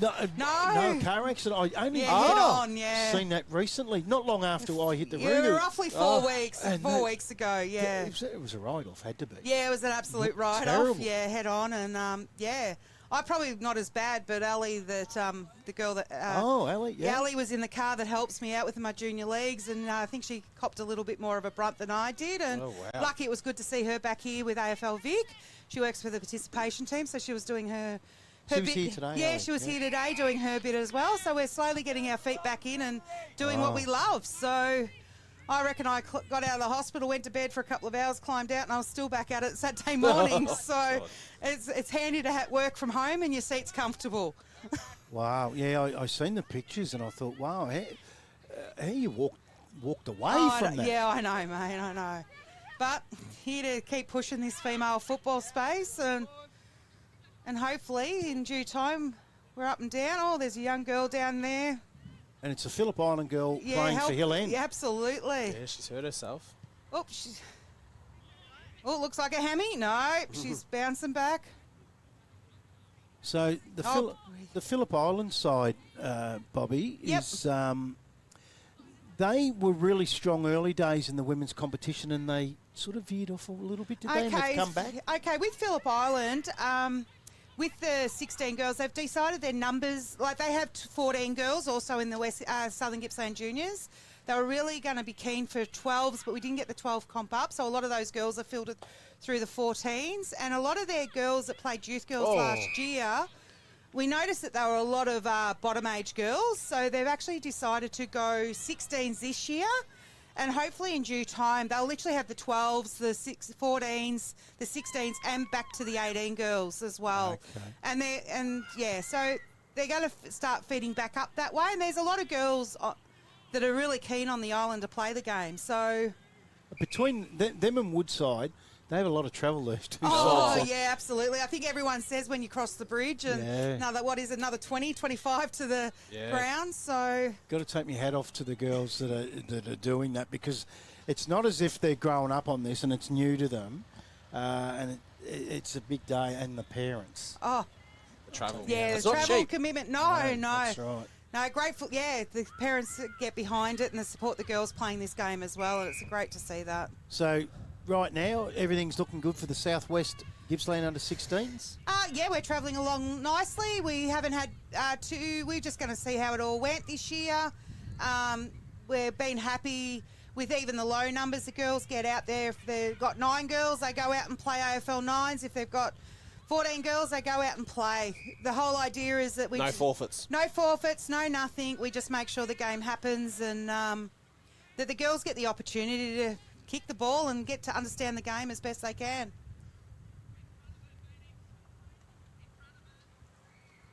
So it's just a ball up, not too far around from the Phillip Island goal. Straight out of the ruck, grabbed it on the second tap. Oh, look at the check side, Eddie Bet style. And a point. To the near side. So, and the young girls that we just had in with you in that first quarter from AFL Vic, local girls, obviously, Sophie Skelzo and Alicia Molesworth. It's great to see the locals coming through in those sort of roles. Oh, absolutely. To bring these girls back into club development and participation roles, it's really great to see them. It's only if these younger girls can see these girls in these positions, they can only have hope. The girls need a pathway. I think naturally the boys see a pathway right through. It doesn't matter what level or standard your footy is. They can always see that they can end up as a reserve footballer or a senior footballer locally. At this stage, our girls don't see too much ahead, but we're hoping that if we keep forming pathways for these girls, that the growth of female football will grow in that space if they can see a pathway. And it's really good to see those girls from Collingwood and Melbourne today and actually sharing their knowledge in the female forum over there before. And it's just good to see that these girls can see those pathways. Grennis has a shot at goal for the island, misses to the right. That was going to be my next question. How important is the AFLW input and AFL Vic for that matter? Oh, look, I think I'm getting a AFL Vic support and is really vital. I think the more we can show them the pathways and support them, the better it becomes. And I think anything I've asked out of Zach that is head of the participation and growth, he hasn't actually said no to me yet. So I'm quite grateful for that because we've got our under 12 and under 14 girls, interleague girls, being named, and they'll play on the June 7th down at Casey Fields, and they'll play Southeast, and it's just good to see the girls have those pathways and those opportunities. I've got to say, it's a very brave man that says no to you, Bobby. Well, I'm grateful for the ones that don't say no to me, but I think as long as I'm driving what they see and what they believe that I've got the support in as well is massive, I think. So it doesn't take one person to do it. Probably takes a village to make this all happen. And yeah, I'm just glad that people can buy into my vision and actually be what I would call champions of the game and help grow it with me. So yeah, I think that, and we spoke about this before with Georgia Case from AFL Vic, that the passion oozed in her, the passion oozes in you. Yeah. I think in the women's game, that is so important. Yeah. Because if I'm a young girl, which I've been called before, and I'm listening to someone that's passionate like yourself and Georgia that talk about the game, I'm straight away interested. Yep. She spoke so well earlier. Yeah. She's a champ. Yeah. She's really good. There's got to be passion. Yeah. You don't want to do anything unless you've got that passion and energy for it. And then today, the two young girls, Alicia and Sophie, that we just see that. Yep. It's really good. And as you say, it's this pathway. A lot of girls that might want journalism, might want sports administration, might just want to play the game, and they don't have to go and work as a receptionist or a beautician. They might want to do something different. This opens up, doesn't it? Absolutely. Look, look, if you go back into my history, I literally grew up in football. It was in my DNA. I was literally just the daughter of a father that coached everything and played, and then I became a trainer, started out at Stony Creek when Dad coached, and went from there, and then he sort of went out of the game a little bit, and I thought, I don't know what I'm going to do next, and a lady from Fish Creek picked me up and said, no, you're going to finish the year off here. Finished there, and next minute there was a door open at Gippsland Power. And I joined Gippsland Power in 96 and did 18 years there, and learned so much, and I'm grateful for the men that I worked with in that time because they actually took me on the journey and taught me what I actually know today in the game. And to see the development pathway for even men out there and the girls is just amazing that the opportunities are there for them, and it's growing more and more. Then I did that, got out of that, got into the Indigenous multicultural sector. I was grateful enough, I did 6 years at Melbourne, and when a guy left Melbourne to go to Western Bulldogs to fill the women's space, I actually went with him and did the exhibition games for Western Bulldogs Melbourne games, and I did them for 3 years. And then I did one season at Collingwood after that. And we won't hold that against you. No, don't hold that against me. And did 1 year at Collingwood in the first season of AFLW as a trainer there. And then, just grew back, went back to local footy, and I thought, no, don't want to do, I'll be honest, I sort of grew out of being a trainer and still loved that atmosphere in the room, and everything. Smell of the deep heat. Yeah, absolutely. Can't beat it, can you? But then, there was a calling for growth, and if I didn't pick it up and grow junior football, because junior football, as our logo or our motto goes for my 3 junior clubs, is support empower the next generation. So if we don't empower the next generation, we're not going to have footy in the senior grades if we don't all get behind it. days like this, as we say, 10 games on today, 5 on one ground, 5 on the other. And I know it's a gather-round thing, and it's a really good concept taken from the AFL. We spoke to Jack Henty and Greg Madigan earlier about that sort of thing. Can we do this? It doesn't have to be called the gather round again. Can we do this in the women's space more than once in a season? Oh, absolutely, we can. I think Newborough recently just had 3 or 4 games at their ground. Oh, yeah, I did notice that. And I think they had a good feedback on that, how good that was. And what that offers is that the more games we can have at the grounds, the more likely we can get we can actually get the umpires umpiring female football. Yeah. Because if there's only one game at a ground, sometimes the umpires, why would I travel out for one? But the more we can do some multiple gather rounds like this, it brings in the umpires. And it helps the travel too. Oh, absolutely, it does. Your Boisdale girls and Nanagoon. And they always screw, like they were always asking how many games at a ground, making things easier as well.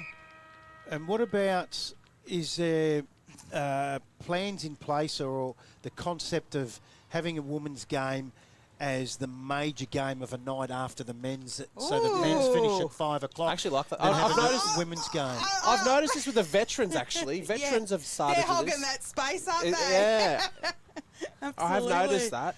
Brad, what a good concept. I just think... Reinvent the wheel here. I think it's a great idea. Can you imagine, after a night like this, a day like this, like we've had every round this year... Yeah, absolutely. That the men have just finished at 5 o'clock, and you know what? The women run out onto the ground, whether it be under 18, 16, women's, doesn't matter the age. And that's the showpiece. The men stay back, have a beer and dinner and watch the game. From some of these grounds have got magnificent decks, and watch the women. It'd be a great absolutely. night. I had this actually last year when I was playing at Yinnar. We played Hilland, and the under 14s and 12s come on after us. Yeah. Yep. It was great. Yeah, and it it's was family. it was different, but it was great. The other thing I asked, and you're the perfect one to ask this, Bobby, having grown up in the game, is that back in the day of it where it was football and netball, now it's footy, both sexes. Yeah. And mum and dad, so it used to be I'd watch the footy with my dad. Yep. Mum would be, well, we didn't have a sister, but most families, if they've got a sister, mum's with the sister doing something. Yep. Now this brings everyone as a family unit watching a game of footy on. Oh, telly at home. absolutely. Absolutely. Have you it noticed does. that's happening? I think so. I think it is happening. Dads are supporting and watching their daughters play. Mum's able to be there as well, and all at the same venue watching. They're not separated between netball and football. Yeah. I was probably not so aware of it because I followed my dad everywhere. So football was sort of the way it went. So, yeah. But you would have noticed then as a youngster then that you were quite often the only female at footy. Oh, absolutely. Even in my time, I was probably the very first female in TAC Cup. Yeah. And, and then all of a sudden it's grown. And then next minute there was girls everywhere over the next couple of years. And it was actually really rewarding. And I think to theory, Sydney Swans training team is all girls. Really? Oh. Yeah, so it's actually... I know one of them, Gary Parsons. I played footy with from... he's at Denelico now. His daughter's one of them. Yeah, and Jack Trendgrove that was at Melbourne, his sister oversees it all and has done an amazing job. He's trying to let some air in. It's hot in here. Hot box. I hope he hasn't done a Brian Taylor. Let one go, is it? Yeah. No, it's really good to see the girls' footy blossom and actually bring families closer together. I mean... Well, it's at a time where the family unit in some spaces are falling apart. Yeah, absolutely, absolutely. I can even remember the time. Look, it was only funny the other night. The other day I went and watched Moe and Leongatha play, and I can remember playing netball at Leongatha. Yep. So I'd walk to netball, play netball, and I used to go and sit in the grandstand as a 14, 15-year-old and watch a game. And I sat there the other day going, I'm still doing the same thing I did way back in that age, and I'm like, God, this game's addictive. So were you playing netball because there wasn't footy to be playing at that time? No, yeah, I just played Leongatha Town, just for Leongatha Town. I think, so now... I was able to, every second week I'd finish netball, and on my way walking home, I was always walking home late and went and watched footy for a while. You go, I got this, not dream, but I got this thought that, netballers are going to hate me here, how you got these netball football clubs. And that's fine. That's great. Gee, it'd be great if we could have football clubs of women and men. Yeah, absolutely. Where women were playing the same Day, yeah. Oh, So all this connected. ground, Yeah. so you look at this ground here, wouldn't it be perfect? Seeing Yes. and then over there Yep. playing Game- women's yep, game as yep. well, and And they all meet in the room you for got dinner netball over afterwards. there if you want to, Yeah. and yeah, Yeah, it'd be really good. And I mean, is that the dream for a lot of people? I hope so. It Like is. I was just out at Glengarry today, and I looked at all their grounds out there, and They got a it's few too. Yeah, it's possible for them to actually pull things off like that in long term So as that well. was your role at Terrelgan. You were out there today. Yeah, I was at out there, actually, schoolboys and Glengarry. We're having their 70th year playing against each other. So the leagues, by the sounds of it, had multiple names over the period of Yeah. time. I'm only learning, so the locals might know more than I do. But yeah, they were playing their 70th year today. Did you get in and have a look at that gym that they've got set Oh, up? That's no. a great setup, Oh, yeah. is it? Yeah. Incredible what they've I've got. never been. Look, I'm really shameful being in Gippsland Power and all those years. It was the first time I've ever been to Glengarry. I apologise, but yeah. Yeah. Where this venue used to hold the under 16. It's done a lot of interleague and yeah, stuff like that. interleague, 16-18s over the years, and been out here a fair bit. But yeah, I was a bit shameful today going out to Glengarry for the very first time. Half time here. We're not far away from the bounce in the third quarter where the Bulldogs lead 7-9-51. And we've been riding those on the wrong side. 7-9-51 the Bulldogs, and Hill End yet to score. So just waiting for the Hill End girls to come out. So what I haven't asked you before, Bobby, is who do you follow in the AFL? I follow Essendon, but I think I've sort of not as much lately. Not since Dyson sort of retired. And it's funny when they're not going that well. I don't follow Carlton that much anymore either, don't worry. It's quite surprising. Our man on the buttons, I'll tell you what, North Melbourne, Stefan Gregory, and Wow. three-quarter time last night, he sent and texted all the Collingwood supporters. Oh, was he? Good on him. They ended up getting pumped. What's Yeah. going on there? And Hold tight with North. Things are coming. our other man here, Matt Moseley, is a Richmond supporter, so we're all losers. We're all losers. Hey, we've got our premierships, so I'm happy. Guess what? The game's the winner. Yes. It is. Hey, who's got the most now? Essendon, Carlton and Collingwood. Is that right? Yeah, I think so. About 16 yeah. or something? Yeah, the game's still the winner. Yeah, no, you're right. You're right. I'll so always say that. the AFLW, we got the number one draft pick who was here today, Ash Centra, playing with Collingwood. That'll be exciting this year for a lot of Gippslanders to keep their eye on. Absolutely. Yeah, absolutely. By the sounds of it over before in the room, everyone's keen to see how she goes this season. And The girls that we spoke to earlier, particularly Sophie, she was really buoyant. She reckons. She's going to be I a agree. superstar. In year one. Yeah. yeah, Yeah, and I tend to agree with her. yep. I just think that I think that she's a big chance to do that. It's good to see them come out like that. Well, It especially is. she's the second number one in Gippsland over all these years, and the only ever number one draft pick we ever had was Brennan BJ. Goddard. Yeah, BJ, Brennan Goddard. So she's actually made a bit of a benchmark there for herself. And She has, and that's surprising. The amount of really good footballers that have come out of Gippsland. I mean, Pendlebury, Thomas, we can. Rough You Go know on them all for it. personally. Jared Blair. You go, Jared, we- yeah. I'll I spend the could whole go day through- on it. Yeah, I could talk all day on it too. Quite but yeah. surprising. It's only one male number one. Yeah, one Yeah. male. Yeah, we've had it like I think in 05. I think we had 5 in the Was that the premiership 4. year? Yeah, premiership. Yeah, I think we had 4 in the top 5 that year, and then a couple more, and then the following year was okay as well. That's so, surprising. They've only won one premiership as yeah, well. only one. We've been in 3 grand final days. Yep. And I think we won 1. So There's been talk maybe of another number one this year with Oh. Willem. okay, Willem, I had at All Stars in Yeah. the Southern Gippsland All Stars. What do you- and Ridiculous absolutely family. amazing. That is a yeah. ridiculously Talented family. And I was Great telling family too. you off air, they all did dancing. Yes, Yes. because mum's a Yeah. dancing Yeah, instructor. Susie, yep. Yep, Yeah. she's amazing. So great family, and they carry themselves well. And Yasmin's doing well as well. Yeah, And good. she's with Harley Reid as well. It's Yeah.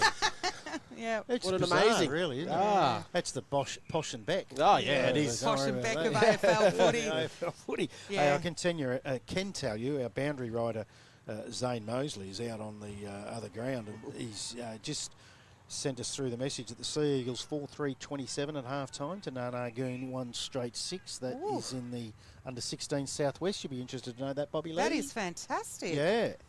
Yeah, I watched the Sea Eagles Inverloch Comwack on Friday night with their under-14s, and they played well as well. So it's another club I forgot to mention about the travel. Oh, absolutely, Inverloch. But I think they've got a good space and history, future really in their female football, and that really grateful for Ben Samalis to get behind that, and he was a good driving force against Inverloch with the 16 girls. So. He's a ripper, isn't he, Ben? Oh, absolutely.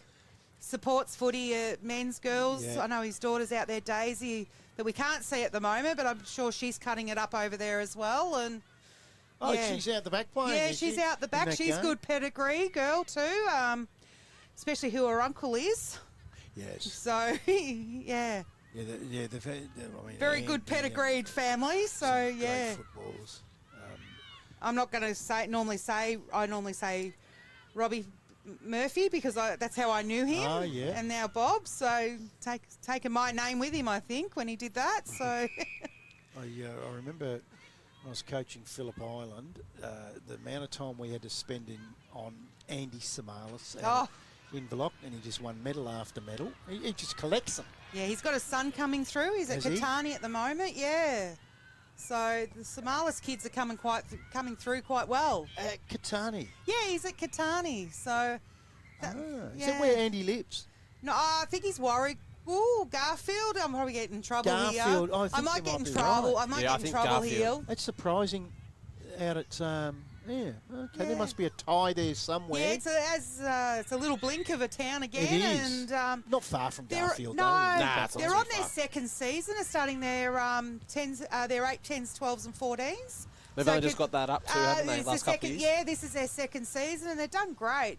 But they were really worried what numbers they'd end up doing, but they're on their second season, and they've actually brought in their under 8s this year. So. Oh, wow. So they're, really buying into it and having a good time. So great club, great feel. We asked Georgia Case earlier. I'll pose the same question to you, Bobby Lee. Yes, I know where you're going with this one. Yeah. Can you see in future, in the men's game at the top level, a female coach? Yes, I can. Wow. How far away do you reckon? We've sort of dabbled in it. We've dabbled in it. I reckon, I don't know, hopefully in my lifetime or the next 5 years, that there is a female up there, and actually, I think assistant coach has to have a bit more of a longevity as a female in there. Always had it in the basketball world. Yeah. Now in the NBA. Yep. So. Yeah. So we've got to take those risks. I is the coordinator of Southern Gippsland All-Stars, and I've brought a female coach through. She coached the 13-14s, both to we have a grand final, 1 and 2 playoff anyway. Or could you see Daisy Pearce being an assistant coach in an AFL? I think so, if it's long term. But I brought Bianca up, and she's actually coaching under 15 boys only. Okay. And it's an interesting space when you start that space. I've got a bit of a mixed reaction when I did it, but I've worn it and I wear it. Yep. So I think we just need to adjust. To that space of growth. That will never change. That the reaction to it. Unfortunately, I don't think. Look, I think it's changed, Brad. I don't think everyone copes or think everyone's traditionalist. Probably my father was probably one of those. Very strong, traditional. I could not talk female football with him to save myself. I'll be brutally honest. I was a lot like that in certain areas for a very, very long time. Having a daughter helps. Yeah. It makes you change and look at things a little bit differently, but it shouldn't take that. This daughter was involved in men football, and it took him a while too. But as our man down here is a North supporter, as soon as there was an AFLW North supporter, Dad changed his mind. So North Melbourne helped him change his mind a little bit. I caught him a few times watching it. So always liked girls' footy, but I could never work out why I never liked men's footy. Girls' footy. Yeah, I remember growing up in Clayton. We had a young girl playing junior footy. She was a couple of years younger than me, and I think back then she had to finish at 12 or under 12s or 13s. I can't remember. And now she was dominating. She was the cousin of Matthew Richardson. Nicole Richardson, her name was, and she gave it up and went on and played for Australia in Commonwealth Games for softball and netball and Olympics in the netball. And I think she ran Vic netball or Australian netball even for quite a period of time. So she was not robbed, I suppose isn't the right word, but she missed out. On that opportunity. On that opportunity. And people like that must sit back now and look and go, thank God. Yeah. Look, there's a bit.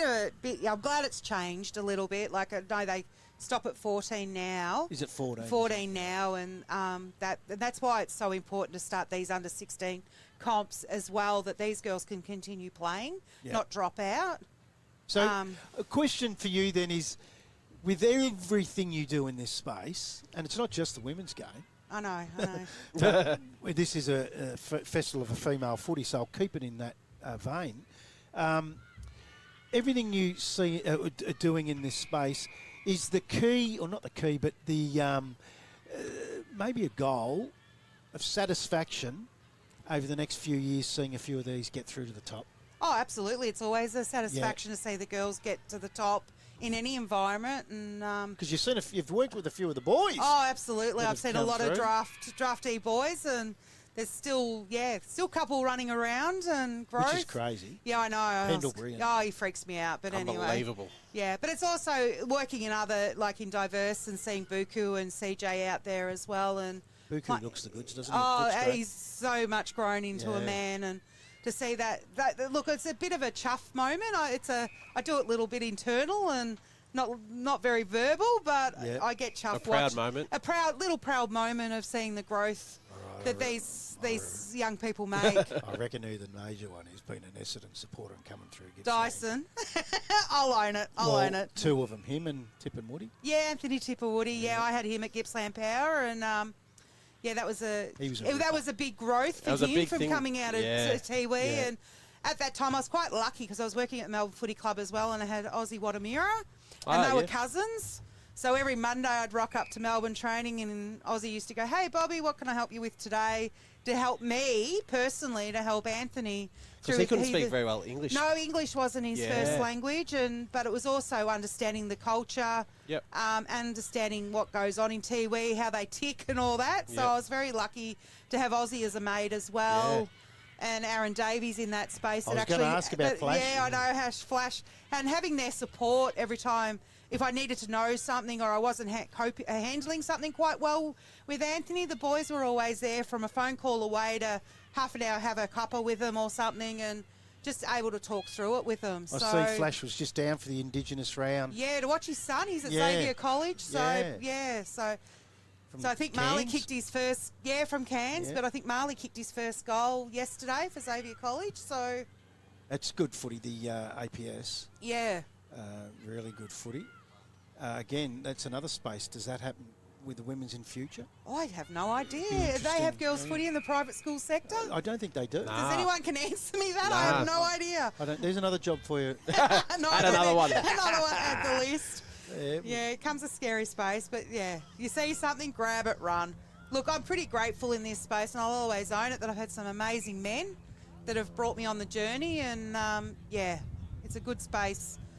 And even in this space, it just men just support very well in this space, and they're getting better. I think so. I think so. Slow. You're going to always have your hiccups, but I think the men that care and the men that want to see progress, and we've got the likes of Bobby McCallum from Dusties that have got girls only. We've got Cam Pedersen, only daughters, and those men are such supportive of the game. I knew McCallum was. I didn't know about Cam. Yeah, his daughter. That's great. Cam supports the space as well. He's only got daughters, so keep himself in the game after. Hopefully one day he retires. And I don't think he ever will. He's not slowing down. No. He dominated the West Gippsland competition in his mid to late 30s and still going. Yeah, I know. Does Bobby's hit 40 now? Is that right? Yeah, Bobby's hit still 40. Going, yeah. Unbelievable. Well, he's up there with like Daisy Thomas and all them, because they were all good mates growing up, and And all Bobby that. turns around clubs wherever he goes. Yes. He turns them around. Yep. Yeah, he's a fascinating person. So, So Yeah. the Dusties are enjoying a good season this year, although they had a poor game yesterday. yep. We'll just keep you up to date in the score here. 12-minute mark of the third. Phillip Island 7-11-53. They lead Helene yet to score, but as we know, you've got to crawl before you can walk. And it's very early days, Bobby Lee. Oh, absolutely, very early days. So who's coaching them at Hill End? Do you know? Hill and Anne-Marie Cuthbertson. Yeah. No, sorry, Alan Simpson. Yeah. Anne-Marie- Alan's been a great drive for this to happen. And Anne-Marie Cuthbertson, the Phillip Island coach, isn't here today. Yeah, I noticed that Judy wasn't here. Yeah, I don't know what happened, but she couldn't be here for whatever reason today. Is her so- son playing today? Because the Southern Gippsland Juniors are on. I think she's got a son in that as well. Okay. That's what I'm saying. Some of these, people are pulled from. They commit to the girls, and they've also got their own kids to watch in junior space as well. So, She's got coaching commitments with state school trials. oh wow, wow. fantastic! But the girls today, someone who has been previously named Gippsland Female Coach of the Year, Wow, Justin Tilley, our assistant coach, stepping up for the week today. that's fantastic. And I don't know if Anne-Marie might have a job when she gets back because they're up by 54 points. So it's a thing that we keep hearing is that the numbers are swelling.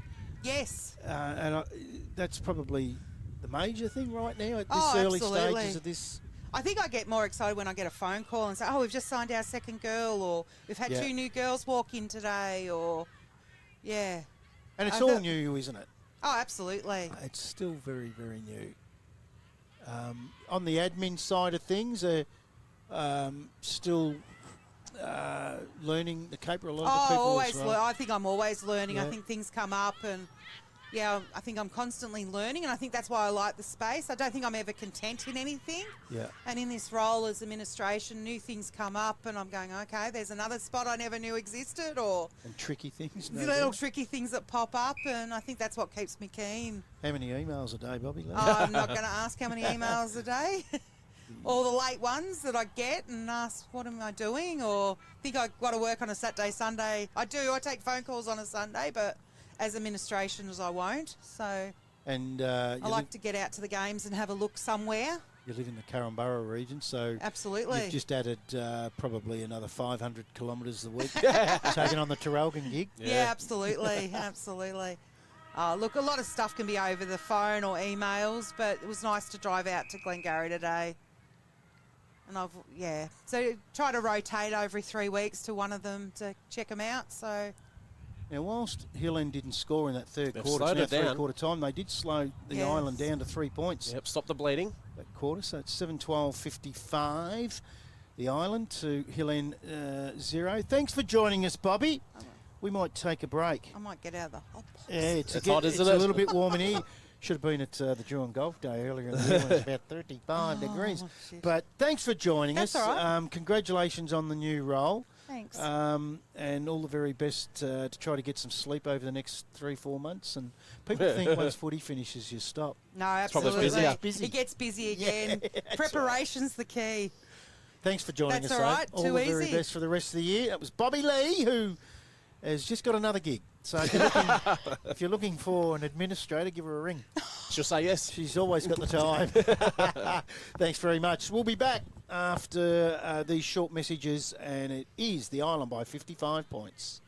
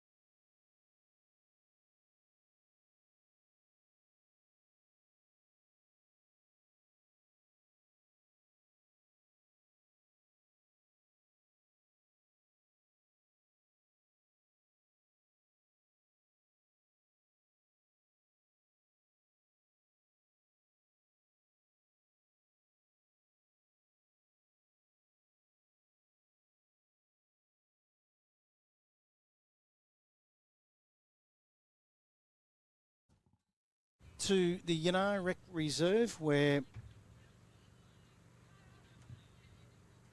Phillip Island lead 7-13-55 to Helene yet to score in the under-16 Southwest Gippsland. The other game behind us, the Sea Eagles 6-3-39 to Narnagoon 2-1-13.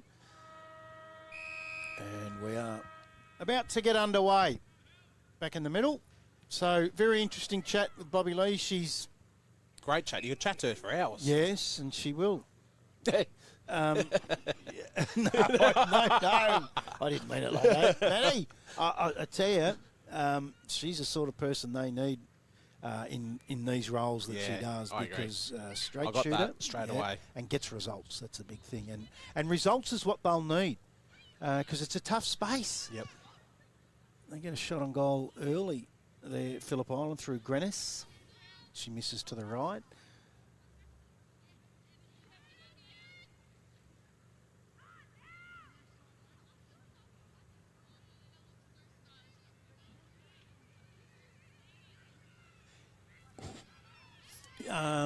Yeah, you could do a whole podcast with her. Yeah. Starting back from the Stony Creek days to, Yeah. going to the AFL. We had a meeting in my office one day to talk about a certain thing, and I think we spent 3 hours before we started on that certain And I thing. can see why. Yeah, Yeah, because she's I just love nice. her stories. Yeah, great stories. The people she's met in her life through footy, all through footy. Well, as she left the Brendan Favola. Yes. Yeah, we should have had that one on air. Yeah. Oh, nice goal. Kick around the corner, and she's got that. And I reckon that was Kira Carton. It was. She gets her first for the day. So we've been represented by some rippers here today. Yeah, we've had some. We've had the top knob, Greg Madigan from AFL Vic with Jack Henty. We've had Georgia Case from AFL Vic. We've had the two girls, Sophia. Did a great job. Didn't they? What? We threw them in the deep end too. We did. Sophie Scalzo and just took Alicia Molesworth. Yep. We've had Bobby Lee. Yep. Am I missing anyone at the moment? Because I'll tell you, we've still got to get Nicole Batuner and Tim Cotter. I know you're out there listening and hiding. Probably over at the luncheon, actually. Trying to get them over. They don't have the Finch Cafe Calamari over there, do they? No, they wouldn't have that. No. That's kept from me. It's the island. Go inside. 50. High ball. And well, I know we've been chatting, but I have been watching this, and Gemma Fisher for the Bulldogs looks very talented through both feet. And there's a few others too. So let's hope Hilland girls get on the board. yeah, that'd be great. Yep. That'd be great as we see Holmes take the ball out of the ruck. And she's thrown out. And there is that girl Oh, superb tackle. again, Fisher, but she's tackled well, as Maddie rightly says. And that was by Sophie Murray. Inside their defensive 50.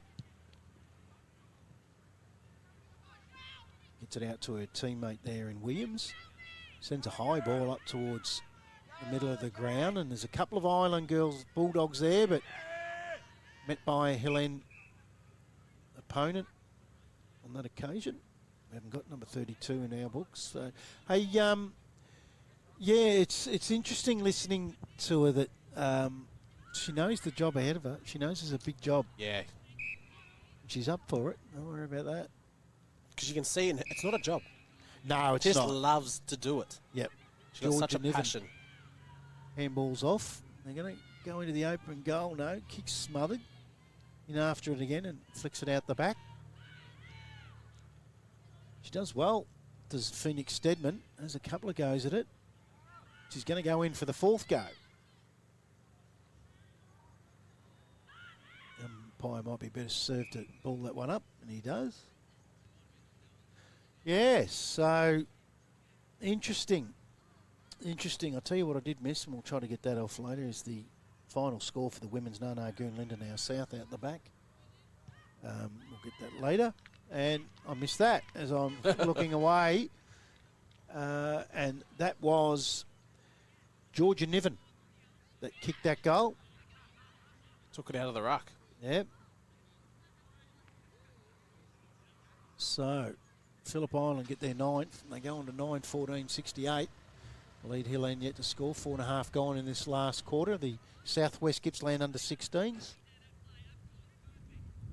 And one game to go after this one on the main oval. Drouin in the under-18 Division 2 taking on Sales City, a club that Ash Centra learnt her craft. The #1 pick out at Collingwood now for Sales City. And the back oval will be under-18 Division 2 clash. The top of the table clash. Narnagoon sitting on top and Woodside sitting second. In the Latrobe Health Services Gippsland Gather Round Festival of Female Footy. Not 15 play on, so they go forward, the Bulldogs. A couple of players here can raffle it. Shot on goal. Oh, and there's another one. And it's Carton again. We got one earlier in this quarter. She's just got her second for the Bulldogs, and they go on to 10-14-74. They lead Helene yet to score. Just nice little give there. She just a Joe the Goose from Sadie Davies hands it over.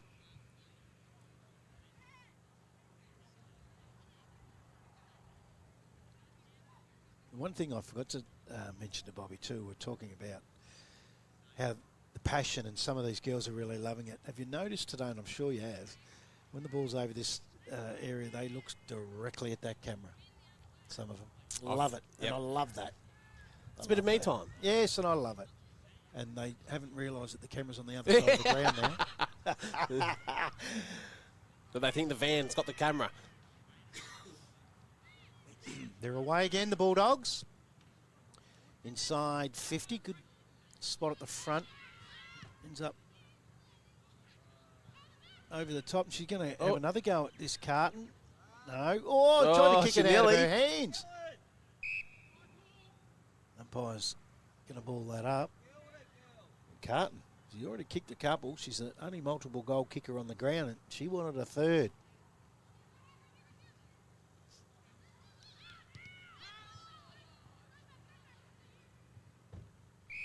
Tackle without the ball. That was against Grenes.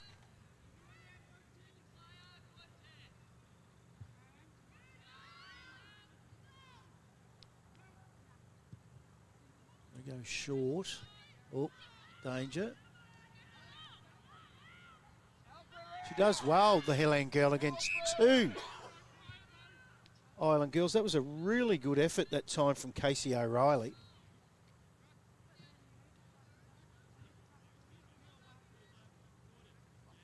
Looks like she might take ruck duties here too. Oh no, another ruck coming in now.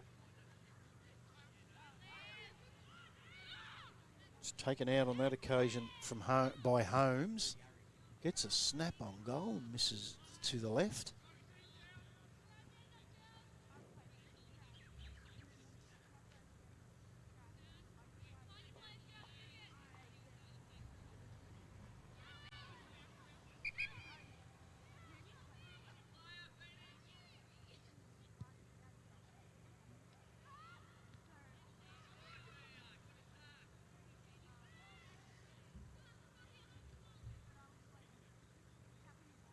Quick kick from the Helene girls. They go inside the centre of the ground, but it's going to come back.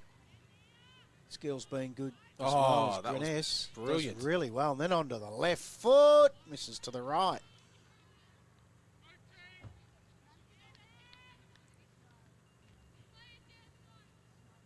So, been a big day out here at the Yinnar Recreation Reserve for the Latrobe Health Services Gippsland Gather Round Festival of Female Footy.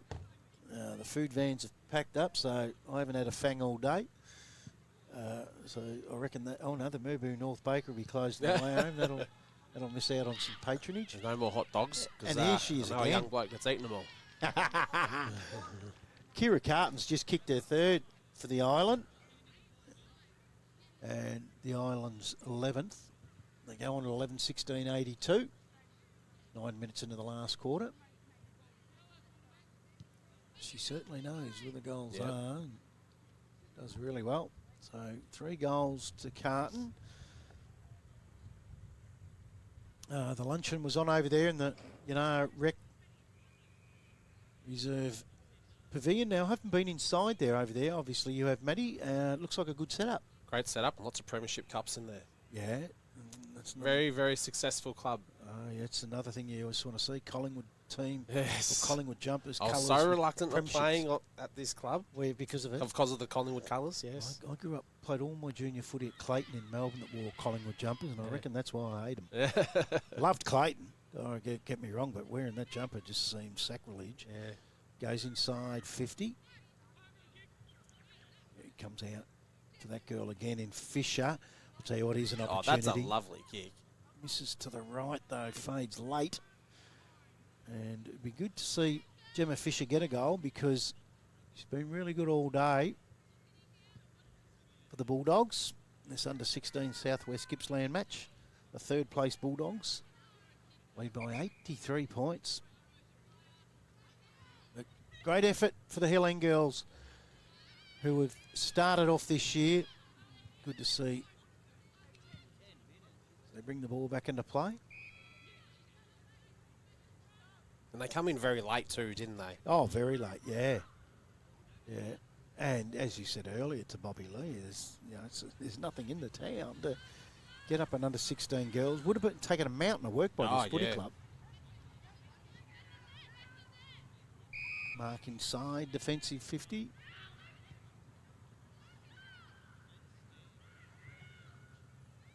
Away here. If the stand-in coach, Justin Tilley, for Phillip Island, do you have a sense of occasion and... Yeah, I want to do this every week. Or just let the opposition score? Yeah. And say, hey, look after them. I don't think so. No, I wouldn't as a coach. Back inside 50 for the Bulldogs. Here we go. Oh, kick around the corner from Greness. Here we go again. A mark inside. And, she wants to go off pretty quickly there, does Sadie Davies. The umpire's going to stop her there. Have a shot. Off one step. She's got it again. Is that who I think it is? It is. Carton. So she's going to kick from directly in front because she actually took the mark in that goal square. Carton's got her fourth. I reckon they're all in this quarter. Yeah. 12-17-89, the Bulldogs. Glen haven't troubled the scorers, and good mark. The captain of the senior men's team wears the 35, Jack Taylor, Phillip Island. Been a great servant of that footy club for a very long time. Know a bit about the Phillip Island Good club. Yeah, good club. We've always said high praise about Phillip Island. Yeah, a very good football club. No surprise they've been so successful. Yeah. And they know how to run an event too. You know, Easter Saturday game down there is unbelievable. Yeah. 6,000 to 8,000 people you usually get. And it's just that cauldron. It is. There. Well, the Prime Train talks so highly of Phillip Island. Yeah. Yeah, he's off in, he's interstate at the moment, but June 30 he has to go back to the island and play, doesn't he? Yeah. Then he can't play anywhere else. And that's his second year back, so it shows how good of a club they are. Yeah.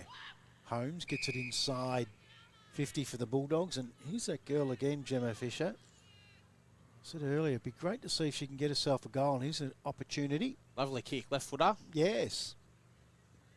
Been so good today. She's definitely got the distance there. And don't worry about that. The accuracy's there as well. She does get one. Well done, Gemma Fisher. On the board for the Bulldogs. Kicks their 13th. Let's have a look at this again. That's a fair kick here. Good 30-metre kick. Yeah. Yeah, lovely. No one on that line. No. Number 36 is looking at it and saying, Jeez, I should have been maybe I there. should have got there.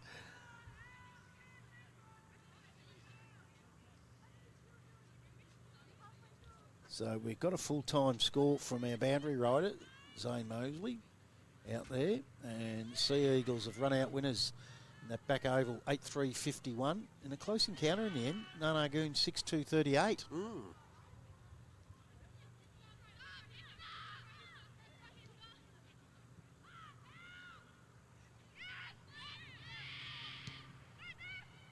They go again. Oh, good mark. She's had a bit of it too, Bethany Grenes, for the Island. Just looked up the scoreboard. Knows there's only 10 seconds to go. She's going to take a massive kick, that. And I'll tell you what. My gosh. Gets all the way to the line. They hold it up. And that is the last kick of the game. 13-17. 13-17. 95. Just missed the ton, the Island. Yeah. And Helene didn't trouble the scorers. We might take a break here at the Yinnar Rec Reserve for the Latrobe Health Services Gippsland Gather Round Festival of Female Footy in what has been a perfect day weather-wise and footy-wise out here at Yinnar. And we'll come back with the last game, the Under-18 Division 2 clash here on Oval number 1 between Drouin and Sale City. And the game behind us will be the top of the table clash of that same division, Nunnagoon and Woodside. It was Phillip Island by 95 points.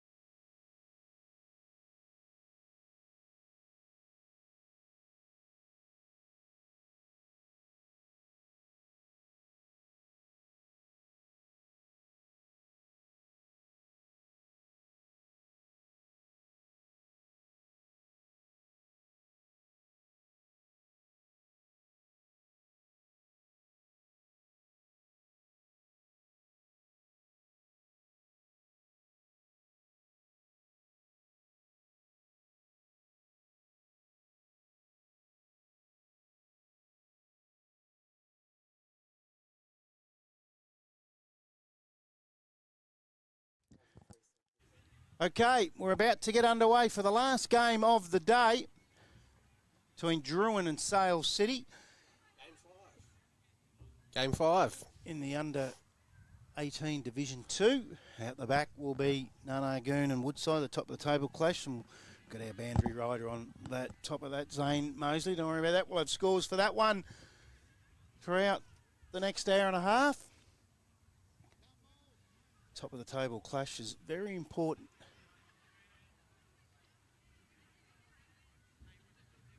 Just waiting for the last game for all the girls to get off. They did a presentation. That was the first one I've seen all day. Yeah, I haven't been looking for that actually, so I didn't know that. Yeah, there you go. So, and I know they're running to a time frame here. They want to be, because a lot of people, this is bad stretch, this trip on the stress lecky, and they're going to have to do that at times throughout the day. And we're just talking about Tim Cotter. Yeah, we did. And have a guess who's walked in. His ears are burning. And I reckon that is a great time to pass the man a set of headphones. And I've got to say, what a wonderful day it's been, Mr. Cotter. It has, hasn't it? Hey? Yeah, the weather's definitely turned it on. Unbelievable. Good facility. Everyone's leaned in and made it a fantastic day. What do you think about the facility? I just love it. Just works beautifully. Yeah. No, we just want to keep innovating and trying to find what's best. And we've tried a couple of different locations, and it's an optical illusion, but both ovals here are identical sized. So we don't want anybody to feel that they're not the showpiece on the day. And I think both ovals certainly have different feel to them. But I think everyone will be happy with the oval they played on. Yeah, I've been absolutely impressed by the facility. I mean, the weather always helps when you're blessed by the gods, and Mother Nature's looked after us, that's for sure. But the football's been good too, apart from, and that's what we're here for, but I just reckon what's happened on the perimeter of the ground's been sensational. But the footy's been good, Tim. Yeah, it has. Yeah, we because we're growing this game and the age groups, there's going to be new teams enter, which means there's brand new players to the games. So there's always contentious around whether it's a geographic split or divisional. And for us, we'd rather people turn up with the chance of winning the game. Yep. And that means they might have to drive a bit further. But I think that's important when you've got brand new teams, that they get a chance to build experience, get more competitive, and then, over time, potentially we split it geography. But for the moment, let's drive a bit further and get a good game on, which we've had a few today. I like that. Yeah.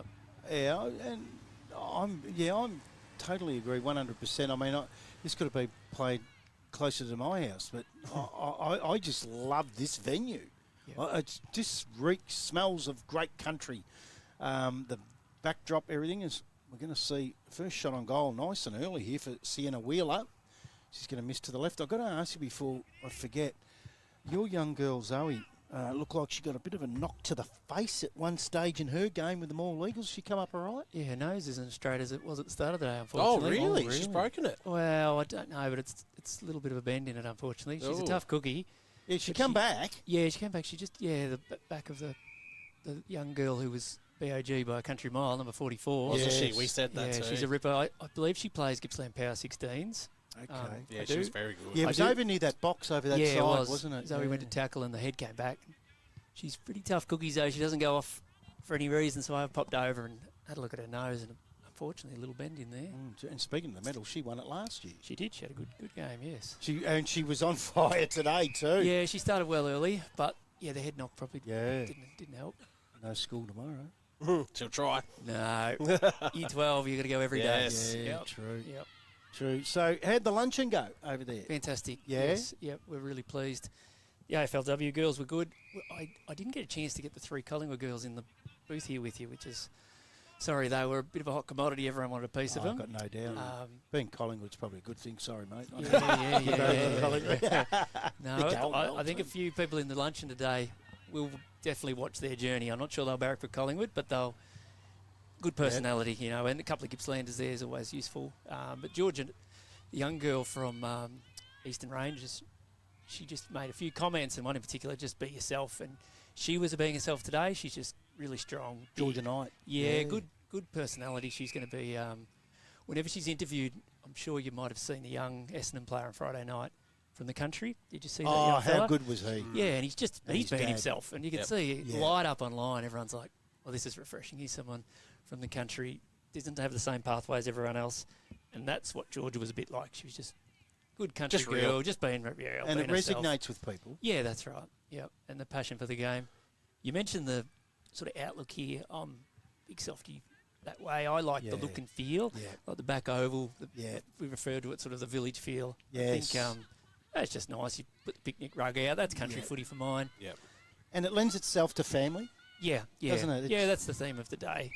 Is you've got lots of mums that have, at times, this is their first go with football Yep. with their daughters, and lots of dads that didn't think it was going to be their thing, and all of a sudden their daughter loves the game, and Yep. so you've got an amazing, really family atmosphere out here. And we've spoken at length about those different things today. We did with Bobby, didn't we? In that area, that Yeah. it Yep. does bring families together now Yep. that there's... Dad can watch the game with his daughter, and you're one. You would be doing that with Zoe. Yeah, indeed. Yep. And you've got a young bloke that loves his footy Yeah, too. Jake loves his footy, yep. No, I grew up because my dad loved his footy, so Dad a Collingwood supporter. he was So it indeed. comes back through. So this is... Yep. And these are the things that mum and dad and son and dad... mum and daughter and dad and son Yeah. start watching the footy together, and they watch the AFLW together. Yeah, And they start talking. Yep. No, we're definitely a footy family. Zoe sometimes does some projects at school, different subjects around culture and religion and tradition. I think for us it's almost footy. Whether that's a good thing or not, but that's our thing. No, you're That's right. what we really enjoy as a family. I think I got detention at school a lot because just talking footy. Just talking footy, yeah. Now I'm doing it for a living. Yeah, that's good. It's unbelievable. Brooke Kelly's out here today for Sale City. Yes. Ash Centra was a really hot talent at junior ages and obviously went number one pick. No, not too much pressure on Brooke, but she'll be a top Going 10 down the pick. same. Oh Yeah. yeah, she's amazing. We had a trial game before V-Line Cup last year at the under 15 level, and we tried to make teams as even as we could. Brooke's team was up by 10 goals, so we swapped Brooke to the other Is that team, good? and it levelled up real quick. She's just really strong runner, really long left foot kick. Yeah, she's a ripper. In this game now, I think she's out there, isn't she? I can't see her on my Is list. number 7 or no? No, we don't have a 7.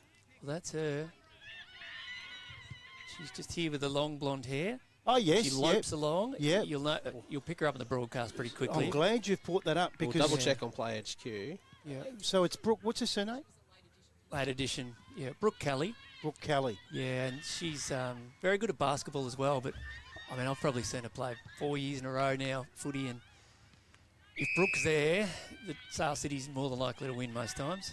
Okay, so She was made Ash Vic Centra Mark Country, 2. All Australian sides. Oh, really? Yeah, she's Gee. a very, very good player. We were out at Sale City just recently, Tim, and, Yeah. and I interviewed their senior men's coach, Jacob Schuback, and we were talking about what is it at Sale City, a tiny little club like that. There's some incredible male and female footballers that Yeah. come through that club. Yeah, for mine, it's not that there's something in the water, it's the volunteers at that club. Yep. The people that put in the hard yards and the effort to support and develop the players.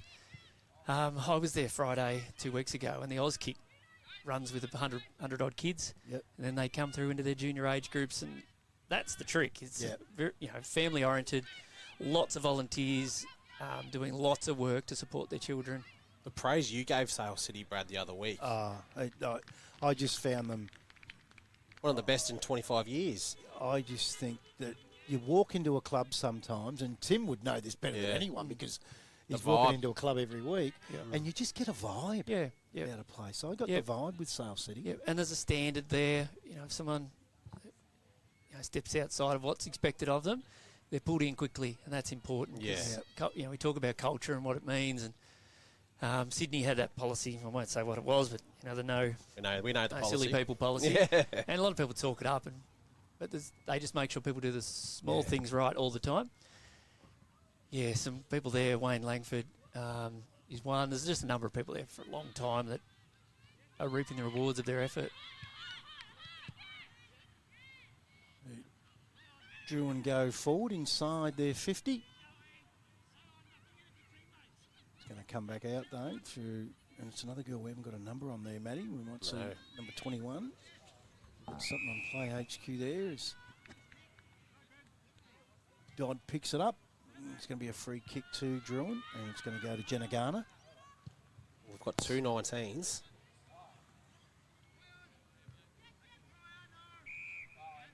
Oh, and that was Brooke Kelly that just broke away. She was off, wasn't she? Yeah, yes. The umpire has paid the free kick to Drouin. It'll go to Karkeek. Hopefully that's the way you say that.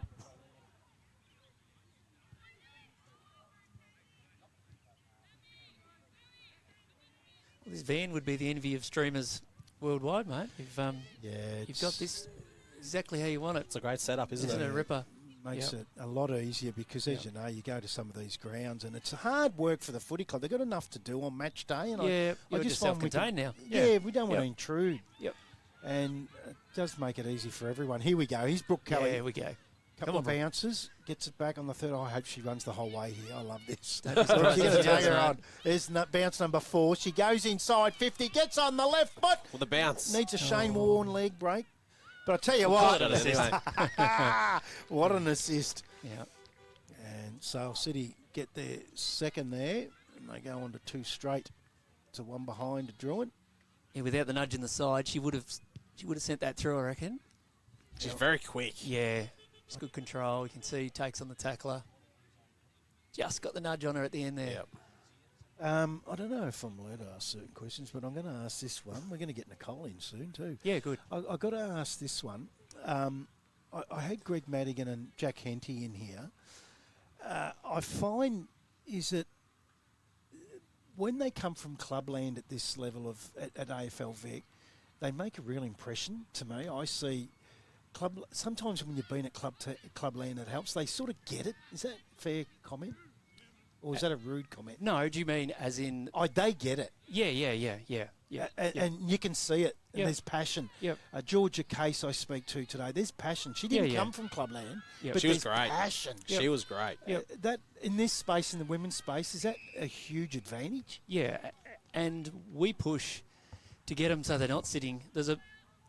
There's head of footy ops for AFL Vic. He's got a sign on his desk, and he says the desk's a dangerous place to see the world. So in particular, one of the things we make sure is that they're out at days like this. They're experiencing it. They're talking to people. They're engaging, so they know what it's like, what the volunteers have to do to make something like this a success. So for us, they're very well grounded. They're not sitting in AFL house lording over people. They're country people trying to do good things by country footy. Sometimes online, the narration around, always when it starts with AFL and people shake their fist. Well, me and Nicole have been in the job a couple of years, and all we do every day is try and do our best, working alongside volunteers. We don't run any footy clubs or any footy leagues. We're here to help to support them to do what they do. We try not to overburden them, but we try to make things better, I guess, every year. So we try to lift the bar, but we don't want to go too far in front of the volunteers who have to do the hard work in the spare time they don't have. Yeah. And it's funny, we spoke about this. I see it as this hierarchy thing. People get a little bit their nose out of joint with certain things. Speaking to Greg Madigan in particular, he's heading up AFL Vic. Now, he's taken over from, which Scott brother was it? Was it one originally? That one. A few back. Yep. Now, I wouldn't expect to be seeing Greg Madigan at Yinnar on an AFL gather round female footy. I just think that in itself speaks volumes. Before he even puts a headset on and talks naturally, he's really invested. Yeah, he's back here Tuesday night for a senior head of leagues meeting at Morwell office. So, he's a bit regular down here. The support we're getting from head office in Gippsland to do what we do is, it's fantastic. Sunday Arvo, he decides to come to Yinnar, spend the time and engage. And like I said, we don't think we're not sitting above football. We are part of football. We're just a stakeholder trying to support. So it's not it's good to get the people from the city to come out to show this. Yeah, they support it, but we're not. The pyramid's the other way around. The players and the volunteers and the supporters, they're the ones that run footy. We're just here to help, as I said.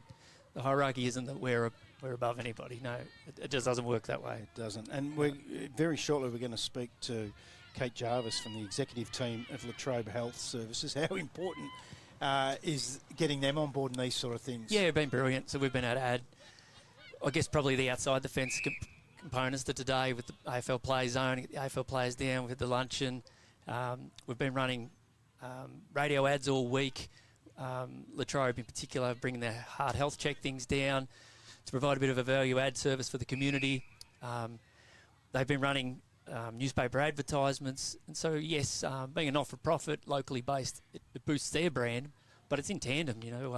They've been able to add value to this day by being a supporter of it. So we're really, really pleased, and we hope that's a relationship we can build with football locally. Because they're worth their weight in gold, and they're hard to get. Yep. Money's tight everywhere. Yep. And we don't hit them up for huge wads of cash. It's really just how can they help to pay for some of the things that we'd like to bring together on the day. So at quarter time here at the Latrobe Health Services Gippsland Gather Round Festival of Female Footy at the beautiful Yinnar Recreation Reserve. I can tell you, Sales City lead 2-3-15, and Drouin are just the one behind in a cracking opening round. We'll take a quick break. When we come back from that break, firstly, thank you very much. No worries. Tim Thanks Cotter, for what the you've head done of today. AFL Gippsland. You've done a mighty job. Put on a fantastic event here today. We've had a ball. It had a real carnival atmosphere, and I would imagine that's the type of thing we're trying to get. Yeah, of course. Yep. Footy's a great sport, but we just always, what can we do better? What can we do bigger? And this demonstrates there's, the country footy is well and truly alive. So, no, thank you. Appreciate your efforts. Thanks very much, and I'd be remiss of me before I go to say that, geez, the pies are going very well, mate. We'll take a quick break, and when we come back, we'll have Kate Jarvis from the executive team of Latrobe Health Services. It is Sale City by 14 points.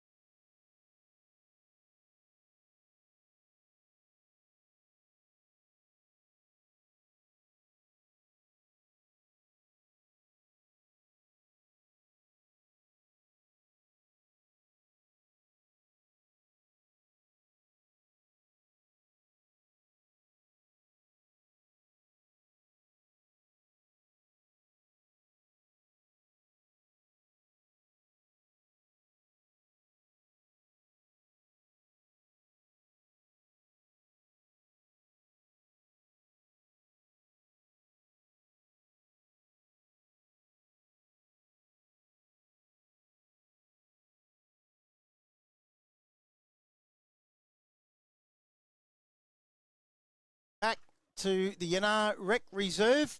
It's quarter time here. In the last game of the day, in the Under-18s Division 2 game, and it's Sale City 2-3-15 to Drouin, just the one behind. The game behind us, Nana Goon 1-1-7, and the top of the table clash, 2 behinds Woodside. And we are very privileged now to be joined by the major sponsor of the day, Latrobe Health Services, from the executive team, Kate Jarvis. Welcome. Oh, thank you. What an intro. I do a song and dance too. You want to have a crack at that? It's not real good. It's not real good. Hey, Kate, tell us about your role, the executive team. I was just talking to Tim Cotter from AFL Gippsland.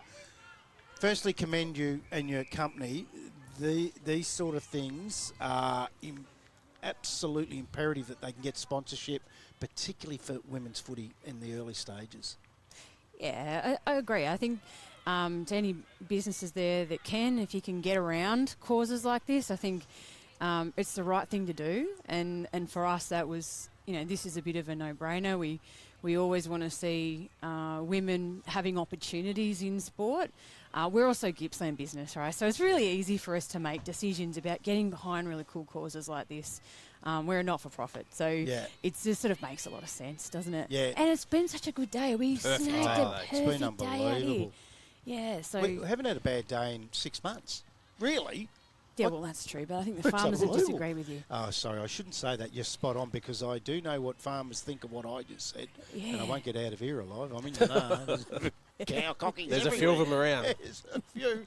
And your role, Kate, what's your role within the executive team? So take us through that. Yeah, sure. I've been with Latrobe Health Services for nearly 7 years now, and my role encompasses marketing, community programs, and business development, so a reasonably broad portfolio.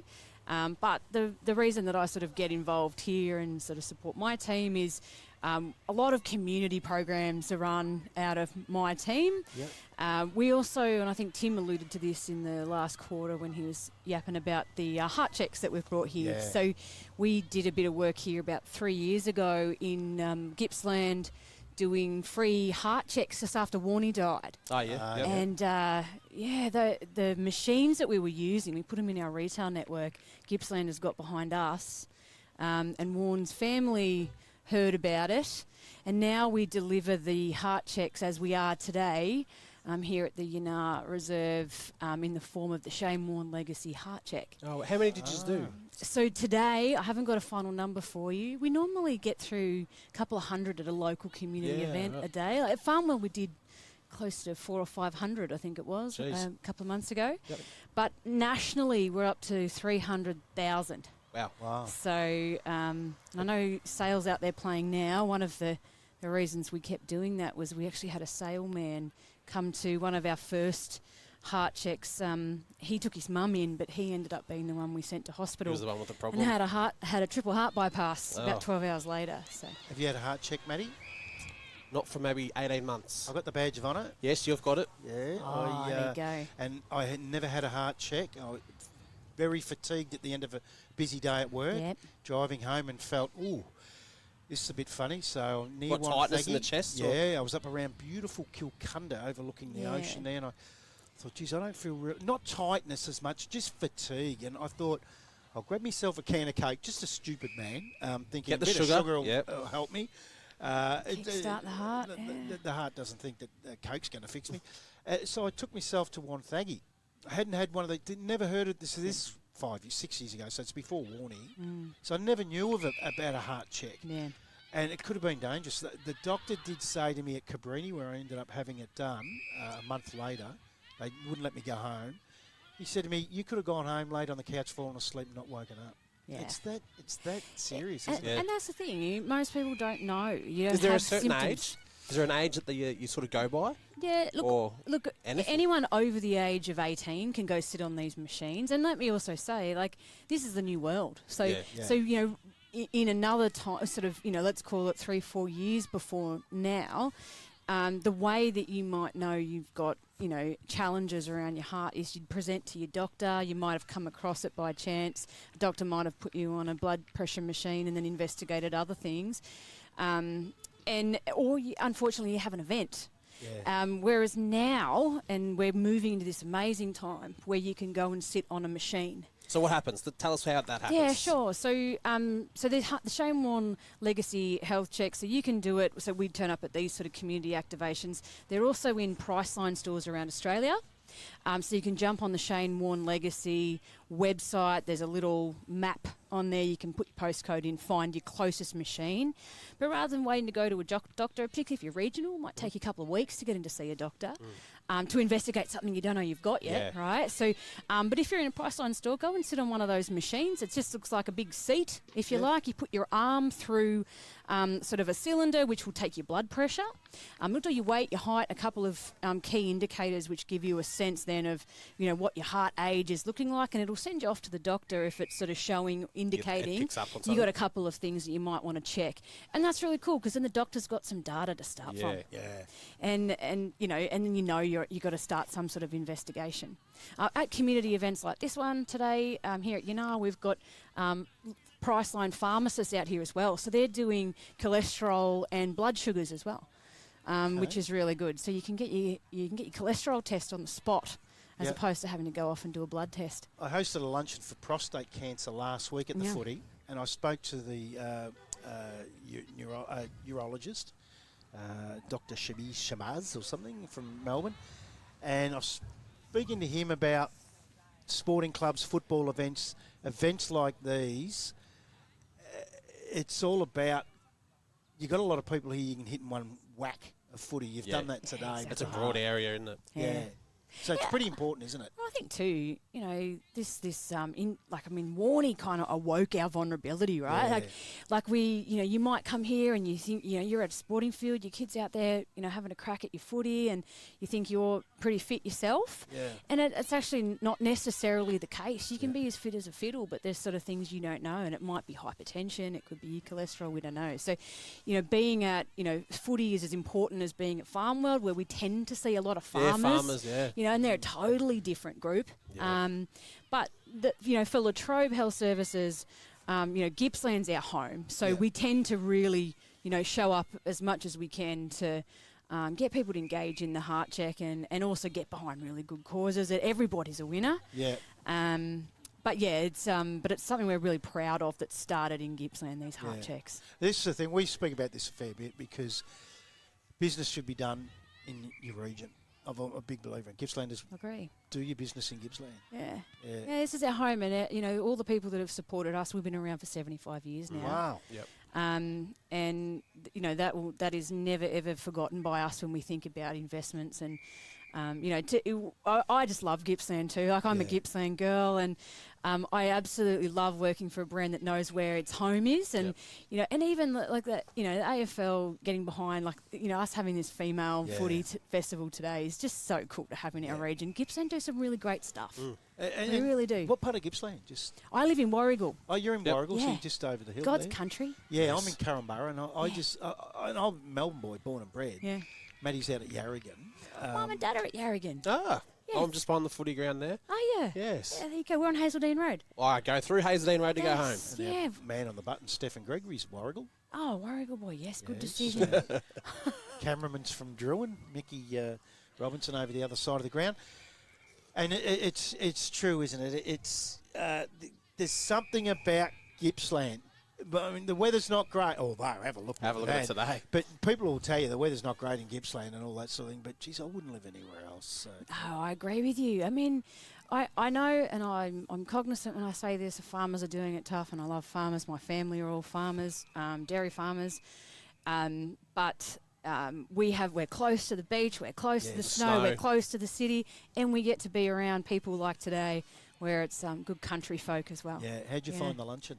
Oh, it was great. We had, Tim probably said. What did you eat? He loves his fat. You're like me, I'm starving. Yeah, I am starving. You're hungry. He rubs it in me last week with his food, and I'm eating a ham, cheese, tomato sandwich. No. He had 8 hot dogs at the footy. I was busy yapping the whole way, Well, you didn't get and nothing. I ate a piece of fruit, Yep. Oh. So I had a banana, and also don't forget, I got the Latrobe logo on, right? I can't be peddling heart checks and smashing chips. Yeah, it doesn't look good, does it? I'll do that when I get home.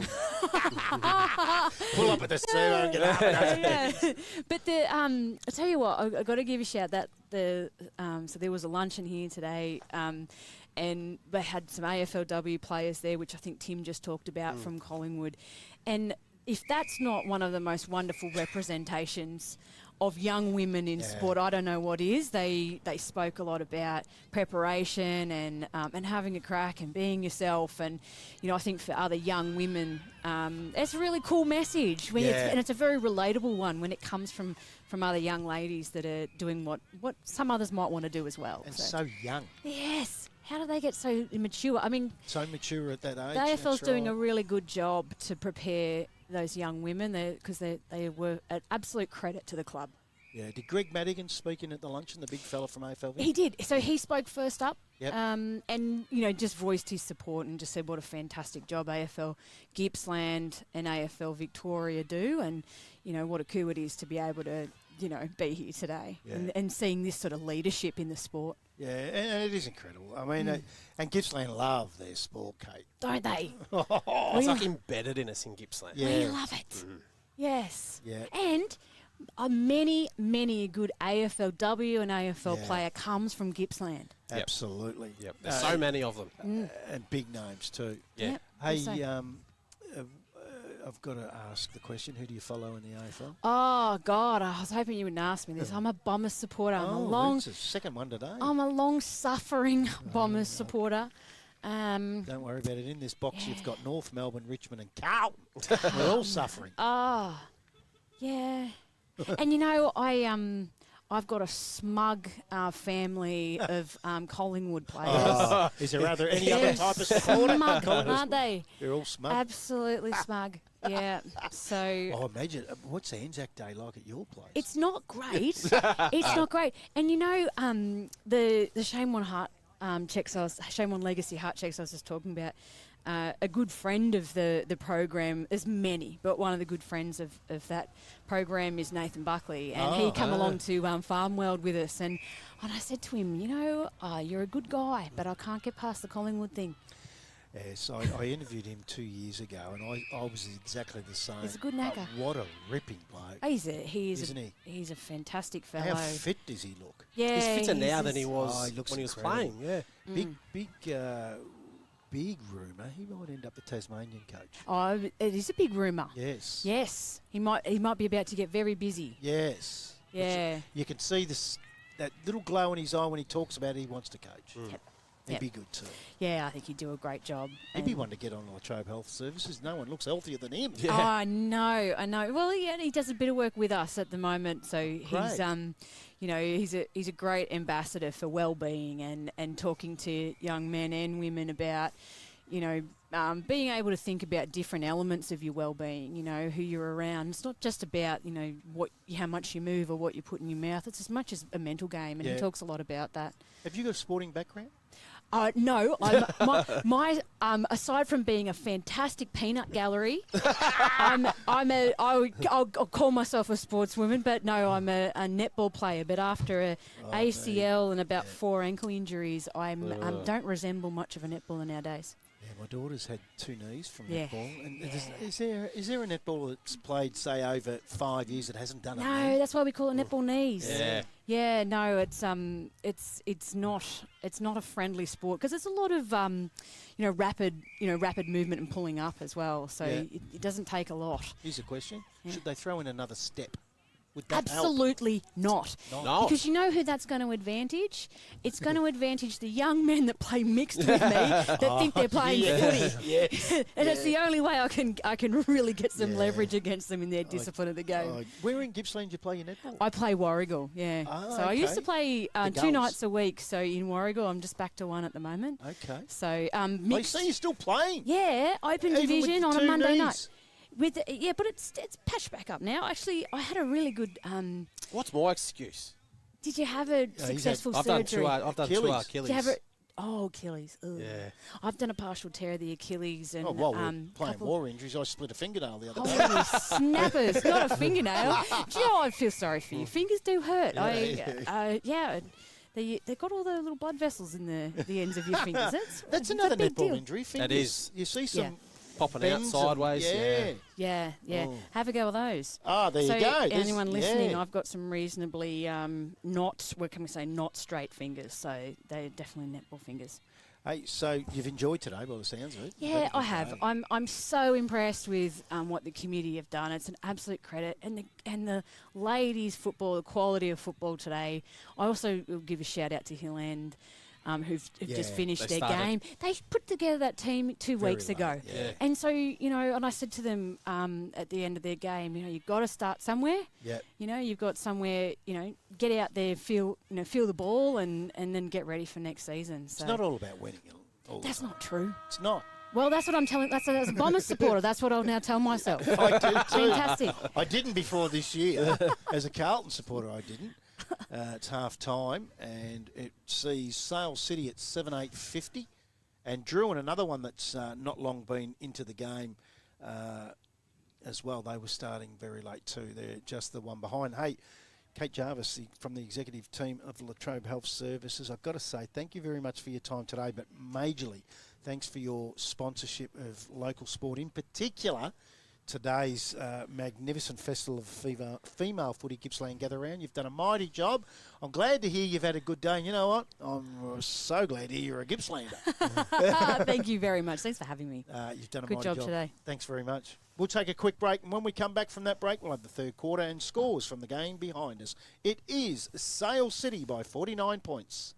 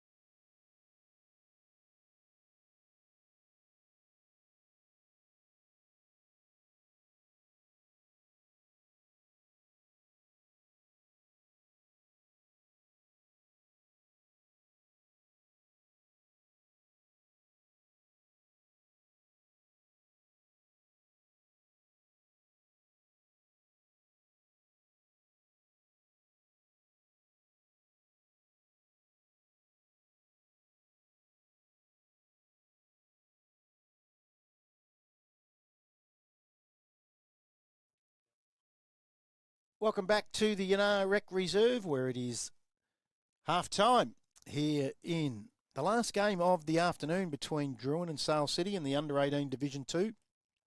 In the Latrobe Health Services Gippsland Gather Round Festival of Female Footy in what has been a terrific day. And it is Sale City 7-8-50 to the Drouin side, one behind. The game behind me, we haven't had an update, 1-1-7 to 2 behinds. Nunagoon was up over Woodside in their top-of-the-table clash. And just about to get underway, but now it's, we've had guests in today, and now we've got up to the A-graders. Up to the A-graders now. Nicole Batuna from AFL Gippsland, welcome. Thank you for having me. Hey, you've done it. First of all, how tired are you? Big day. It's been a big day. What time did you arrive? We got here at 8 o'clock this morning. Okay. And that's after 6 days before. You've been all over the place. And Absolutely. You've got to be back tomorrow. Yes. On deck tomorrow morning. Definitely. But this is the fun stuff, isn't it? These sort of days. This has been a huge success, has it? Yeah, absolutely. We're so pleased with how the day has gone off. It's just incredible to be able to get all of our teams all here together, have 10 games of footy. We have had an amazing buy-in by Latrobe Health Services. They've been brilliant with all their Shane Warne health checks. FFG have been brilliant in assisting in pulling all this together, but mostly it's about the girls and the women and getting footy and getting it seen and yourselves these broadcast opportunity. And not a lot of girls can turn around and get to rewatch the vision of their own games and stuff, and a little bit of analytics of their own play. And as we watch, there's Brooke Kelly again. What an absolute star she's going to be. I really look forward to watching her journey from what yourself and what Tim Cotter said Tim really earlier. spoke her up. Yeah, no, she's brilliant. And like Tim said, with the V-Line trials that we had and then watching her in V-Line, it was just incredible. And she's going to be a name like Ash Centre again. Everyone's going to be talking about Brooke in the next few years, and she'll go far. And you had a couple of your own running around I earlier did, today. How'd they go? I mean, you've got they one did. with a bad ankle at the moment, and a couple running out there. How'd they go? Absolutely. They played really well. So they've moved across to the Dusties this year. And, Gemini's had a good, strong play down in defence. And, they're going well. Pretty good. We spoke about this earlier. Yeah, the we Dusties with their program's pretty good. Yep. You'd see that firsthand. Oh, absolutely. It's incredible if we can kind of bottle what the Dusties have been brought to footy in the women and girls space, and then spread that all across Gippsland, we'd be absolutely flying. So we're seeing now more clubs are actually looking to the leaders like the Dusties and are really establishing their programs, and we're getting bigger and better. And days like this is where we can actually see it progressing and promoting. I think we sat here this time last year with our gather round, and just even the skills on with the girls and stuff like that, the development is unbelievable. It's a credit to all of their coaches and all of the clubs. So everyone should be really proud of themselves. How do you go with the senior club with Bobby McCullum? Has he jumped in with the girls at all yet? Yes and no. So I haven't been around the women's program as such, and kind of unfortunately with my job, I'm a little bit more drop and run with the girls. They only say that because he has two girls. Yeah. So we thought he might jump on board. To be honest, like I said, we're only new to the club, so we're just kind of establishing ourselves around. But they've got some fantastic leaders there with Michaela and Carly doing. There's Brooke again. Kelly just kicked that goal. It's just on cue as we look at the trees in the background. Are you city people watching this? Get out to the country, in particular Gippsland. Have a look at that in the background. Colour of the leaves in the background. It's great. It's autumn still. It's pretty good. Only for a few more days, but hey, Nicole, when you and Tim get out to and it's a big region, the Gippsland, you get out to all the clubs during the year. How have you seen, because you cover not just women's footy, you're doing everything, but how do you see, how's the reception with the clubs, with the female side of it, the men's clubs that have brought in women's teams? Yeah, it's really exciting to kind of really promote, and like we know and we've spoken about a few times before that this is where you're actually going to go growing your games and growing your clubs. And we look at a club like Hill End, so they obviously played the 16s just before. They came to us about 2 to 3 weeks before the start of the season, so they were interested in looking into the female space. How can we assist? And so we sat down with them and go, do you know what, why don't we try for this year? And literally in about 3 or 4 weeks, that club has gone from no female football at all to putting the under-16s on the ground. So they've been doing an absolutely power of work, and it's a credit to all of their volunteers, getting good people in there. Kylie Mann, like, you can't go past a fantastic coach, and just getting the numbers and, you know, hitting all of the schools in that area. And they were originally talking about, oh, we'll look up at Rawson and Erica. And I'm like, go to Traff, go to Yarrick, and they don't have a youth girls there. Let's get the opportunity to get into, you know, Traff High School and the different schools in the area. And they've come out of absolute nowhere. And I think it's a credit to them. And then what we can actually do is use them as a piece and go to the other clubs. And speaking to some of the guys out here at Yinnar, go, you know, next year, why not have a girls team out here as well? Well, they have 2 cricket teams. Absolutely, absolutely. So yeah, so Helen, they can do it. Yeah, definitely. They've got a fantastic cricket program at Hill End, so they've already got the women's facilities and all that kind of stuff, and that shouldn't be a hindrance if you don't have women's facilities. Yeah. Anyone can get a girls team up and running, so it's just a real big promotion that we actually need. And yeah, if you want to grow your club, this is where it's going to come from. And I wonder too, I know I've sound like a broken record today about this facility. I just love it, the outlook of it. Yep. You wonder too that because it's a little town out of the way, how many people at Yinnar, or out of Yinnar, would say if they get a women's team, this is the sort of, today that it's been here, this is the sort of town I wouldn't mind coming and having a kick at the footy at. Absolutely, definitely. It's a beautiful ground, great facilities. Like Yinnar Football Club, it's a credit to them the way that they've gone about assisting with the hosting of this carnival that we've had today. So we approached them and said, look, we're looking for a dual oval facility. This is the date. What do you think? And they were they came on board. Millsy and Ken Hutchins have been absolutely brilliant in, you know, helping putting all this together. And yeah, I know it's the tail end of National Volunteer Week, but really a huge shout out to the team at Yinnar. They backed it up yesterday. I know they had Foster out here. And so they've gone back-to-back games and they've done a brilliant job. And yeah, we are extremely thankful for what they've done. So I asked Bobby Lee earlier in the day about this gather round concept works, obviously. Is there anything in the wind in the women's competition that you know of, or could it be done where it doesn't have to be called gather round, as Brooke Kelly just takes a 54th mark inside 50?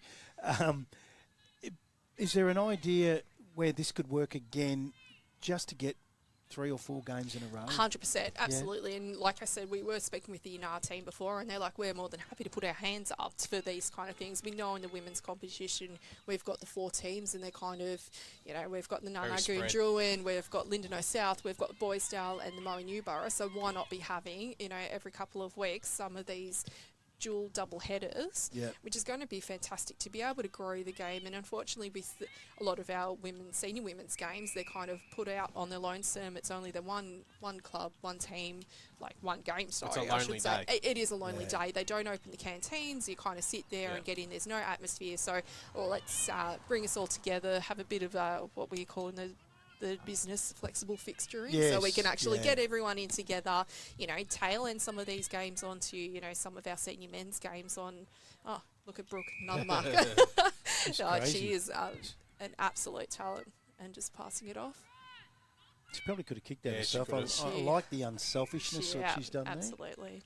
Yeah, so, yeah, as I said, like bringing all these kind of fixturing and flexible kind of all together, it's the way that we need to be doing and promoting our game and highlighting it. If we can tack it into some of the under-16s games, the under-14s, and then obviously down south and west, we've got all of our under-12s and under-14s and under-10 girls, it's only going to be the development and to promote and push the footy.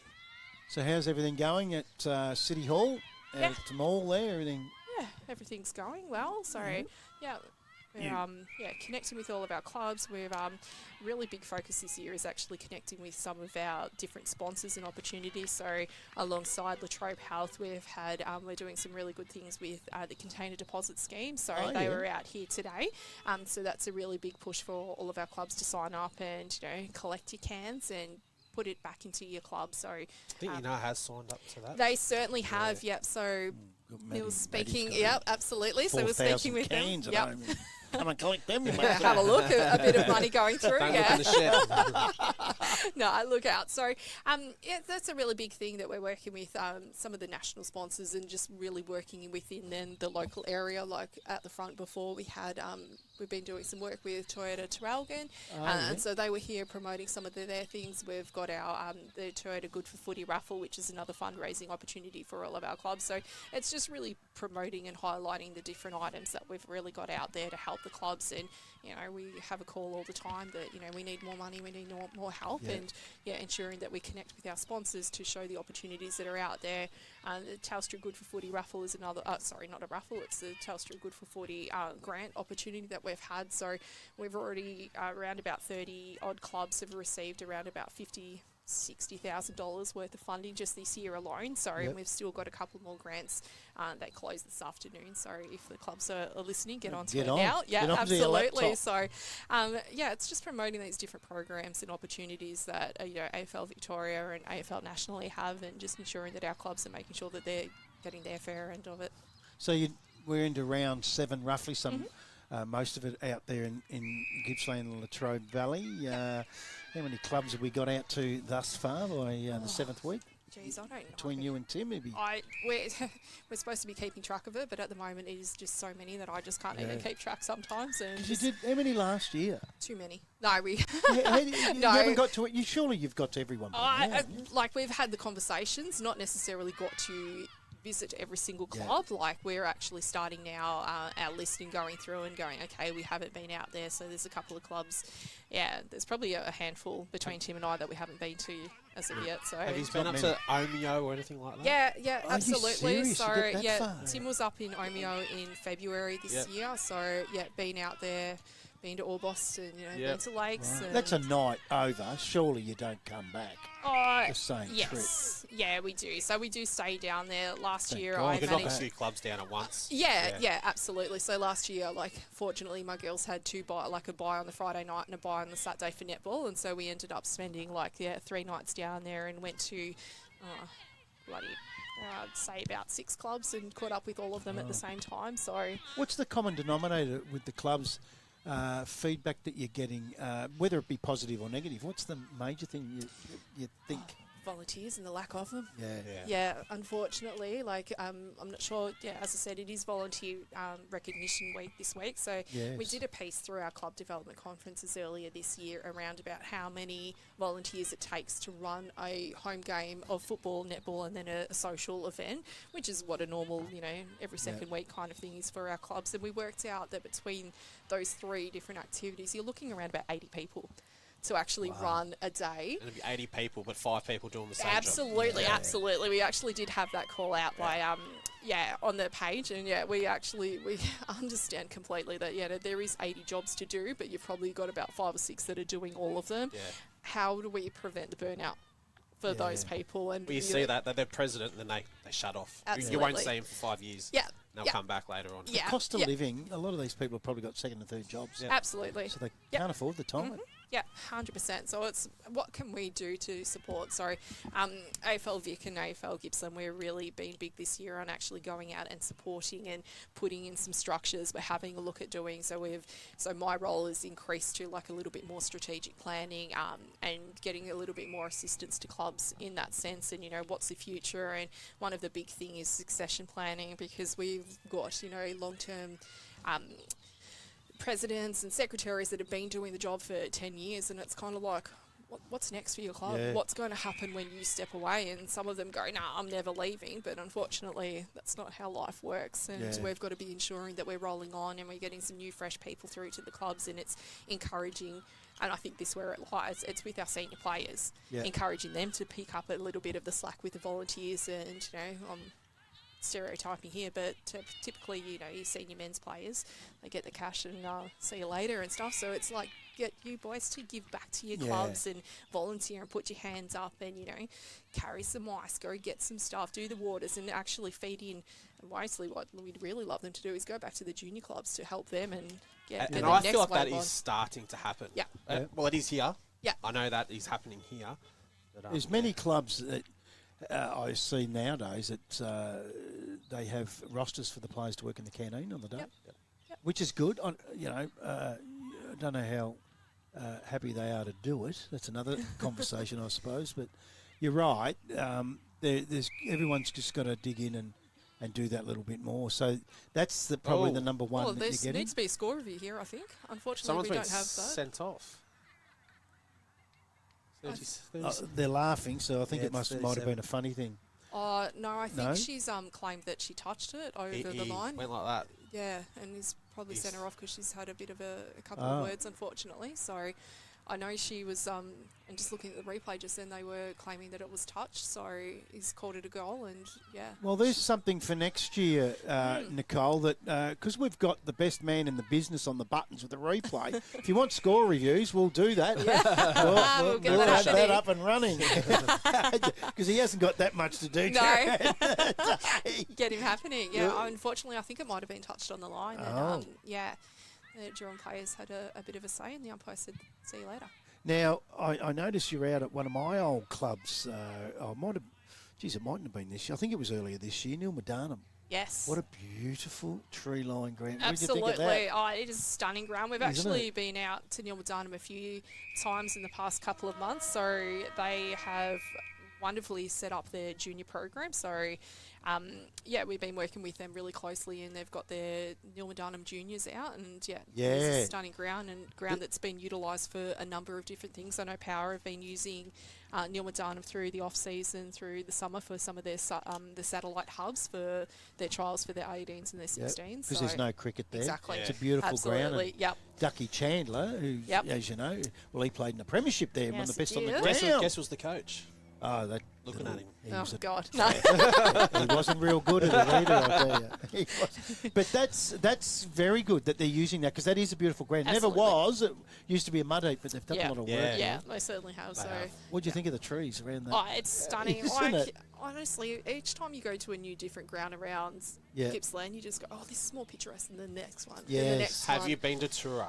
Yes. That's my favourite. That's his favourite, In the country. Absolutely, in the country. So I've been there for a committee meeting, was prior to their Carlton draft game last year, and the sun was setting and just atmosphere is just stunning. And then I know Tim went down for that Carlton draft game, and I believe it was probably the same amount of rain that we had for the Mid-Gippy grand final last year. Oh, Dylan Buckley played. Yes. Dominated, they tell me. Apparently. Dominated in that sort of weather. That says a lot about that guy. Absolutely. Not much of him. I wouldn't have turned up. Nah.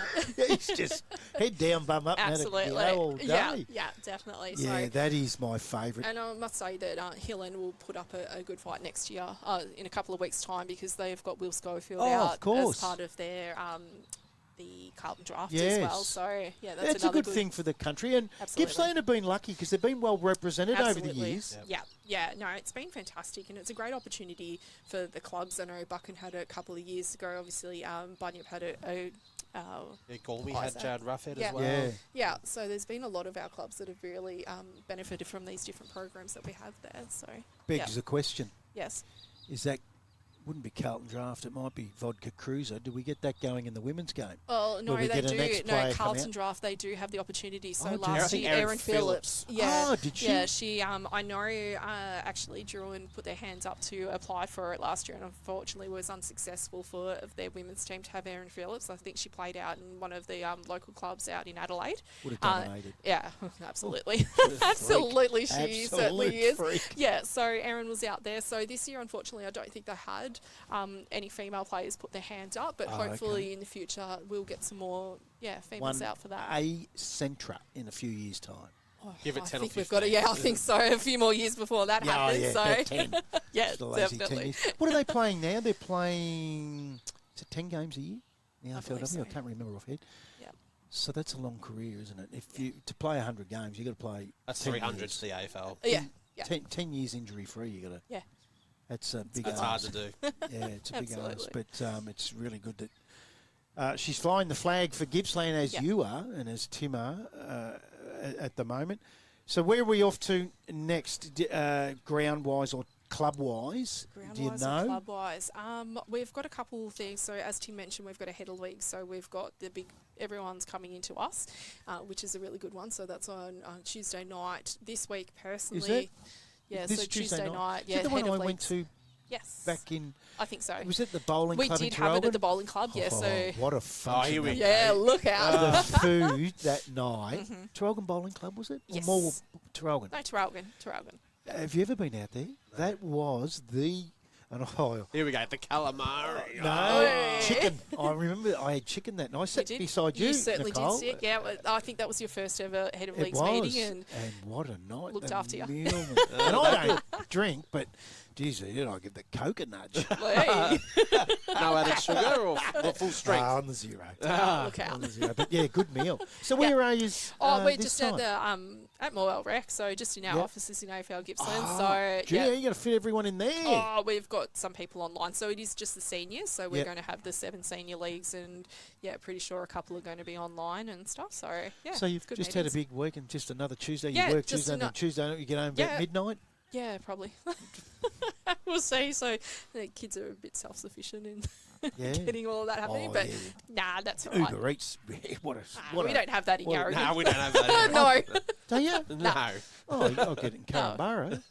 Uber really? Eats. Yes. Not in Yarragon. We're missing we out don't in have Yarragon. enough in Yarragon. No. No, I'm only joking. I don't need it. I Nah. wouldn't- by the time we get to these towns, it'd be stone Yeah. cold. Yeah. It's bloody cold. Actually, that's probably one thing that the girls miss the most from living in the city. Yeah. It's like out here now, like Yes. no such thing. I think the bank balance appreciates it though. Yeah, I bet. I think it's a good thing that Absolutely. Yeah.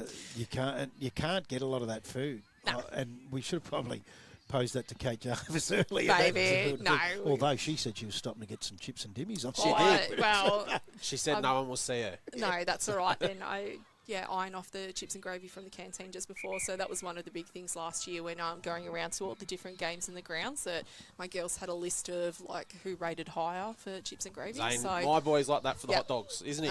Yeah, hot dogs. There you He's go. a hot dog. He's Yeah, unbelievable. nah, So chips and really, gravy. chips and gravy. Yeah. Do you remember who they give that to? Well, ironically, I think it was Drouin did pretty well. So, I mean, and they play at Drouin, so we were there every week. So maybe they got looked after a little bit. But no, these guys have done a pretty good job today. So, We I used might to be up on the list. Do a radio show for, I can name them, South Coast FM. I'm still doing a little bit for them. Yep.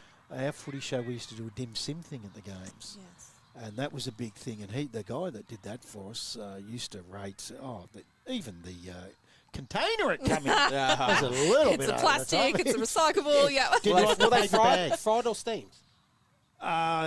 They had to be steamed. Yeah. Yep. And Steamed? Yes, because he didn't like them in the paper bag because they fell apart. So if you would lose points. Yeah. Had to be a plastic Unless you've got the tub. paper bag and then the Juice. plastic, like the freezer bag Oh, inside of inside? it, and then you can save He your did. soy sauce and all that. He yeah. did. So you've Technical. done this before. Yeah, absolutely. You've done this before. Jeez, Yeah, I'm definitely. you But, can't tell I'm hungry. Yeah, I reckon. As in terms of like distance this week, so Bunyip out on Monday night. So we've got my eldest is the coach of the under-15s Western All-Star. So we've got training on Monday night, games at Friday night out at Nyora, Leongatha for netball, and then Bairnsdale for footy on Sunday. So Big week.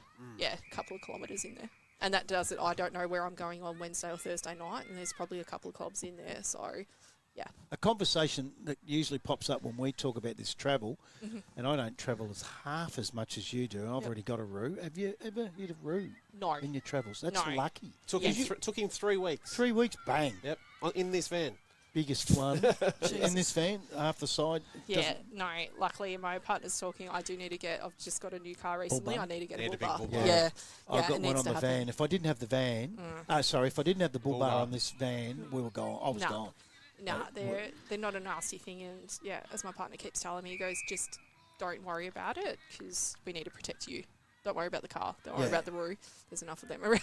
I'm Yeah. like, okay, yeah. Yeah, I see a lot on the side of the road. Yeah. A lot around at the moment. Absolutely. Yeah. And I know it might sound like I'm joking, but I'm an animal lover too, and I hate seeing a Yeah. kangaroo on the side Yeah. of the road because it's a national gem of Yeah. this country. Yeah, absolutely. That's not what you were telling me earlier. You eat No, them. you're right. Kill them. That's all fair. You eat them. Don't worry about it. As a kangaroo no, supporter, I don't eat nah. them. I do not eat. You do. I've seen the meat in the soup, and I couldn't come at it. It looks a bit rich to me. Oh. Oh, yeah, very rich. I'm a lamb type of guy. There's another goal too. Yeah, to Sale City, they've been piling them on. Well, we've got to thank you, Nicole, for not only joining us, but giving us the opportunity to be involved in this, because it's 2 years we've done it now, and it's just a great day. Oh, absolutely. And we can't thank you enough. Like, we've seen all the comments of people as far as New South Wales within the floods. We saw, Yes. Amy's great aunt. We haven't given him a shout-out yet. Oh, no. I've forgotten the name. I think it was Helen. Like, she's had a few comments off there, and Amy did get the best on ground there before, so I'm sure, Helen's we need to employ you. Absolutely. Because I would have gotten a lot of trouble. I completely forgot about that. Yeah. Gee, that's a good get by you, Nicole. Yeah, no, she was struggling up in those floods there, so. And our cameraman, who's our boss here at Sports Stream Live, Michael Robertson, he actually sent us a message about it, and he said, this is why we do what we do, and he's spot on, he's 100%. When that lady said that, I'm in New South Wales caught in the floods, and I get to watch my great niece. Yeah, absolutely. play And footy. even for my parents, they couldn't get here today to watch the game, and they would be able to watch the girls play, and it's just a fantastic opportunity to, like I said before, promote and spread this game. So just looking out there, Mickey Reynolds is lining up. Hopefully Drouin can get on the board. This will be good. Oh, Gets out of the back. Here we go, in the goal square. Block for her. Round the corner, handballs off. She threw it. it. Oh, it's got a free kick. Got a free kick. And he felt the sense of the occasion, the umpire. Good on him. And it will be Anna Victoria. How do we say that? Gyan? Gyan? How would you say that? So. Gyan has the chance, and she's done it. Oh, congratulations. Well done, That Drouin. is fantastic, and they've come from everywhere. Ballara, mind you, they're here from Ballara. And that's fantastic. They finally on the board. We were praying and barracking for Helen to do the same thing earlier. That would have been fantastic. Yeah, would have been good. Hey, thanks for joining us. No Really worries. appreciate Thanks for that. having Thanks us. for the day. It's been super. You do a great job, and we say that with all the respect, because we know how hard the job is, and it can be bloody thankless, and I know at times it is, but I reckon you're getting a fair bit of love now. And Yeah, we certainly are. I just think people reward. are actually established of, who Tim and myself are, and what our role is, and getting out and helping, and that's what it's all about. It's important. That's Absolutely. really important, because faceless people over the years, people have said from AFL, they're faceless. Well, they're not in Gippsland, because we see it all the time. We see where you are. You're putting on an absolute ripper of a day. Hey, you got Greg Madigan here today. Is beyond me. I just reckon that's a super Magic. Get. A super get. So you and Tim should be congratulated. Thanks for today. All the best worries. for the girls' ankle and thank you. and representative footy down the track. 6 weeks away. Oh, 13th of July. Yeah, she's hoping for All that. Stars. Yeah, good luck. But that's if they qualify for the grand final. So, but fingers crossed they're doing all right. Also, pass messages onto your boss. His daughter's nose. Hopefully, Zoe comes through. He was telling us earlier. Yeah, we seen it. And we called it in the call. No. Bit of a back of her head into the nose over the far side. Yeah. She was killing him until it happened. And the one that accidentally did it was the best player on the ground. Number 44 for Joe. Hey, thanks very much. No worries at all. Great Thank job. you so much. Enjoy the rest of the day. There's not much left of it, and hopefully you get to get out of here soon. Fingers crossed. Good No, on you. thank you. Nicole Batuna, that was from AFL Gippsland. Fantastic to have her in the van today.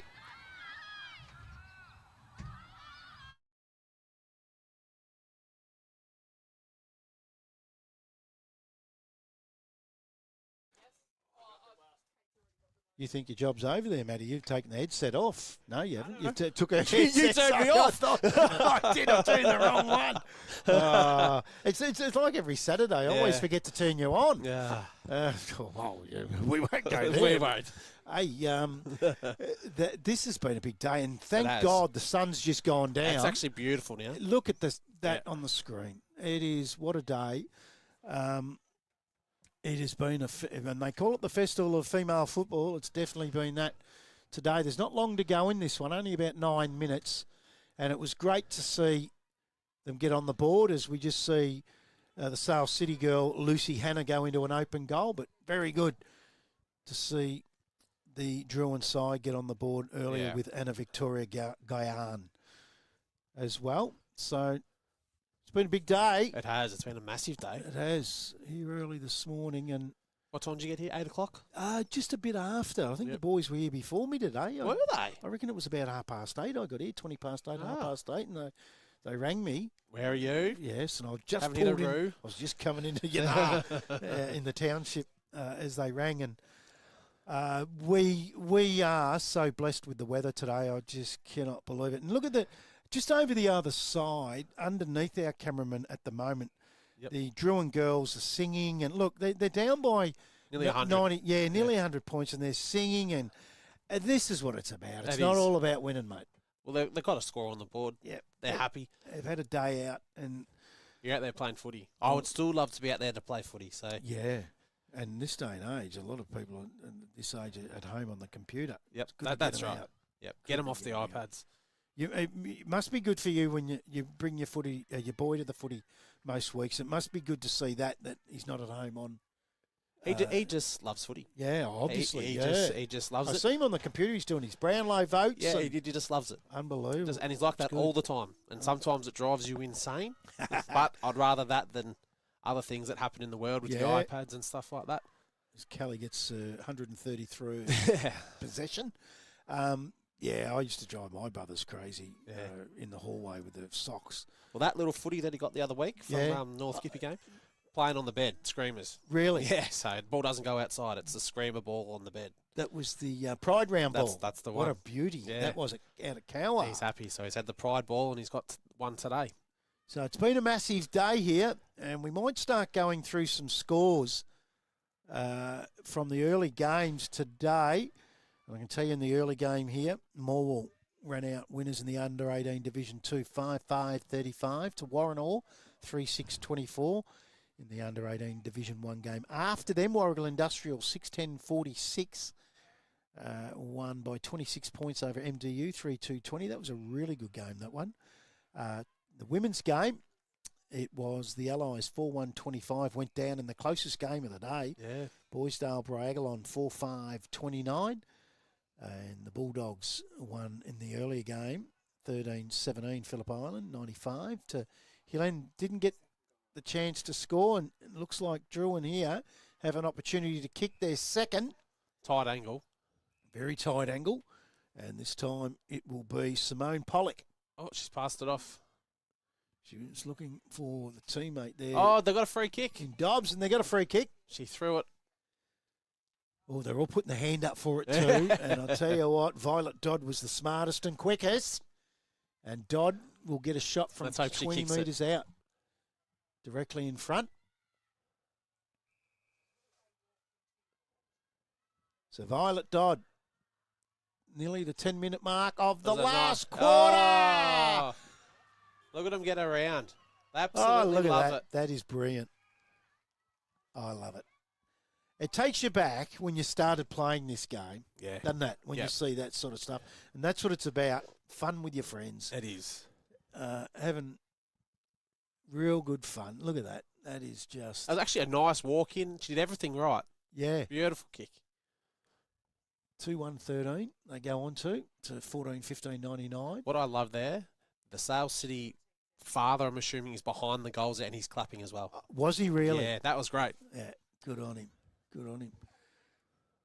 So the other games on behind us, the early game in the under-18 Division 1, Warragul 6-8-44, run out 32-point winners over Newborough, 1-6-12. Daleston, 2 behinds, lost to Boisdale Briagalong 12-15-87. We missed the Narnagoon Lindenau South women's score, but I'm pretty sure Narnagoon were up. Lindenau Yeah, South won well. had that covered in the end.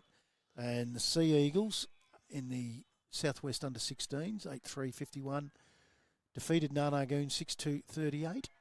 And Narnagoon were up over Woodside in the last game out the back.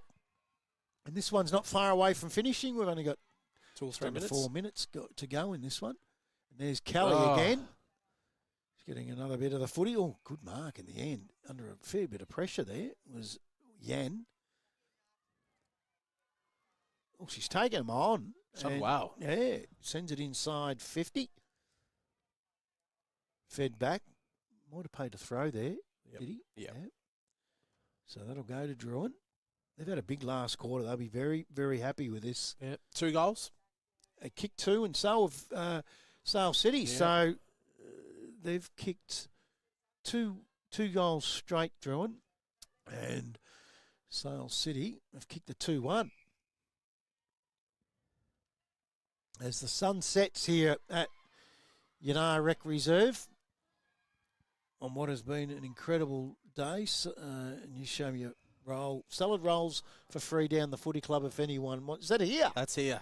Oh, Matty's just I'm headphones off. gone off. He's See out. years later. Have you eaten anything today? I had that sandwich this morning. Oh, did that you? was my breakfast. I haven't. That's all I've had. So she might be a big dinner for me. Yeah. I got Stuart home, so Oh, I think I'm pretty good, pretty how, safe. How is Stuart? Stuart? Yeah. 19, number 19. He's going to have a shot on goal here. Hope back in Carnell. Geez, I hope I've said that right. That's a difficult name. Gets it up towards the goal mouth. Gets out. This could bounce through. No. Still an opportunity. Oh, she's had a fresh air shot on that occasion as McNamara. Here we go. Comes back. McNamara gets a second go. I reckon she tried to pass that off to the vice-captain, Kaylee Bone. And we'll get a boundary throw in or ball up. So only a couple of minutes to go. They'll run out winners, obviously.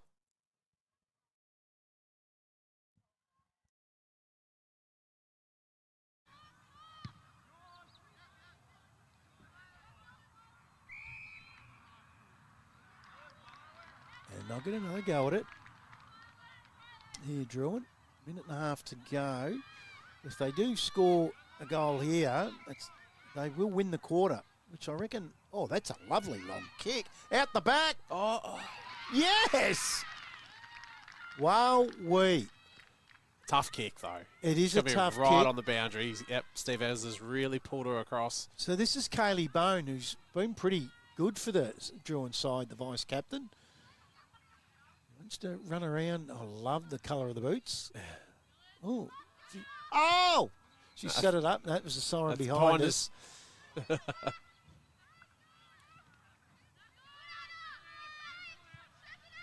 Here's Kelly again. Overruns it and goes back in onto the footy. Just starting to get a bit of a chill in the air now. Yeah.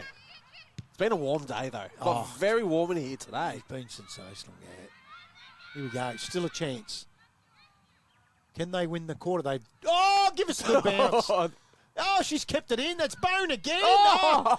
Kicked it straight into Stefanati. And they've drawn the quarter at 2-1 apiece. So you can't argue with that. So they get another score here. They will win the quarter. They go outside their defensive 50, the Bulldogs. That's a beautiful kick. It is, isn't it? Yeah.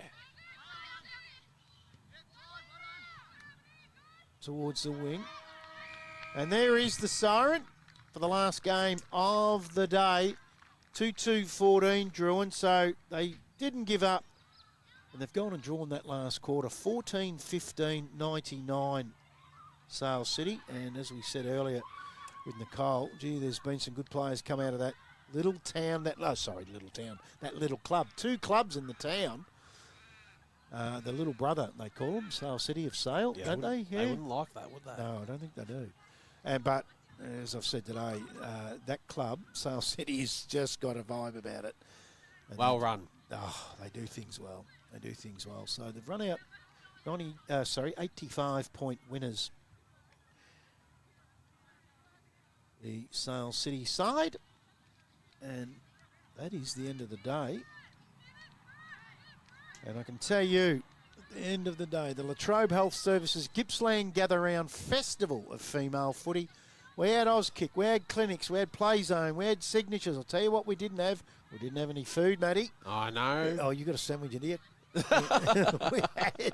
we had Collingwood Melbourne AFLW players, Ash Centra, Amber Shute, Georgia Knight, who everyone was glowing of the way she spoke in the luncheon, and Tyler Hanks. Yep. 10 games of women's footy. We had your young bloke as our boundary rider giving us the scores from over the back here. Zane Moseley. He's probably watching on the telephone on the way home. Yeah, no doubt. He'll have his mum's phone in his hand. Yeah, good on him. He did a mighty job. We had guests upon guests, and I cannot thank enough all the people that come in through today. Too many names to mention, but to the AFL Gippsland, to the Latrobe Health Services, AFL Victoria, Thank you very much for letting us be involved in this. It's been a ripper day. You've been superb. Yinnar Football Netball Club for putting on the event here at their ground. As far as I'm concerned, they wouldn't want to take it off them and send it anywhere else. This is a ripper. Yeah. Isn't it? Great facility. Loved playing here. Yeah, I bet you did. Yeah. Kick many goals here. You would have kicked a lot here. I kicked a few, but I was mainly the ruckman. Oh, majority towards of the my end time. of your career. Yeah, so I played a lot of ruck here. But I love playing here. Great game. I bet you do. Yep.